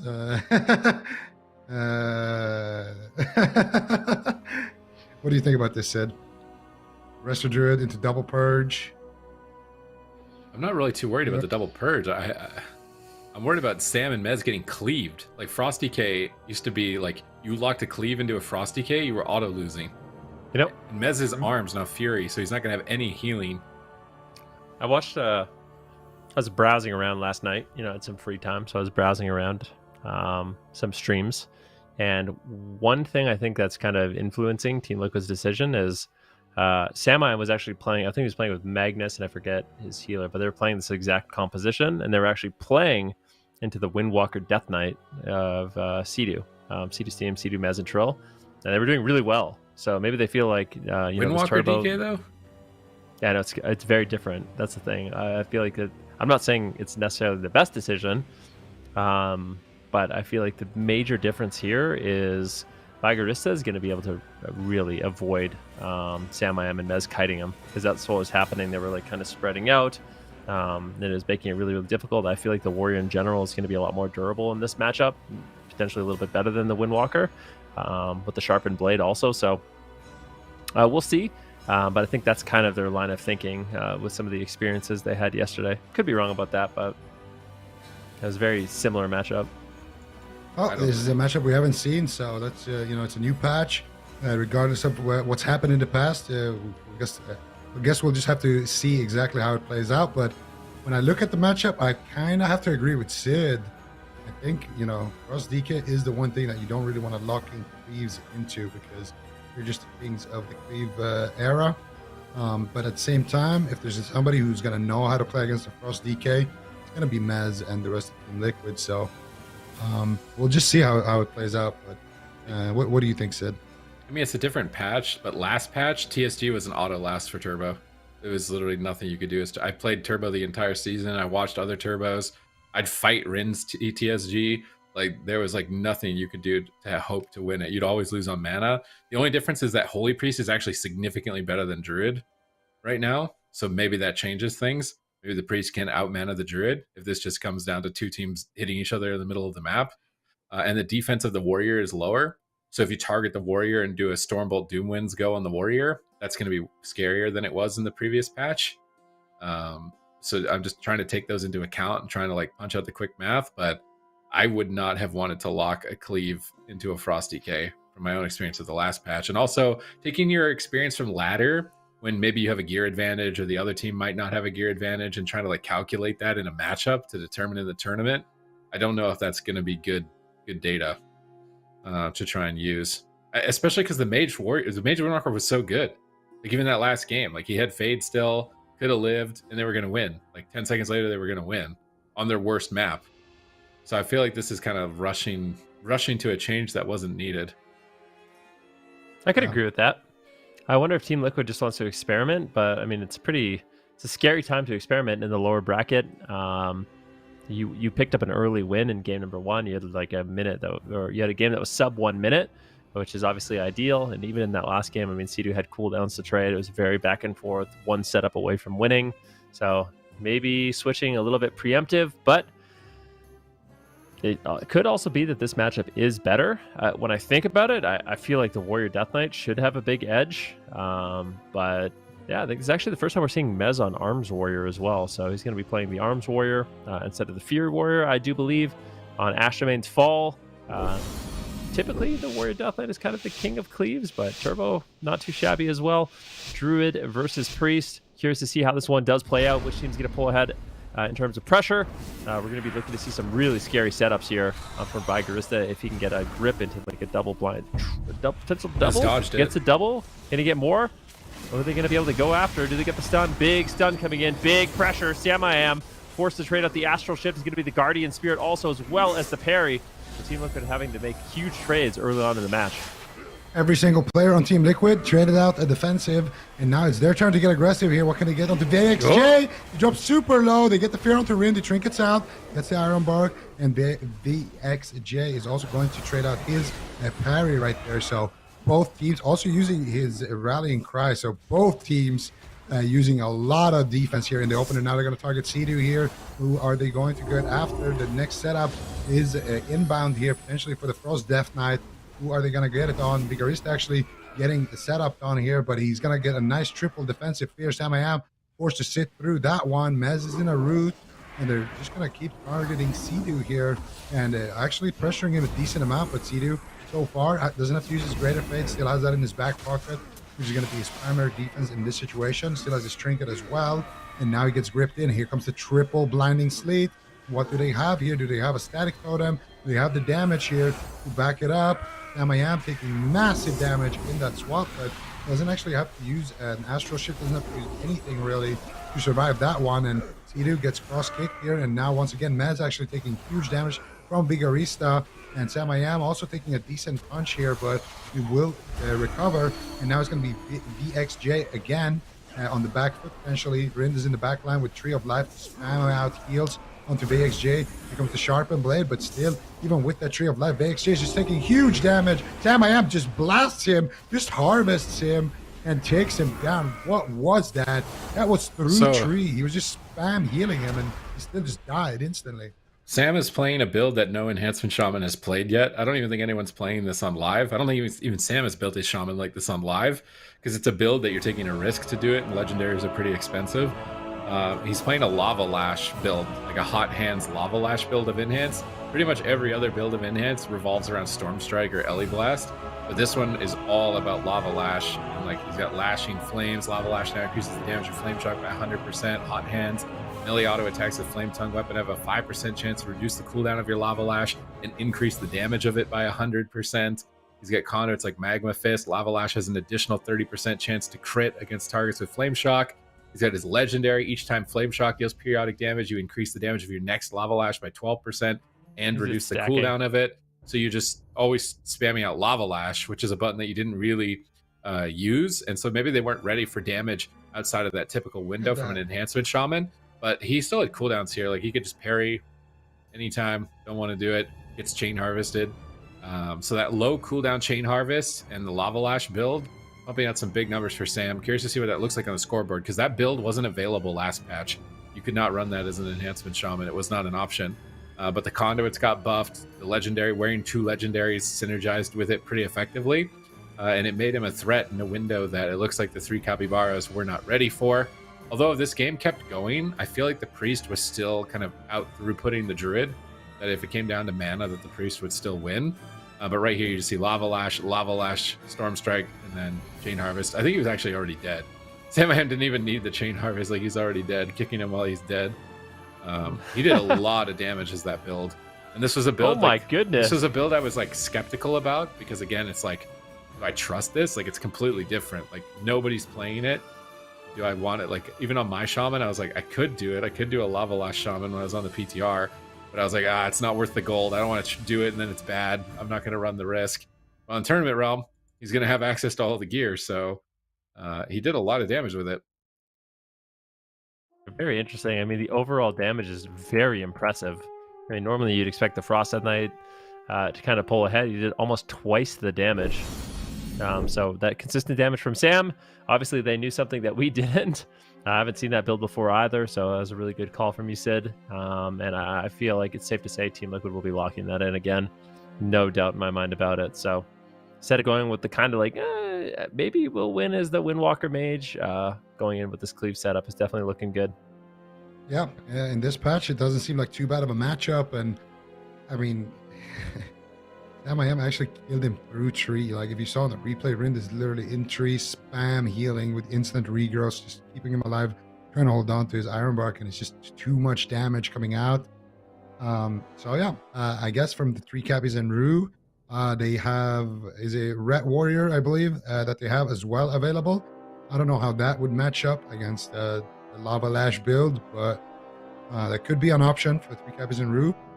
Tolveron Arena, great map for Windwalker Mage, great map for a lot of things. In Liquid, they have a lot of different comp options. They prepared a lot of different comps. So, and you know, it's an elimination series as well. So they got 3 Cappies and Rue on match point. They want to knock them out here before things get too dicey. And they are going to go with the Windwalker Mage. I think it's not a bad pick, to be honest. I still like I liked what they did in the last game, but all things considered, you don't know what you're actually blind picking the enhancement into. And I think just safer, you just go with the Windwalker Mage. It was a close game, and that was on hook point. Like on Colville Arena, you're going to have an even better time against the TSG if you get that same matchup. And if they do go with like a Rat Warrior, I would much rather play Windwalker Mage into that as well. So I think Team Liquid playing it safe here, and then they can always fall back on that Lava Lash build if it goes to a game number 5. I think they're avoiding Rat Warrior is what it comes down to. Like, they don't want to play Turbo into Rat Warrior, because that is the other composition that they have available. So as a blind pick, now that everything kind of makes sense, as a blind pick, they have to go with the Windwalker Fire Mage. And then if they know they're going into the TSG, then they can 100% pick the Turbo. So I think that's how this will likely play out. But I feel like Liquid can still close this out. Really close game.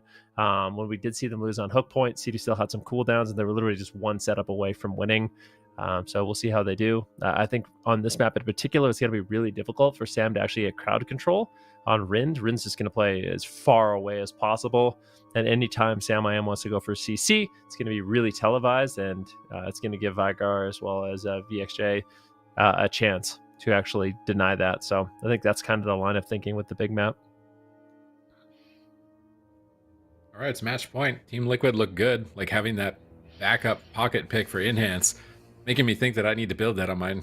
I might try the Lava Lash build on my Shaman. Like I had serious considerations for it, but it was like I'd rather pick the safe build. And this is what I wanted to say about 9.2 is I feel like there are builds that people haven't gotten to explore because they might be risky and they don't want to like invest their double legendaries into it at the start of the patch when they know there's other builds that are successful.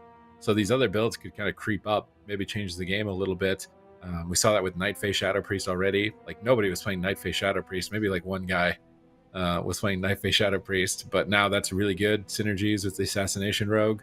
And I'm curious just to see how with every week there's like a new build that pops up, new spec comes back in, and see how it plays out. But here on Tolvaron Arena, it's going to be tough, I think, for the 3 CAPYBARAS. Like they killed Sea-Doo in that one game, but he still had options. It was their best map. This is their worst map. Are those options going to present themselves again?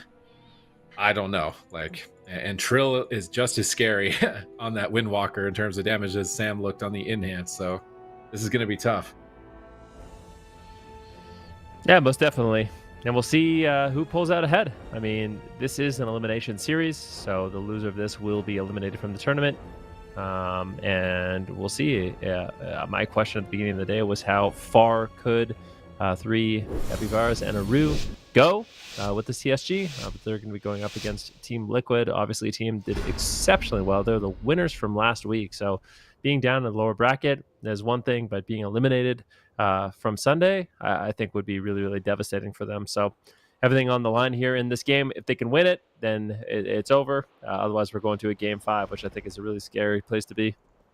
Absolutely. And in games 5s, anything can happen. But first of all, we need to get there.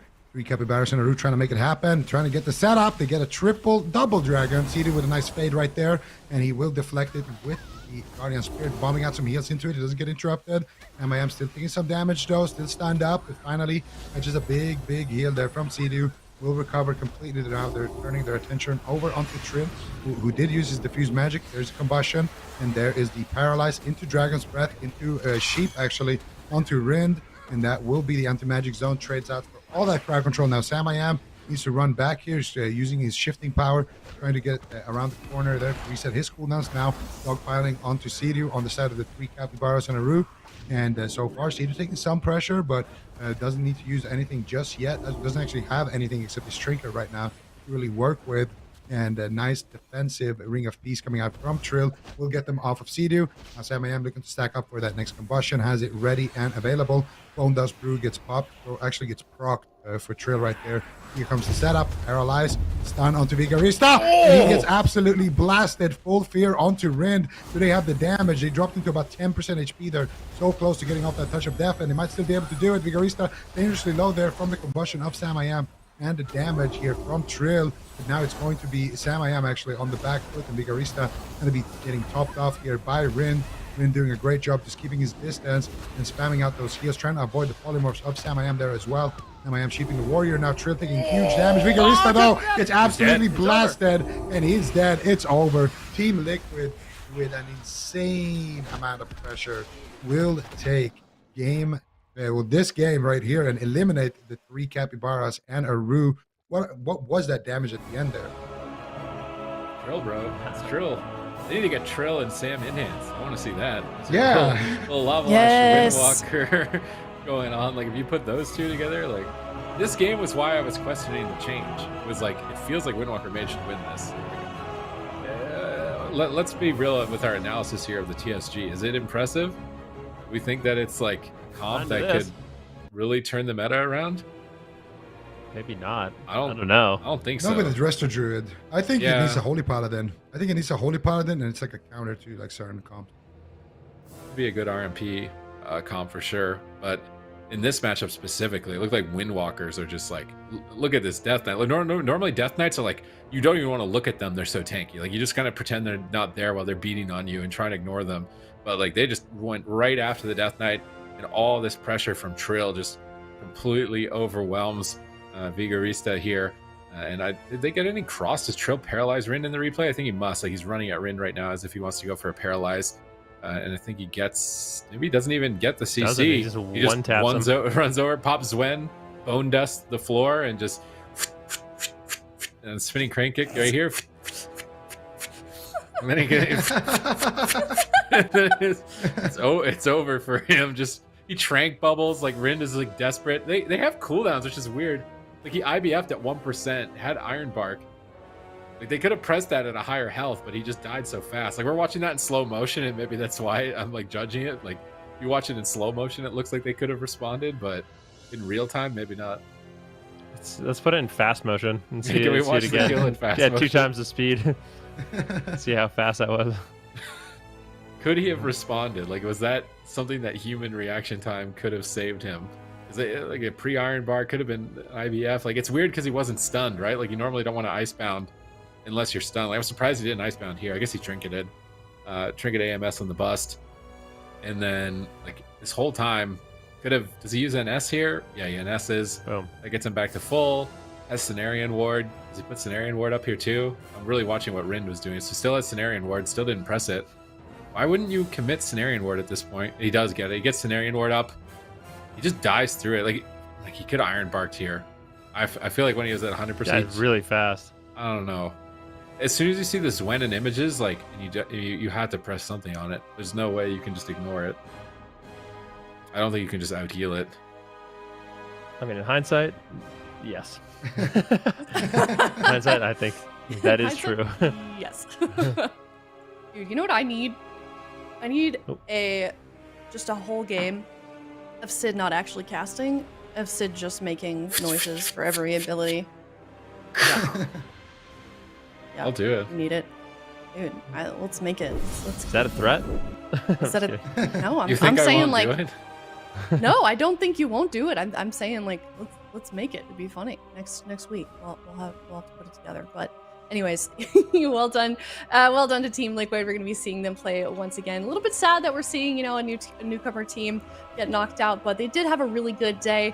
Anyways, they were able to send a team out of the tournament themselves, and they did get one game off of Team Liquid, which is definitely something to brag about. But Team Liquid obviously looking solid. Now we're going to be moving on to our very last matchup of the day. It's going to be yet another elimination round. It's between two teams that I'm sure a lot of people don't want to see go home for either one of them. It's Golden Guardians facing off against Cloud9. Both of these teams kind of having a little bit of difficulty finding their stride. Cloud9, they switched up half their roster, and now they have Chun-Li and Flop instead of Chanimals and Snuts. And then on the other hand, you've got Golden Guardians, kind of always have some kind a problem just finding the comp that they want to play. I was talking with Jellybeans a little bit earlier on. He says that he is excited that he does get to play a little bit more because we know that Hunters are really solid this year.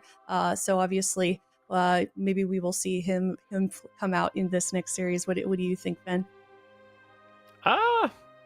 It's possible. I'm going with you for sure. now for the weird predictions. I don't even think this is a weird prediction. I mean, I feel like Cloud9 in general has kind of struggled into the Assassination Rogues. When I think about their compositions, Assassination Rogue has been pretty solid into them. So I wouldn't be surprised if we see, a Shadow Priest Assassination coming in from Golden Guardians in game number 1. But they could also bring in Jellybeans, maybe throw in some curveballs with Thug Cleave. The Outlaw Thug Cleave would be really, really awesome to see. So I think there is hope we see Jelly in this one. Okay, well, stick around. We're going to head to a break. When we come back, one of these teams is going home, Golden Guardians or Cloud9. Who's it going to be? Stick around to find out.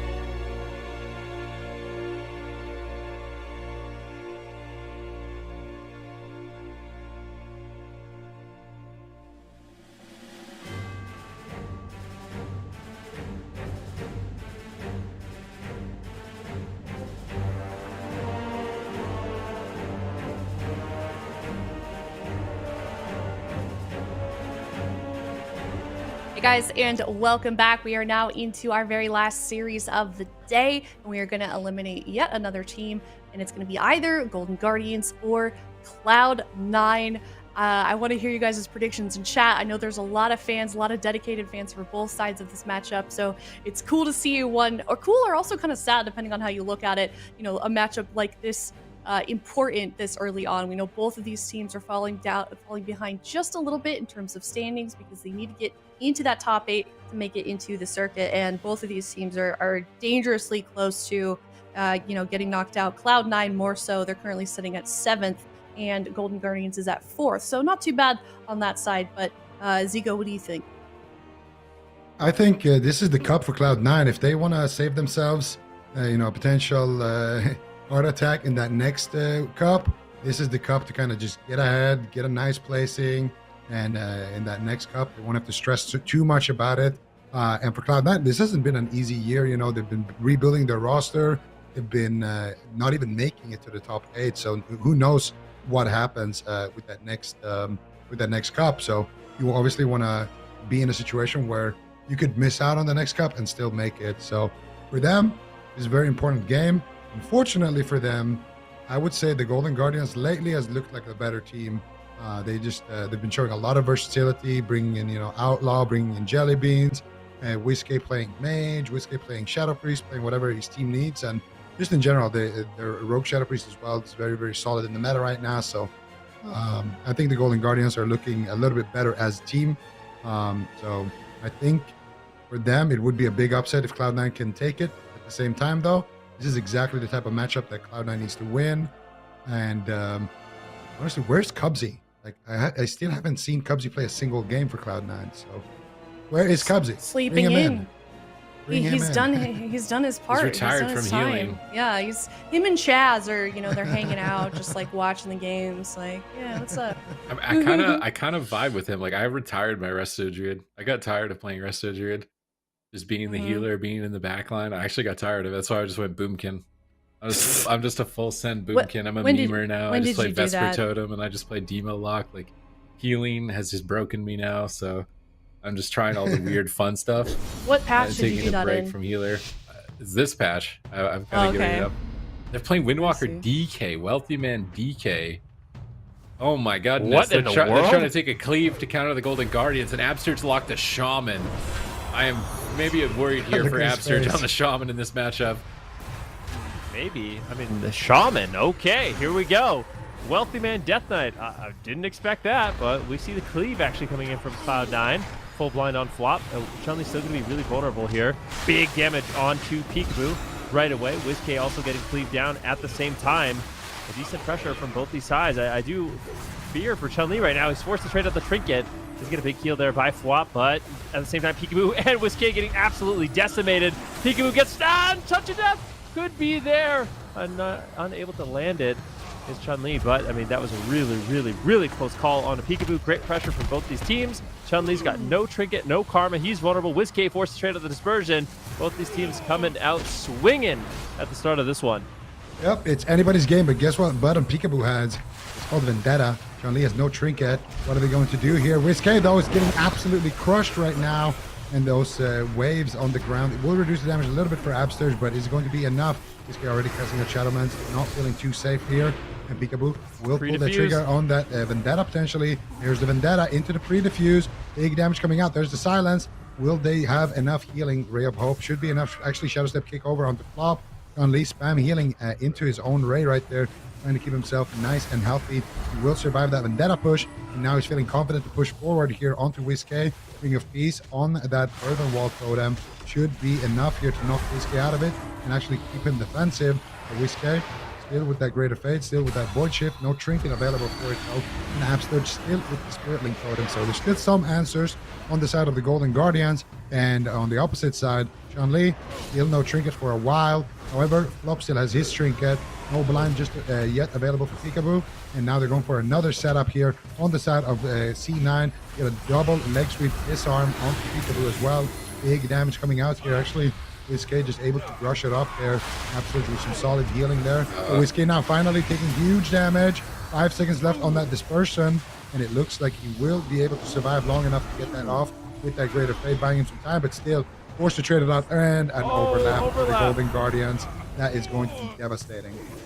And offensively, they're not really getting too much done here. Chun-Li's going to have options. They try and chunk him down here. Maybe this is their last-ditch effort with Vendetta to take out Chun-Li. Can Peekaboo take him down? Chun-Li gets topped off. Look at the whole team of the Golden Guardians. They're getting shredded. They're getting blended. They've got almost nothing. Abster's Trinket drops the link, tries to do what he can. Void Shift has already been blown through, and I'm not sure if WizK can survive at this point. He's hovering at 20% health. Chun-Li all over him. Grapple weapon on Peekaboo. Abster's at 10%. 0 mana for Abster. This is why I was questioning the Shaman at the start of this. He is struggling just to keep his team alive right now, pulling through and managing to stay alive a little bit longer. Desperation mind control. Peekaboo is trying to set up here, but Vendetta's 38 seconds away. And Peekaboo managed to keep his team going to that next Vendetta. They have to win with it. They could win with it. There's no Guardian Spirit. There's no Trinket on Chun-Li. They need to stay alive. 5 more seconds. Can they stay alive? WizK at 20%. Greater Fade. Just a little bit longer. WizK, there's a light at the end of the tunnel, and that is the Vendetta of Peekaboo. Can they make it out of the tunnel here? Double leg sweep.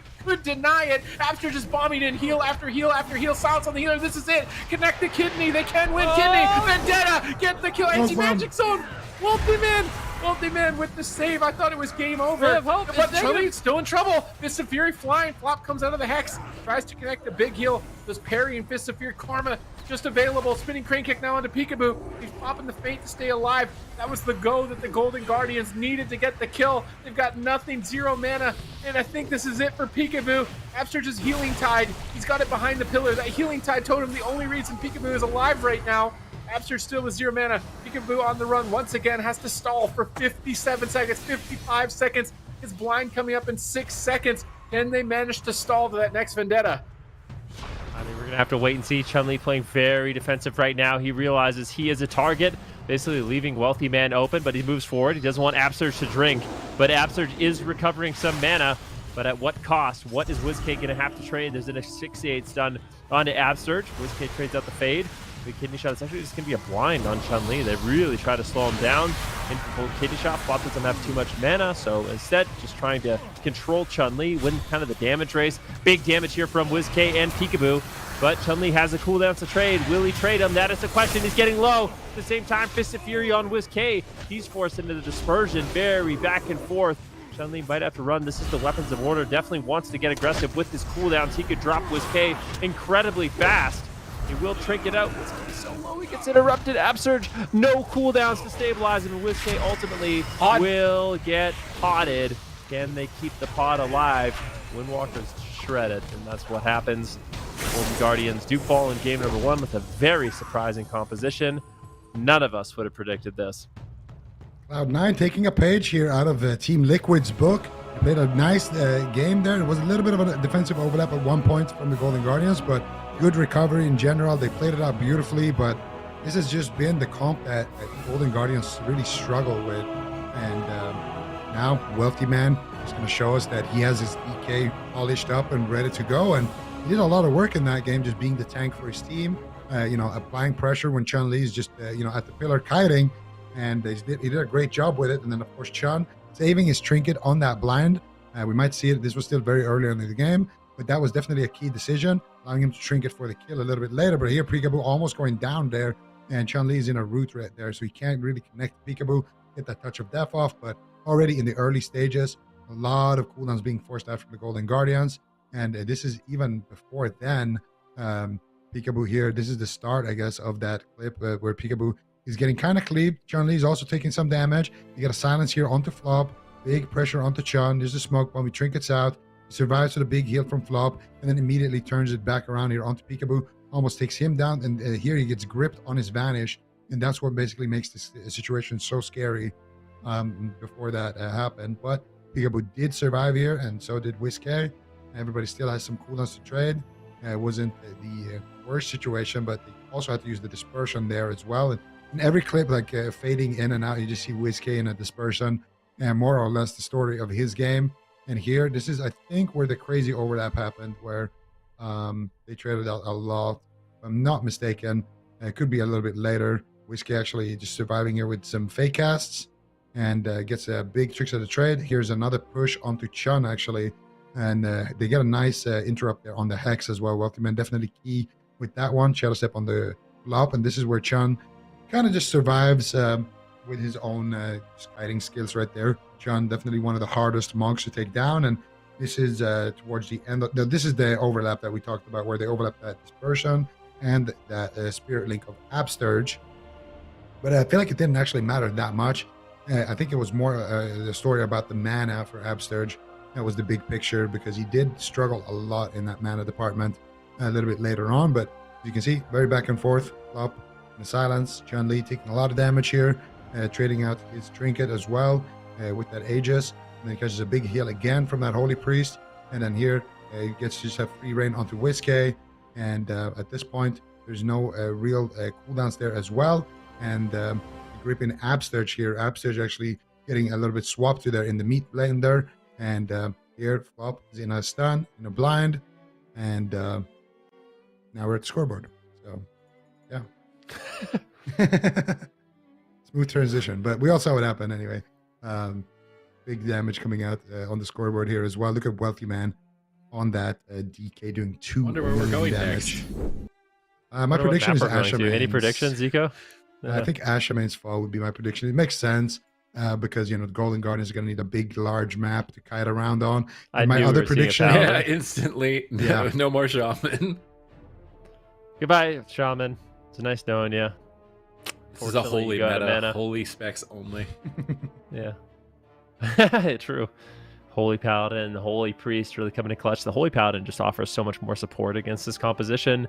You can play much more aggressive as well. So you're going to be able to utilize that freedom, the Blessing of Protection, as well as you're going to be able to use Blessing of Protection offensively if you really need to on the Karma, making the game a lot less stable for Chun-Li. So I think switching over, definitely the move, and we'll see if they can pick up a game win in this match number 2. All right, let's see if they can do it. It's Cloud9 versus Golden Guardians. Match number 2, Cloud9 coming in with a nice little counter pick, but Absterge bringing out his Holy Paladin, which he has been playing a lot today. And let's see if he can make it work. Immediate Vendetta coming out here onto Chun-Li. Ooh, defensive overlap there. Wealthy Man using the zone, flop using that trinket and that Guardian Spirit. So it's going to be a big value on that first Vendetta, and that is, you know, the type of place that Golden Guardians can thrive on. They can just ride that momentum now with that next Vendetta coming up very early, but still a big swap here to Whiskey. He's going to trinket out immediately. Peekaboo also now using his trinket, so they do get 2 trinkets back on the side of C9. Not a bad opener so far for both teams. Let's see who pulls ahead, Sid. Yeah, right now I feel like it's Cloud9 getting the Shadow Priest trinket and the Rogue trinket means that they're both targets that they can go after in a leg sweep or a chastise. Peekaboo getting Ring of Peace away, but now Shadow stepping over for the kidney shot. Is he going to pop Vendetta here?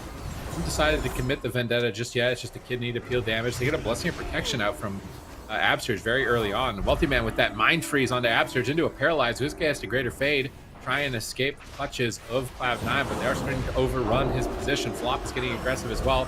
Is he going to be able to get a fear? Never mind, repositioning away. Whiskey's trying to chase him away.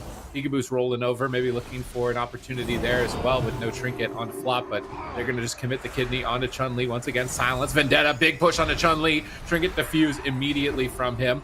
He's not going to be going down. Maybe unnecessary to use the Kyrian Vial there on top of all of that.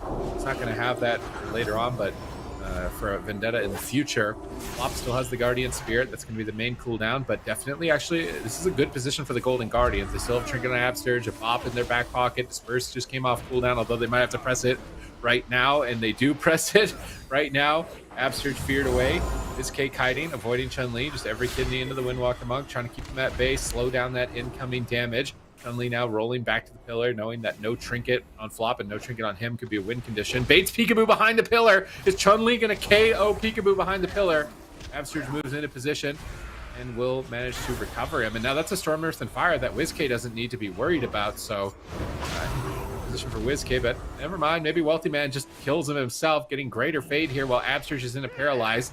Now no Greater Fade, no Disperse. Is Absterge going to be able to save him? Here comes another Vendetta onto Chun-Li. He's getting cut down, mowed down by Peekaboo's pressure as Chun-Li ports behind the pillar. Ring of Pieces, Peekaboo's reconnection away. Whiskey's trying to escape Wealthy Man's clutches. Wealthy Man is just owning Whiskey at the moment, gripping Absterge and him around as he is on the run in that Soul Shape. This is a speedy spider as he is going to be line of sighting here at the pillar, trying to avoid the reconnect and stalling for another Vendetta from Peekaboo. Yeah, Wealthy Man will eventually reconnect, and Chun-Li can't really get to WizK right now. WizK's doing a great job making a lot of space, and that's basically forcing Chun-Li to just use his images on WizK, but that might be enough. Absurge almost dying through the sacrifice damage. The damage from Cloud9 is absolutely ludicrous. Absurge gets caught into a leg sweep. A nice grip there by WizK, frees him from any more pressure. But Chun-Li actually did something really, really nice there. He couldn't actually get to WizK, so he just put his images and then attacked Peekaboo. That's where a lot of that pressure stemmed from with Wealthy Man. Kidney shot now into Chun-Li. A nice little attempt here. We have Chun-Li's Trinket coming up in just a few seconds. He portals into the middle of the map trying to cross, but didn't put his portal in the right spot. An unusual mistake there by Chun-Li, and it might actually end up costing him. He's got the Diffuse Magic. Flop connects the Guardian and the huge heal. Close call. Now with that Transcendence in a safe position, Chun-Li should be able to push forward, but he doesn't really have anything to pair with his Trinket. It's actually really scary. This next Vendetta could just kill Chun-Li. Trinket's out of it, but there's not too many cooldowns to use. The Ray of Hope could potentially be negative. Let's see how much damage they actually do have. Chun-Li using the Fist of Fury, trying to avoid the damage. Wealthy Man just still on top of WizK. If we look at mana, actually it is Absurge who is ahead, which is a bit unexpected here. And Golden Guardians might be solidifying a lead in this match. Yeah, Chun-Li still on the run here. I used his Touch of Karma right there. Peekaboo relentlessly chasing him down. This is what you love to see from an Acerog. Just never, ever let go. Nice soul shape there. You avoid that Ring of Peace knocking him back, but Chun-Li with an equally nice teleport. And here comes the Fist of Fury. And guess what? After that, unless there's a grapple weapon, there's going to be a kidney. There it is. Oh, kidney shot. Here comes the damage. Vendetta gets popped. There is the anti-magic zone. Do they have enough? Can he get something on the flop? It doesn't look like it. Chun will get absolutely blasted. Golden Guardians take one back and put a point on the board. We have a series here, ladies and gentlemen. That's where I think like splitting up your Kyrian Vial. I feel like using a Diffuse on a Vendetta and like using your Kyrian Vial on a separate one from your Diffuse might be better. Especially because I think he was actually able to get away at the same time when he popped that. But Vendetta is always so much damage that you want to respect it. But anti-magic zone, not enough. Peekaboo is going to cut through it. Golden Guardians put a point on the board. Now that Absurge is on that Paladin, I wonder if they're worried about Windwalker Mage if they're playing Pally Shadow Priest Rogue. Like, they must have been expecting Windwalker Mage. That's almost exclusively what we've seen from Cloud9. So that's the only logic I could see for Absurge picking Shaman. They're expecting Mage Lock. Really? Mm-hmm. They've been playing on the ladder more than anything. I swear. Playing non-stop. Even a Shaman into Mage Lock doesn't even sound super fantastic just because of that Trinket. Are you just going to immune to CC after every single one? I'm interested to see if Cloud9 lock a Mage Lock because that'll confirm whether or not that's what they were really worried about, was a Mage Lock pick. But I do like that they picked a big map. So if they are worried about Mage Lock, one of the big maps is now out of the way for them. Chun-Li had some really amazing maneuvers in this game to try and avoid Peekaboo, but ultimately Peekaboo just stayed on target. You know, that's why he's running the assassination. Here comes the Vendetta. They grip him, and they just cut through the zone. Anti-magic zone, not nearly enough to stop the damage here while Flop is silenced. He gets a leg sweep in desperation, but yeah, Flop is just no maybe he had a Serenity actually right there. Yeah, he had a Serenity. Maybe he could have saved him in that position, but Peekaboo is pumping out the numbers, trying to keep his team alive in the tournament here. And that's kind of the situation here with Shadow Priest Rogue, is like you got like Ricky Bobby Peekaboo, and then you got what's his friend? How am I forgetting his friend's name? The shake and bake strat, where like he rides behind him the whole game and then shoots past him, the slingshot strat. That's like Peekaboo and WizK. Like Peekaboo's riding behind WizK as he's resetting his Vendettas and then presses Vendetta and jumps out into the lead. That's kind of the role of the Shadow Priest, is the Ricky Bobby and his friend synergy. In this composition, like WizK never really ever gets to win the game. He's just there always just shooting Peekaboo into the goal line. But it works for them. And I think that's the power of the Shadow Priest Rogue right now, is just the synergy and utility from the Shadow Priest buffing the Rogue. Cab driver WizK. He's giving him a lift. Poor guy. Yeah. I don't know. I mean, this is crazy. We're going to Empyrean Domain, so I feel like if we see a Paladin from Absurge, it's going to be Mage Lock imminent. I would be willing, I'd be willing to, handshake wager on this one that Cloud9 will be playing Mage Lock.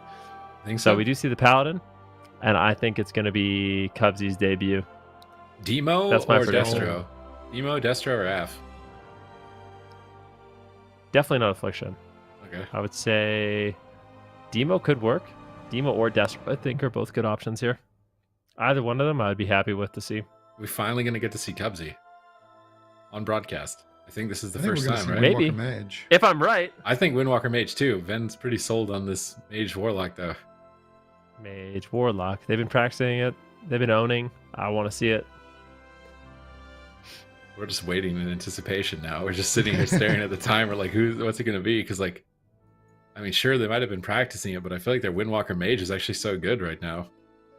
Wealthy Man and Chun-Li is performing really good with that. So I would be surprised. But this is a good map for it. A really good map. Small pillar, cleave down all 3 targets. Not a lot of interrupts or disruption. Play the tank mage build maybe.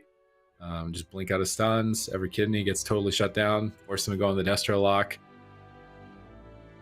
It would be good, but I just don't know how prepared they are. Maybe they're debating it. So maybe they're considering. Sorry? would the Mage Warlock be with Cubsy on lock? Yeah. I know. That's why Yes. that's why I'm not sure 100% on They do well. on them locking You guys it in. don't believe, but they do well. I believe, but do I believe that they can lock it in into Golden Guardians and win? I mean, Yes. I'm skeptic. We'll see it. Windwalker Oh, Mage. It's going to be Windwalker Mage. Points for us. Ben's not getting a sticker. It's okay. Ben went with the brave prediction. I like it. But we're not Is that gonna what we see call Cubsy. think those it's types that of brave. I don't- predictions now? The brave predictions? When I would say weird comps, you would just say I'm being crazy, but okay. I see. Now we're labeling it to brave. He's just trying to be nice to me. Get I'm some just euphemism trying to be going here. A little favoritism going on here on the desk, but I mean, can you blame me? We spent a lot of time as roommates, and you know, I like you too, but it was a brave prediction. Okay, Okay. we went I for don't the even think safe. it's Like that we brave. went, we went for the safe prediction. Like what has Cloud9 always played? That's what we went. Yeah. You changed, Super T. So let's just say that. You used Yeah, to be, you used to be bold. fun, You used to Super come in T's. with bold predictions. I used to be fun. Now I'm just the Yeah. Used to meta. be Now I just fun. What happened? just- Yeah. That's not the meta pick. That's not the comp that's picked all of the time. Why are they picking that? That makes no sense. There's no room for fun anymore. The tournaments are starting. now it's time to get serious. You got to play what you got prepared. You got to bring in the best options. No time for games, ironically, in a video game. This is probably still a good pick from Cloud9. I'm not too unhappy about it, but I still do worry for Chun-Li a little bit. I mean, one thing we did see earlier from Cloud9 that really actually impressed me, and I think is going to be super important for them to beat Rogue Mage, is to protect Chun-Li, and that's exactly what they did. So anytime we saw, was it Calvish? I do believe. Anytime it was Calvish, who was it? Wasn't Calvish? Was it Calvish? Who are they just playing against? The Assassination Rogue. Anytime Chun-Li got stunned, anyways, anytime Chun-Li got stunned, Wealthy Man was there to back him up.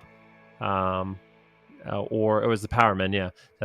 Anytime Chun-Li got stunned, Wealthy Man was there to back him up with Dragon's Breath and Polymorphs, or it was Flop with an immediate stun. And I think that's going to be crucial. If they can deny the kidney shots on Chun-Li, it's going to really limit the pressure, because I feel like that's the only time in the game where the Assassination Rogue is going to outtrade the Windwalker Monk. So if you can protect him during the kidney shot, that's when I think Cloud9 is really going to excel and kind of develop momentum. All right, let's do a prediction, real fast. What do you got in this? Not in the series, just in this game. Done. In this game, Mhm.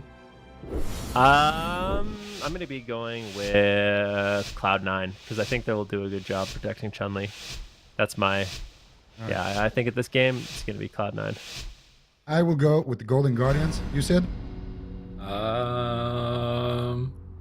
I'm kind of on the Golden Guardian side, I think, right now. I feel like Peekaboo is just looking really good. Like, he is carrying with these Vendettas, getting pressure out, getting these timings, keeping Chun-Li on the back foot, not letting that Windwalker disruption really get to him. Already pulling the trigger immediately on his first Vendetta. Chun-Li going to get pulled back to the pillar, though. Can't connect whatsoever. Trying to swap over to Wealthy Man with that Psy Fiend to pressure the grip, but he's not able to. Oh, Soul Shape from Peekaboo to avoid the Ring of Frost. Ultimately gets caught in a Polymorph. WizK trading the Trinket during this initial burst of combustion and Zwem, but they're swapping to Peekaboo. He pre-ages his Chastise swap to himself. Nice read by Peekaboo. It's these types of plays that are kind of leaning me towards the Golden Guardians for this one.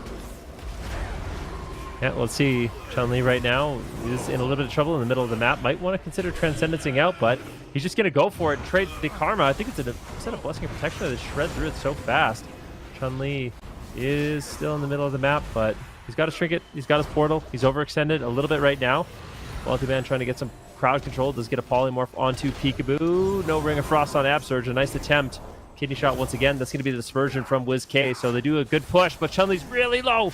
Very far off his portal as well. He's going to dispel himself and decide to trade out that Aegis. So the Aegis will be traded by Chun-Li, and he'll continue pushing forward. But I really feel like he needs to put his portal in a safer position.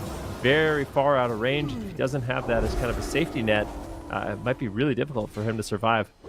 Oh, and here comes Kidney Shot. Peekaboo has the smoke bomb as well. Doesn't pull the trigger, though. Nice grip there by Flop onto Chun-Li. Now looking to get aggressive. Paralyzed onto WizK. Do they have any follow-up damage? They actually rolls back there with a crackling Jade Lightning onto Peekaboo, stopping that re-stealth. Beautifully done there by Chun. And now double Dragon's Breath. Can they get the sheep? Ultimate gets Shadow Step kicked here by Peekaboo. Going to protect his team from that cross crowd control situation. Now looking to make his way back onto Chun. He's got the combo points here built up from sitting onto Wealthy Man. Wealthy Man, though, secures a sheep onto Peekaboo, gets dispelled. Big damage onto WizK. He gets caught up in the Chastise stun. Big Kidney Shot, though, onto Chun-Li. Look at that pre-grapple, though, by Chun-Li.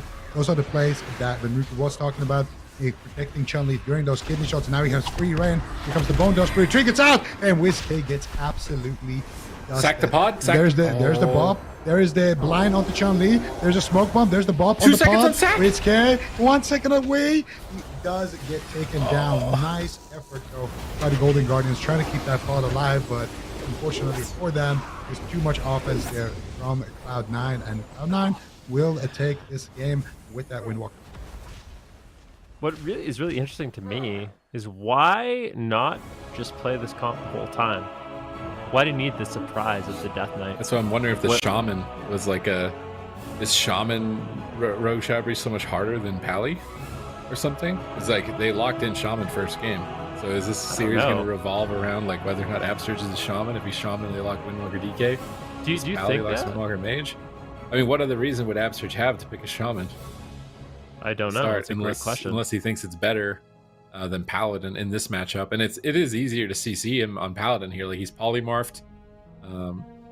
What could he have really done in this position? Like he sacrificed to come out. They have Void Shift, but he has no trinket. He actually kind of lines him awkwardly. Like he's trying to line Wealthy Man, I guess. But he's also lining Absturge, and then Chun-Li just trinket kills him. How are you supposed to expect that either? Like Chun-Li is like dead the whole game, and he used his trinket aggressively. Like it's normally very rare. They actually blind Chun-Li. What could Absurge have done to say that he bops the pod? Sack comes up in literally like 2 seconds. Is it up right now? No, it's literally as it dies. Oh my god, it's literally as it dies. Like, he could have saved it, and then Chun-Li threw his trinket aggressively. If he actually managed to get the stack on the pod or Void Shift off during that setup, I feel like Chun-Li was just about to die. So it's a really unfortunate position here. And I think I understand why WizK goes around the corner. It's because he's trying to line Wealthy Man. But it's never Wealthy Man, dude. You remember that one game where Wealthy Man was casting a sheep while Chun-Li just soloed the target? Like it's really never Wealthy Man that you need to be worried about. Maybe being in line of Absurge so that he could trinket bop this, like right here. But that trinket on aggressively, I think that was just what was unexpected. WizK was banking on being able to just fear the images, line the mage, but when you trinket as a Windwalker, it trinkets your images as well. So I don't think they were expecting the aggro trinket with how much they were going after Chun-Li, and that banked them the win with like 1 second away from not getting it. That's a long. I guess it's in slow motion. I was like, dang, that pod lasted forever. Like I swear, sometimes pod feels like they res instantly, and sometimes it takes forever. You know, it feels like an eternity. I don't know if there's some sort of like variability there, but I don't think so. I think the thing is on this map, it's not that sunny, so the pod doesn't grow. But if it's like total dim, the pod is just. What do you mean not that sunny? Look this how is bright the most it is. sunny map. Yeah, but it's not sun. Look, it's snowing on the map, man. It's literally snowing. Is that snow? It's not snow. That's water.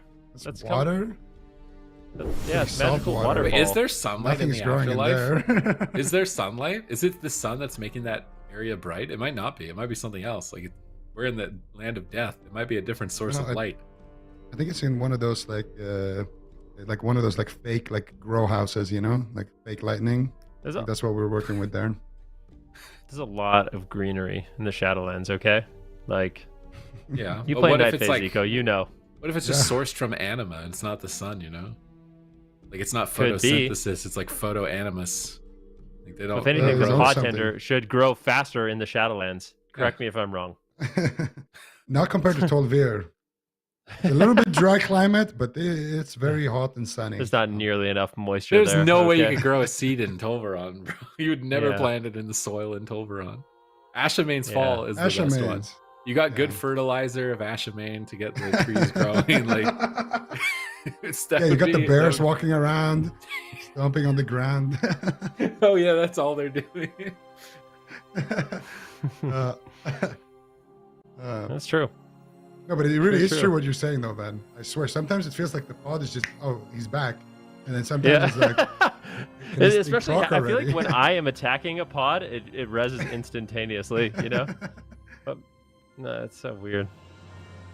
But yeah, Golden Guardians, I don't know. I guess we'll see. If Absurge locks Shaman, then he thinks it's good into the Windwalker Mage. I think that's what we're going to be seeing. What about Hunter? And maybe he will do it. Hunter Rogue? I want to see the Outlaw. Just bring it in, Peekaboo. You never Why not lose with just double Outlaw. Priest? Just Outlaw. Why not just Holy Priest, Shadow Priest? Why not just Outlaw? What happens if you do double Night Fae Priest on a Vendetta? Yeah. Wait a minute, While like it's you kicking. could literally like one priest instant resets it and then he uses it and then the other priest instant resets it. I swear, these are the things like sometimes players might not try, but they should. They really should, because that could be insane. I mean, you have like Oh, Outlaw! I called it. Like, I called you it, called dude. it. I called it. Hunter Rogue. What do you mean? I called it. I was the called one that it. said it. Where's the replay? We need a replay. Who said outlaw? I said What? it. I said Outlaw like 5 times. I swear I said why outlaw though? too. We could just Outlaw. All right. I don't know. I think I said it. Just all try I to definitely didn't say it. I just wanted to join in. I didn't say it at all. Just wanted to chime Just in. wanted to be a part. Jelly Beans is coming off the bench here. Is this? I feel like we've watched so many games with how intense these games are. This is game 3, right? We're 1-1, or is this 2-1 now? I think it's 2-1. 2-1. So 2-1 Cloud9. Jelly Beans on match point getting tagged in here. This is the last series today too, huh? Like This could be the last game of the day. there's a lot of Dang. pressure on Jelly Beans, man. He's just been sitting in the back, chilling. Like, great job, team. Nice vendettas, Peekaboo. Good work. Love that rogue mage. You guys are doing stellar. Wait, you want me to play? It's match point. What are you doing to me? Like, gotta pull him off the bench. Like, he's just been sitting there waiting. Hopefully they're coming in hot, because I still think a Windwalker could dust a Hunter here. Hunter really tough to survive if you're locked down and stunned, so Flop and Chun-Li are coordinating those together. Fortunately, Peekaboo is going to be pretty durable. I kind of doubt that he's going to be a target, so it's going to just be all about protecting Jelly Beans and also assisting Absturge if they swap to Absturge. But again, a matchup we don't see very often, if ever. Will the Outlaw Rogue be enough here for Peekaboo? It got them through KAWHI last week. Is it going to get them through Cloud9 this week? Wait, I actually got some intel. It's the intel. I got some intel. Ooh, So you share. apparently, this has to be confirmed, but it comes from a reliable source. I'll say that. So apparently, Pod Tender is a stun, so orcs get out of it 20% faster. What? That's rigged. I don't believe you. That's what they're saying. If you're an We orc, need you get out of the confirmation on pod that. faster. But it 'cause is a it's reliable stun. source, allegedly. Yes. What happens if you allegedly. wear Sefus? Yeah, it could be even You get out of faster. your pod even faster? Hmm. Can you We should holy make a- ward the maybe. seed? Does that just get you out of this? I don't think you could do that. What other CC immunities are there in the game? That seems really weird to me, but Well, you can sack it though. Why can you not holy word it? It's a holy. well, holy ward wouldn't remove existing CC, Yeah. right? I don't. Is Oh, there? yeah. There is True. there. What Can you but here's a sank the question. seed? Ret Paladin Sanctuary? Because that removes stuns. Can you feel sank like a we seed? wouldn't. If it's a stun and it's reduced from stun-related reductions, and Sanctuary reduces stuns, you should be able to sank a seed and get I your feel like guy it's out one of the those seed. things that no one literally has ever tried. Yeah, no one has anyone ever tried? Why would you sank a Blessing seed? Like, why would you ever do that? Just- There's no way that ever happened organically. Like, somebody would have to actually try it. This is not confirmed, by the way. Everyone watching, this is not confirmed. It's Do just not try this at home. speculation. Yeah, do not- Do not Not sank cure a arena and seed. save your Actually- sank for the seed. Actually, can you try it and then let us know how it goes? But we're not responsible for the results, okay? If you lose rating, don't tag us. Don't tag us on Twitter at WoW Esports, and definitely do follow and subscribe to the YouTube channel at Warcraft. For top tier advice like sanking the seed. It's going to be the game-winning play here. But we're waiting for the teams to get in. Golden Guardians can get sent home. This is a good opportunity for Cloud9. Like, they didn't make top 8 last week, and there's a lot of other teams like Novice that are already out. The Powermen are already out. If they can get the Golden Guardians out of here and have a deep run, Cloud9 are kind of securing their spot. And I feel like their Windwalker Mage is looking really good. Like, this could be an elite team in North America. And I love Wealthy Man on the Death Knight as well. Like, he had a great performance on that as the Windwalker DK. So just right now, I think Cloud9's main goal should just be get points. Play what their strongest options are. Right now, Windwalker Mage, I think, is their strongest. Get points with that comp, and then figure out how to get Cubsy into the game when we get to Circuit. Because right now, it seems like they're still not 100% getting him in these matches. It might just be because he's playing like Warrior and Warlock, and Warrior not really the best matchups for the other members on his team. And I've known him from playing a Warrior in the past. I still kind of feel like Warlock is new for him. I don't remember him ever playing a Warlock. So just getting games on him on Warlock in the future will be important. But right now, I feel like their Windwalker Mage has got to be their selling point for getting into the circuit. You don't believe in Cubsy's Warlock, huh? I mean, they don't believe in it. They had the perfect haven't picked matchup. it. Why didn't they lock it in? I feel like everyone just believes in Chun-Li. Like, when I play with Chun-Li, I just believe he's going to win every game. Like, Yeah, of course. Look at it. I don't know what it is. You just believe you can just win no matter what. So I feel like that's why, like, sometimes we see Chun-Li on teams, and even if it seems like there's a better option, they just always play with Chun-Li no matter what. You remember, like, I feel like that's happened so many times in the past where it's like would make way more sense if they weren't just playing like this random comp with Chun-Li and then they do every game. And it's like, all right, well, it's got to be a reason for that. But yeah, I think it'll be an interesting thing for sure to see if they can kind of carry the momentum forward with this composition, because that would be rough for the Golden Guardians if they don't really have an answer for the Windwalker Mage. Then I mean that's something that we will definitely see a team like Liquid utilize against them in the future as well, and maybe some other teams. Yeah, let's see. Golden Guardians bringing in the Outlaw. Let's see if they can get a win with it. They're on match point. This is an elimination series. Cloud9 definitely needs the points a little bit more than the Golden Guardians, but of course the Golden Guardians, they want to deny. Let's see if we can do it here. Gates are open. Who is going to be the target? Peekaboo in stealth, Jellybeans in stealth. Looking for the sap. They get a sap onto Chun-Li. Wealthy Man takes Peekaboo out of stealth though. And Peekaboo already with a gouge there. And now Chun-Li porting out. Looks like he will be the target. Jellybeans trying to door. Oh, unlucky. He doesn't get the door there. Onto flop out of stealth. Trying to remove his Holy Ward with that. Not able to do it. Peekaboo now about to get dusted. Gets gripped and will survive that first assault. No trinkets traded just yet. Oh, the swap back to Jellybeans, man. Damage all over the place. Jellybeans trying to evacuate with that Master's Call, trying to get some pressure going out here onto Chun-Li, but it does seem like the Golden Guardians are the ones who are being pressured in the matchup so far, which can be devastating as they're on match point. No, the Polymorph on Jellybean stopped him from trapping Flop off the stun. Now he's got Holy Ward up. He's going to have to try and Trank Shot RNG that off, but Jellybeans is stunned, getting blasted by Wealthy Man and Chun-Li, disengaging away, feign death, trying to get the kill shots rolling onto Wealthy Man, trying to get those bleeds out as well with the barbed shot, maxing out his damage on Wealthy Man, trying to tear him apart, but Absurge is in a paralyzed, flopping them blind. Who's going to go down first? Grapple weapon onto Peekaboo, trying to hold him at bay, but Jellybeans is moving in, trapping off the blind, fear on the Chun-Li. They've isolated Wealthy Man. Can they take Wealthy Man out here? 2 seconds left on the freezing trap. Oh, but that blink with Blazing Soul is going to give him a huge absorb, as he actually does manage to reconnect here, trying to push him over. Another kidney shot. Good pressure on the Wealthy Man here from Jellybeans. They're going to proc his Cauterize. It's on fire. Peekaboo got gripped on the leg sweep by Absurge, pulling him away from Chun-Li's assault. And this is decent pressure on the Wealthy Man from the Golden Guardians to keep themselves in the series. Yeah, really good pressure on Wealthy Man. He's going to be very afraid. He's actually just throwing out a combustion right now. Going after Jelly Beans. A little bit of that damage is going to be absorbed. Wealthy Man in some trouble. There is a trap on Flop right now. Wealthy Man's on the run.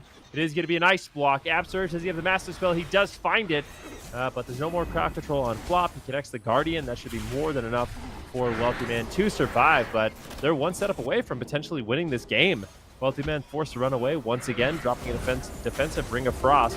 Chumley's going to have to do a really good job healing, but Jelly Beans and Peekaboo have their trinket. They could commit that offensively in one big push.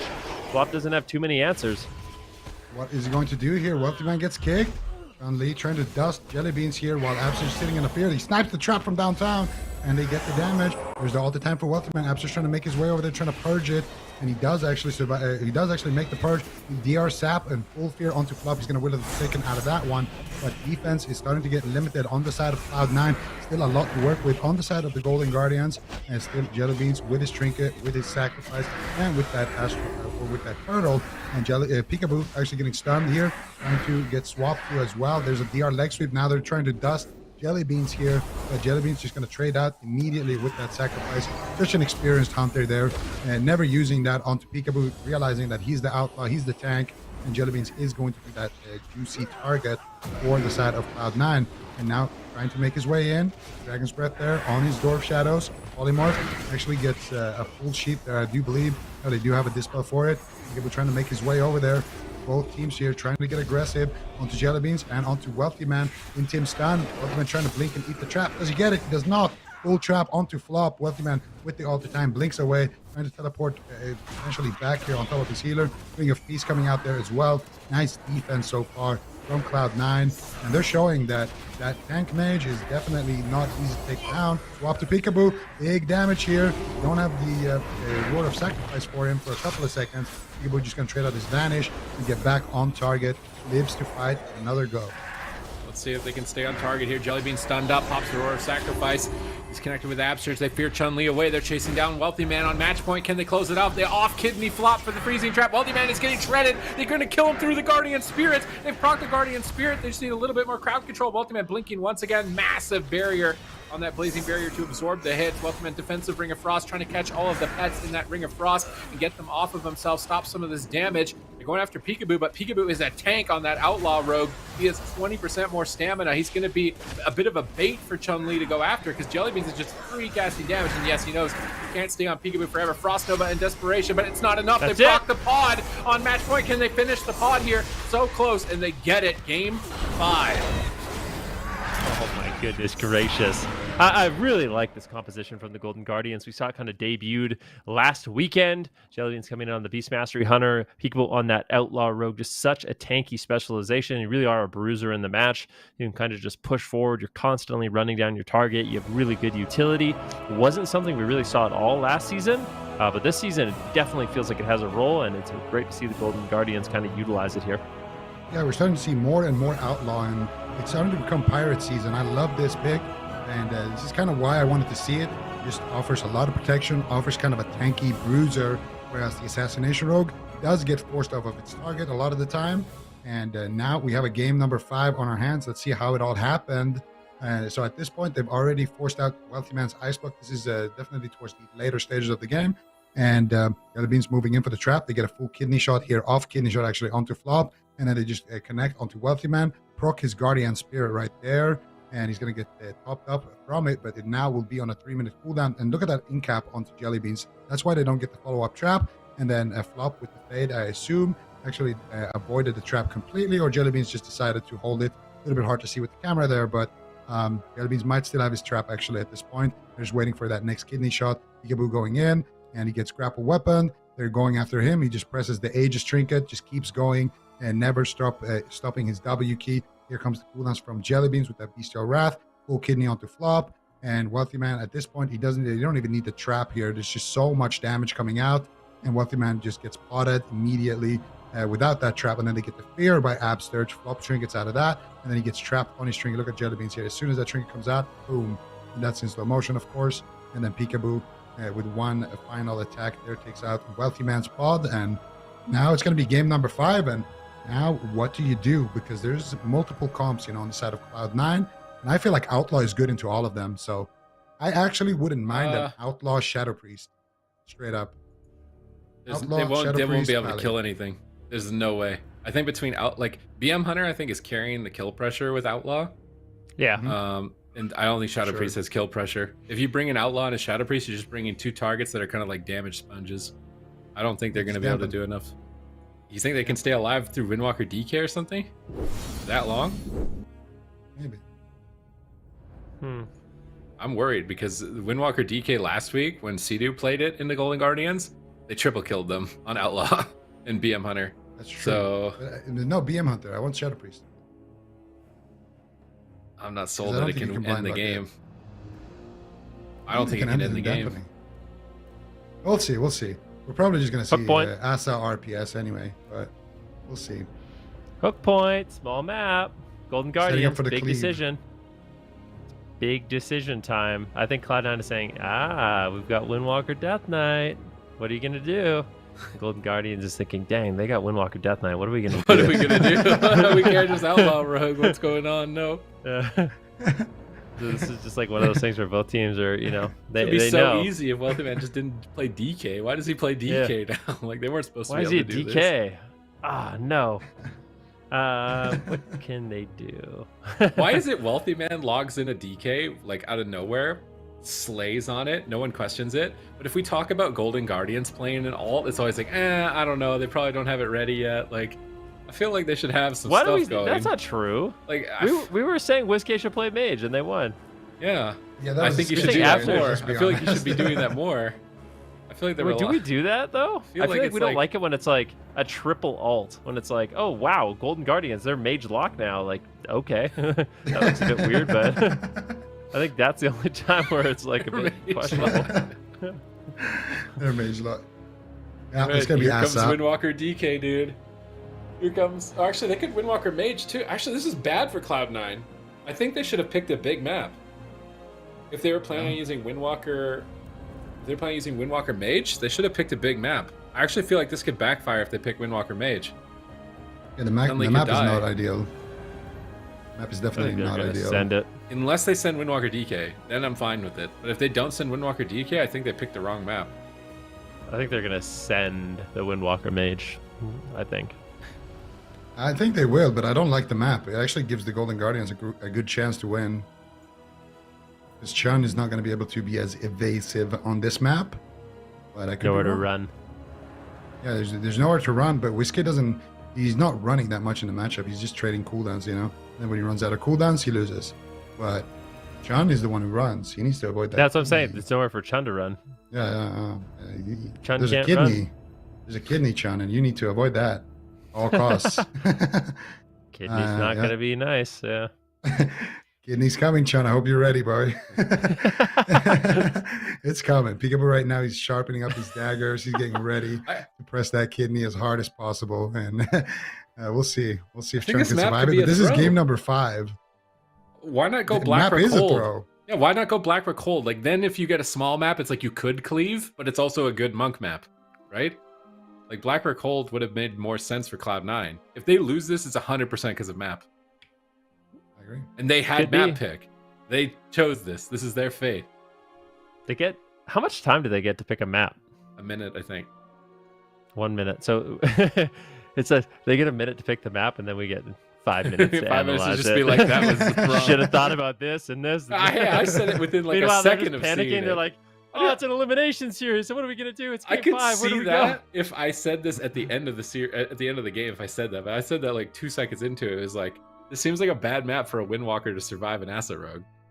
Yeah, It's just not. definitely could be. It's probably the worst map for a Windwalker. So if there was a chance for the Golden Guardians, unless they're gonna play like some super aggro strat, stand on top of Absterge and like CC them the whole game. I think that's exactly what they'll do. That I could think that they could have work been for playing them. pretty aggressive.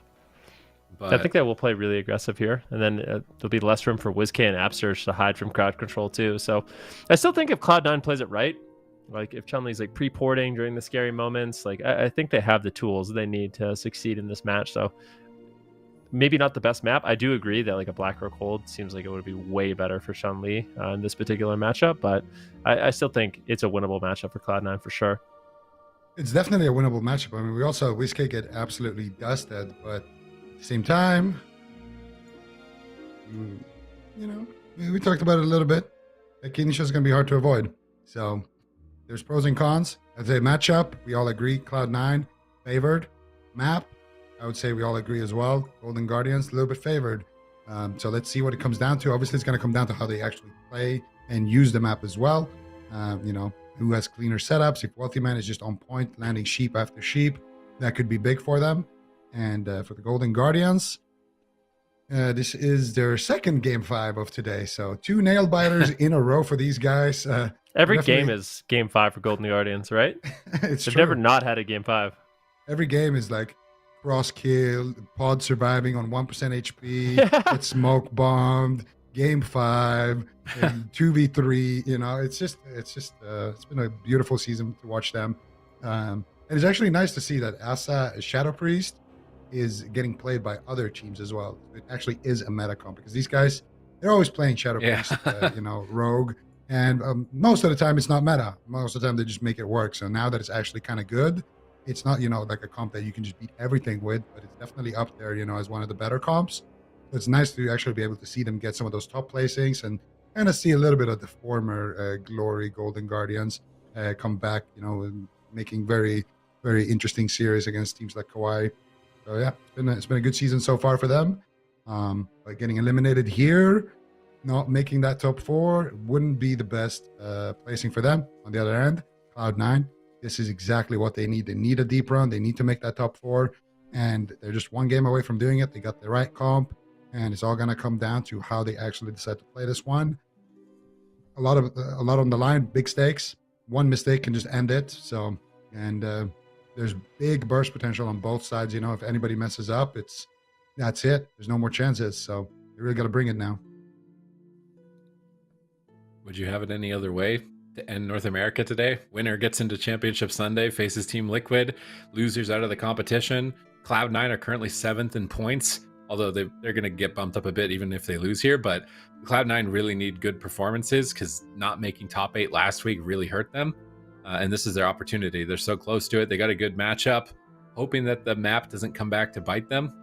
But the Golden Guardians could take it just because the map is decent for them to be able to kill a Windwalker Monk. And they're taking their time here getting into this final game in this final round. All of the pressure is going to be onto Peekaboo for the Golden Guardians to be able to close this game out. All the pressure is going to be onto Chun-Li to just not let himself go down, like put himself in the best positions possible. So those are like the 2 kind of MVP players in this game specifically that I'm looking at. Are they going to be able to navigate it, outdo each other, and who's going to come out on top? I mean, only time will tell. Hook point. Here we go. Game 5. Golden Guardians. Cloud9. Only one will win, and only one will be making it to Championship Sunday tomorrow, and one will be eliminated. I would say, honestly, Cloud9, they need this. They need this really bad. For Golden Guardians, it would be nice, but I feel like they're already in kind of a prime position, so it's not the end of the world. But for Cloud9, if they don't make it, I feel like their chances of getting into the top 8, well, they're definitely losing chances, and it could be really scary for them. So a lot on the line here. This is their map pick. This is their composition pick. Got a lot going for them, but Golden Guardians looking to stand in defiance with their Shadow Priest Rogue. Once again, game 5. Absolutely crazy. Chun-Li in the middle of the map right now, going to have a defensive portal. Now let's see how aggressive that the Cloud9 is able to play at the beginning of this game. Chun-Li's going to be moving forward, going for a leg sweep. Immediate fear by WizK. They're trying to get aggressive here onto Wealthy Man. Really punishing Wealthy Man. Keep in mind, I don't think he is playing the Blink Stun. He's already on fire. It's a nice block. What? This is a crazy opener. Golden Guardians is getting everything from Wealthy Man in the first 5 seconds of the game. That was an insane opener for the Golden Guardians. They take a big lead. 2 5-minute cooldowns immediately used here on that first Vendetta. And guess what? In 40 seconds, Peekaboo has it, but now he's getting swapped to. Here's Combustion. Peekaboo will survive there with the sacrifice from Absterge, taking no chances here in this game 5. Wants to get it done as cleanly as possible. Peekaboo gets disarmed on that blind. Can he find the sap? Will he trinkets for it? Doesn't look like it. No follow-up on that sap. Beautiful disarm there from Chun-Li. Now here comes the Vampiric Touch. Here comes the damage. Everyone is just healing up. Wealthy Man, who is playing that Shimmer, means you don't blink those stuns. He's not playing that Tank Mage, and they know it on the side of Golden Guardians. They just want to punish this immediately, and Wealthy Man, of course, wants to get those sheeps with that Shimmer onto the Holy Paladin, but they can pressure him like this. It's going to be very, very tricky for him to actually get those. Dragon's Breath coming out defensively onto Peekaboo, into a sheep. potential here for a dispel. Upsurge will get it. Line of sighting that mind control from Flop. Beautifully done by Peekaboo. Gets triple DR fear. Here comes the setup though from the Golden Guardians. Wealthyman already on the opposite side of the map. Peekaboo in hot pursuit. Actually uses that soul shift to get a re-stuff. Alter time is up. They could purge it while he's silenced here. Can't teleport back on that mage. And I do believe that they actually did purge it there. We're trying to build up that pressure. Still has the smoke bomb. Still has his vendetta. When is he going to pull the trigger? There is the kidney. He gets gripped on it. And now Peekaboo actually going to be taking some damage from Chun-Li. And he needs to get that big counter pressure in this matchup. That was his bone dust brew trying to dust Peekaboo here potentially, but not finding the damage just yet. Now going to go over back onto Whiskey. This was the combustion of Wealthyman as well. So far, not netting them anything except the Cloak of Shadows. All right, this is a good opener for the Golden Guardians, but they have not been able to connect. Finally, they connect to Wealthyman. Can they close it out in Game 5? Massive pressure onto him. Flop trading out powerful heals onto Wealthyman to keep him alive, and as Wealthyman avoids Peekaboo at all costs, but Chun-Li is going after WizK now, trying to get set up. Polymorphs onto Peekaboo, looking to line up some big hits. WizK line of sighting Wealthyman at the pillar. Curious to see if Chun-Li uses Ring of Peace to bounce him in line of Wealthyman here or not. They're going to fear up Chun-Li and the Zwen, try and get control of those pets. Another kidney shot onto Wealthyman, stun onto Flop. WizK loading up that Void Eruption. Massive damage onto Wealthyman. They purge off the Alter Time. No, he goes back, but he's still very low. Peekaboo gets grappled. Is he going to be able to connect? Can they close it out? It's Game 5 here against Cloud9. Cloud9 really can't afford poor performance here in Cup number 3 if they want to be qualifying into the circuit. There's only one cup left. They need a deep run in this one, but Golden Guardians looking to cut that short. WizK gets stunned up. Abshers is going to bop him out of it. Try and turn it around and get aggressive, but Combustion's rolling for Wealthyman. Is he going to connect enough damage with it? He's trying to just lob it out at WizK, but he's still at the pillar. Peekaboo, line of sighting Polymorph, trying to get dots up while still poking forward slowly but surely. Chasing down Wealthyman. Ice Block comes up in 37 seconds. They need to win with this next Vendetta. Can Peekaboo connect the Vendetta in time? They have Blind as well. Where are they going to put that Blind? I think Grapple was already used as well. They could connect hard here. There's the Grapple onto Peekaboo prior to the Vendetta. Big opportunity for Peekaboo to win the game right here and now. They need Cross CC. He gets Ring of Peace away. Roots on Peekaboo from Chun-Li, trying to hold him away from Wealthyman, trying to buy time for that Ice Block, and Ice Block is now available for Wealthyman. He'll have to be quick with it though, as that Vendetta just erase you. He's interrupted. Kidney. Cloak of Shadows aggressive. Peekaboo is going all in on Wealthyman. Is he going to be able to cut through the Ray? Is he going to be able to cut through the Guardian? And he blocks the negative Ray. And they overlap Trinket. Big overlap right now from Cloud9. If WizK has those Fae Guardians, he can reduce that Vendetta cooldown. This could be GG for Cloud9. I'm really afraid for Wealthyman here. Cloud9's going to have to figure out something. They have no defensive cooldowns left. This next setup could just be the end of the game. Peekaboo gets swapped to a huge hero swap. Can he live touch of death range? Gets void shifted by WizK. Chun-Li now swapping. This could be the miracle moment for Cloud9. WizK pinned against the wall, but I don't think Chun-Li's going to have the damage to take him down just yet, but it does deny the push, and Wealthyman is buying a little bit of time. He does have his Trinket, his Alter Time.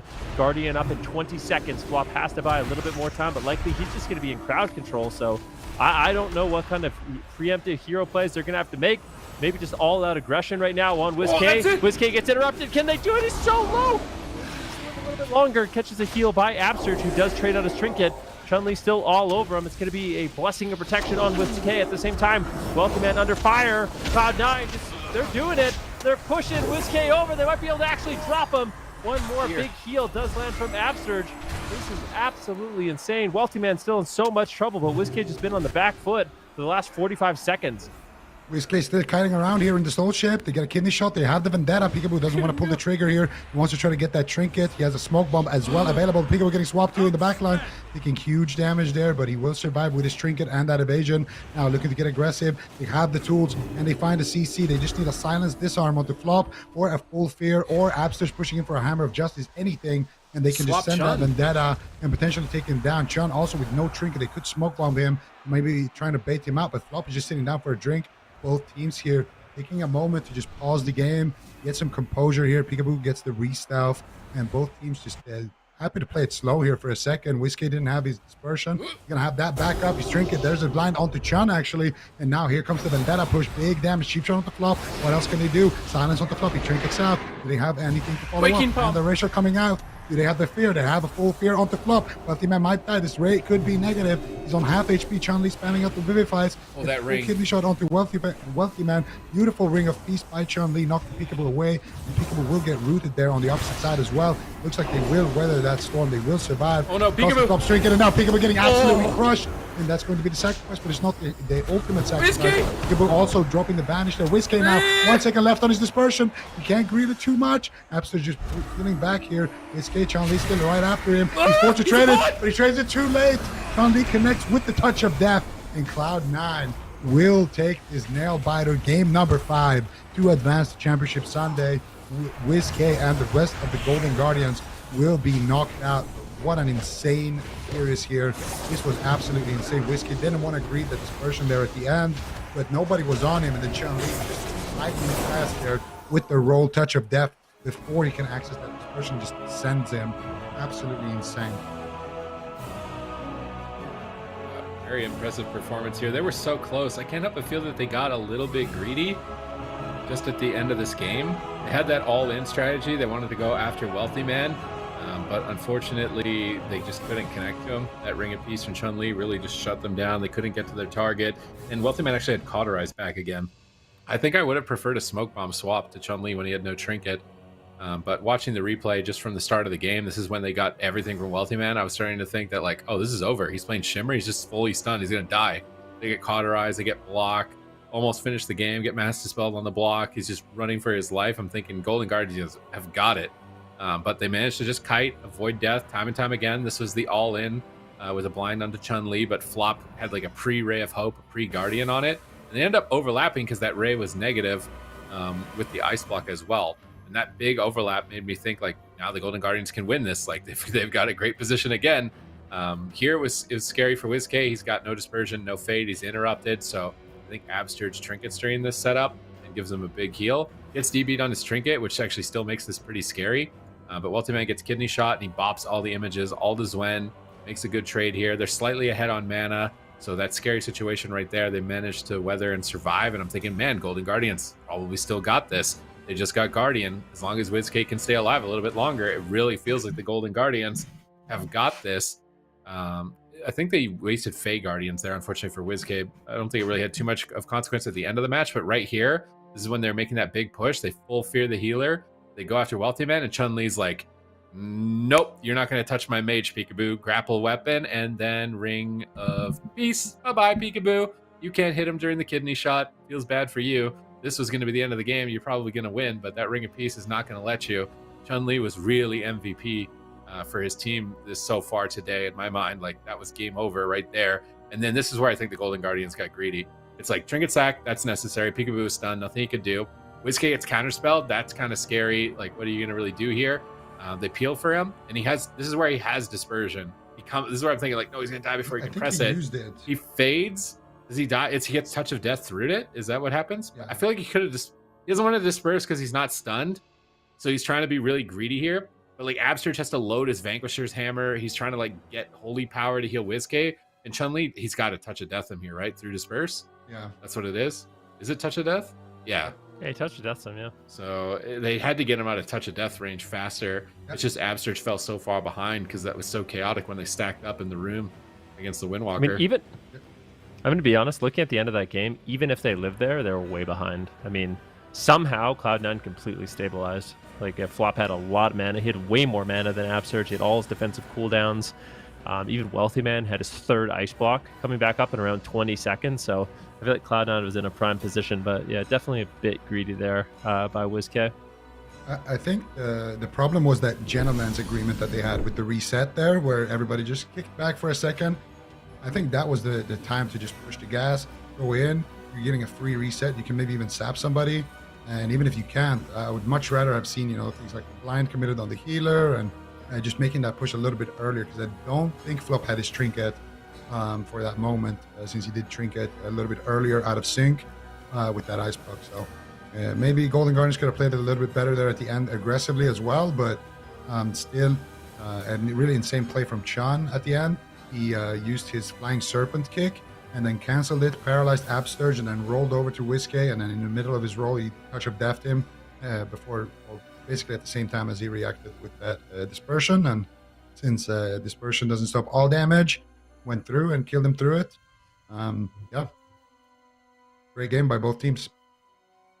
Most hear it. definitely. And also Cloud9, they definitely needed those points as well. So it's going to look good for them at the end of this weekend, regardless of how they do place Golden Guardians. Like I've been saying, they are in fourth. So it's not quite the end of the world if you're a Golden Guardians fan. Cloud9, though, walking away with the win. And what a way to end the weekend as well. We can look at the bracket for North America and see how exactly they did end up here at the end of Saturday, not the weekend. I'm not trying to confuse you guys.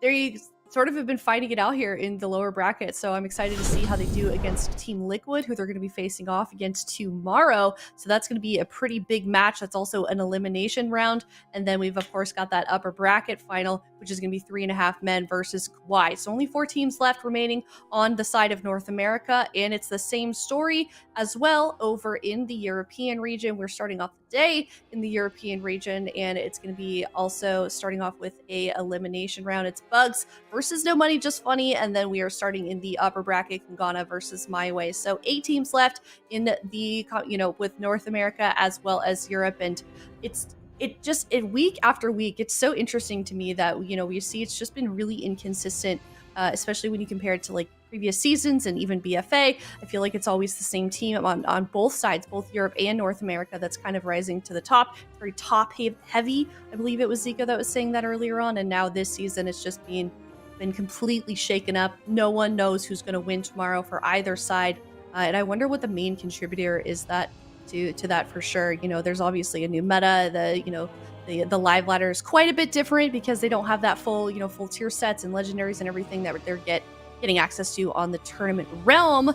Speaking of tournament realm, make sure you guys are signing up for Cup number 4. Closing signups are tomorrow on Sunday. Here's a look as well as at the schedule that we're going to be seeing on Sunday. Like I said, we're starting off the day in the European region, and we're going to crown our Cup number 3 European champion about halfway through the day. Then we're moving on into the North American teams, and then we'll have 2 champions by the end of the day. And there's that link as well at the bottom of your screens if you guys want to go sign up for the Cup number 4. Time is running out, so get your friends, go sign up, and maybe we'll see you in the top 8 on next weekend's Cup.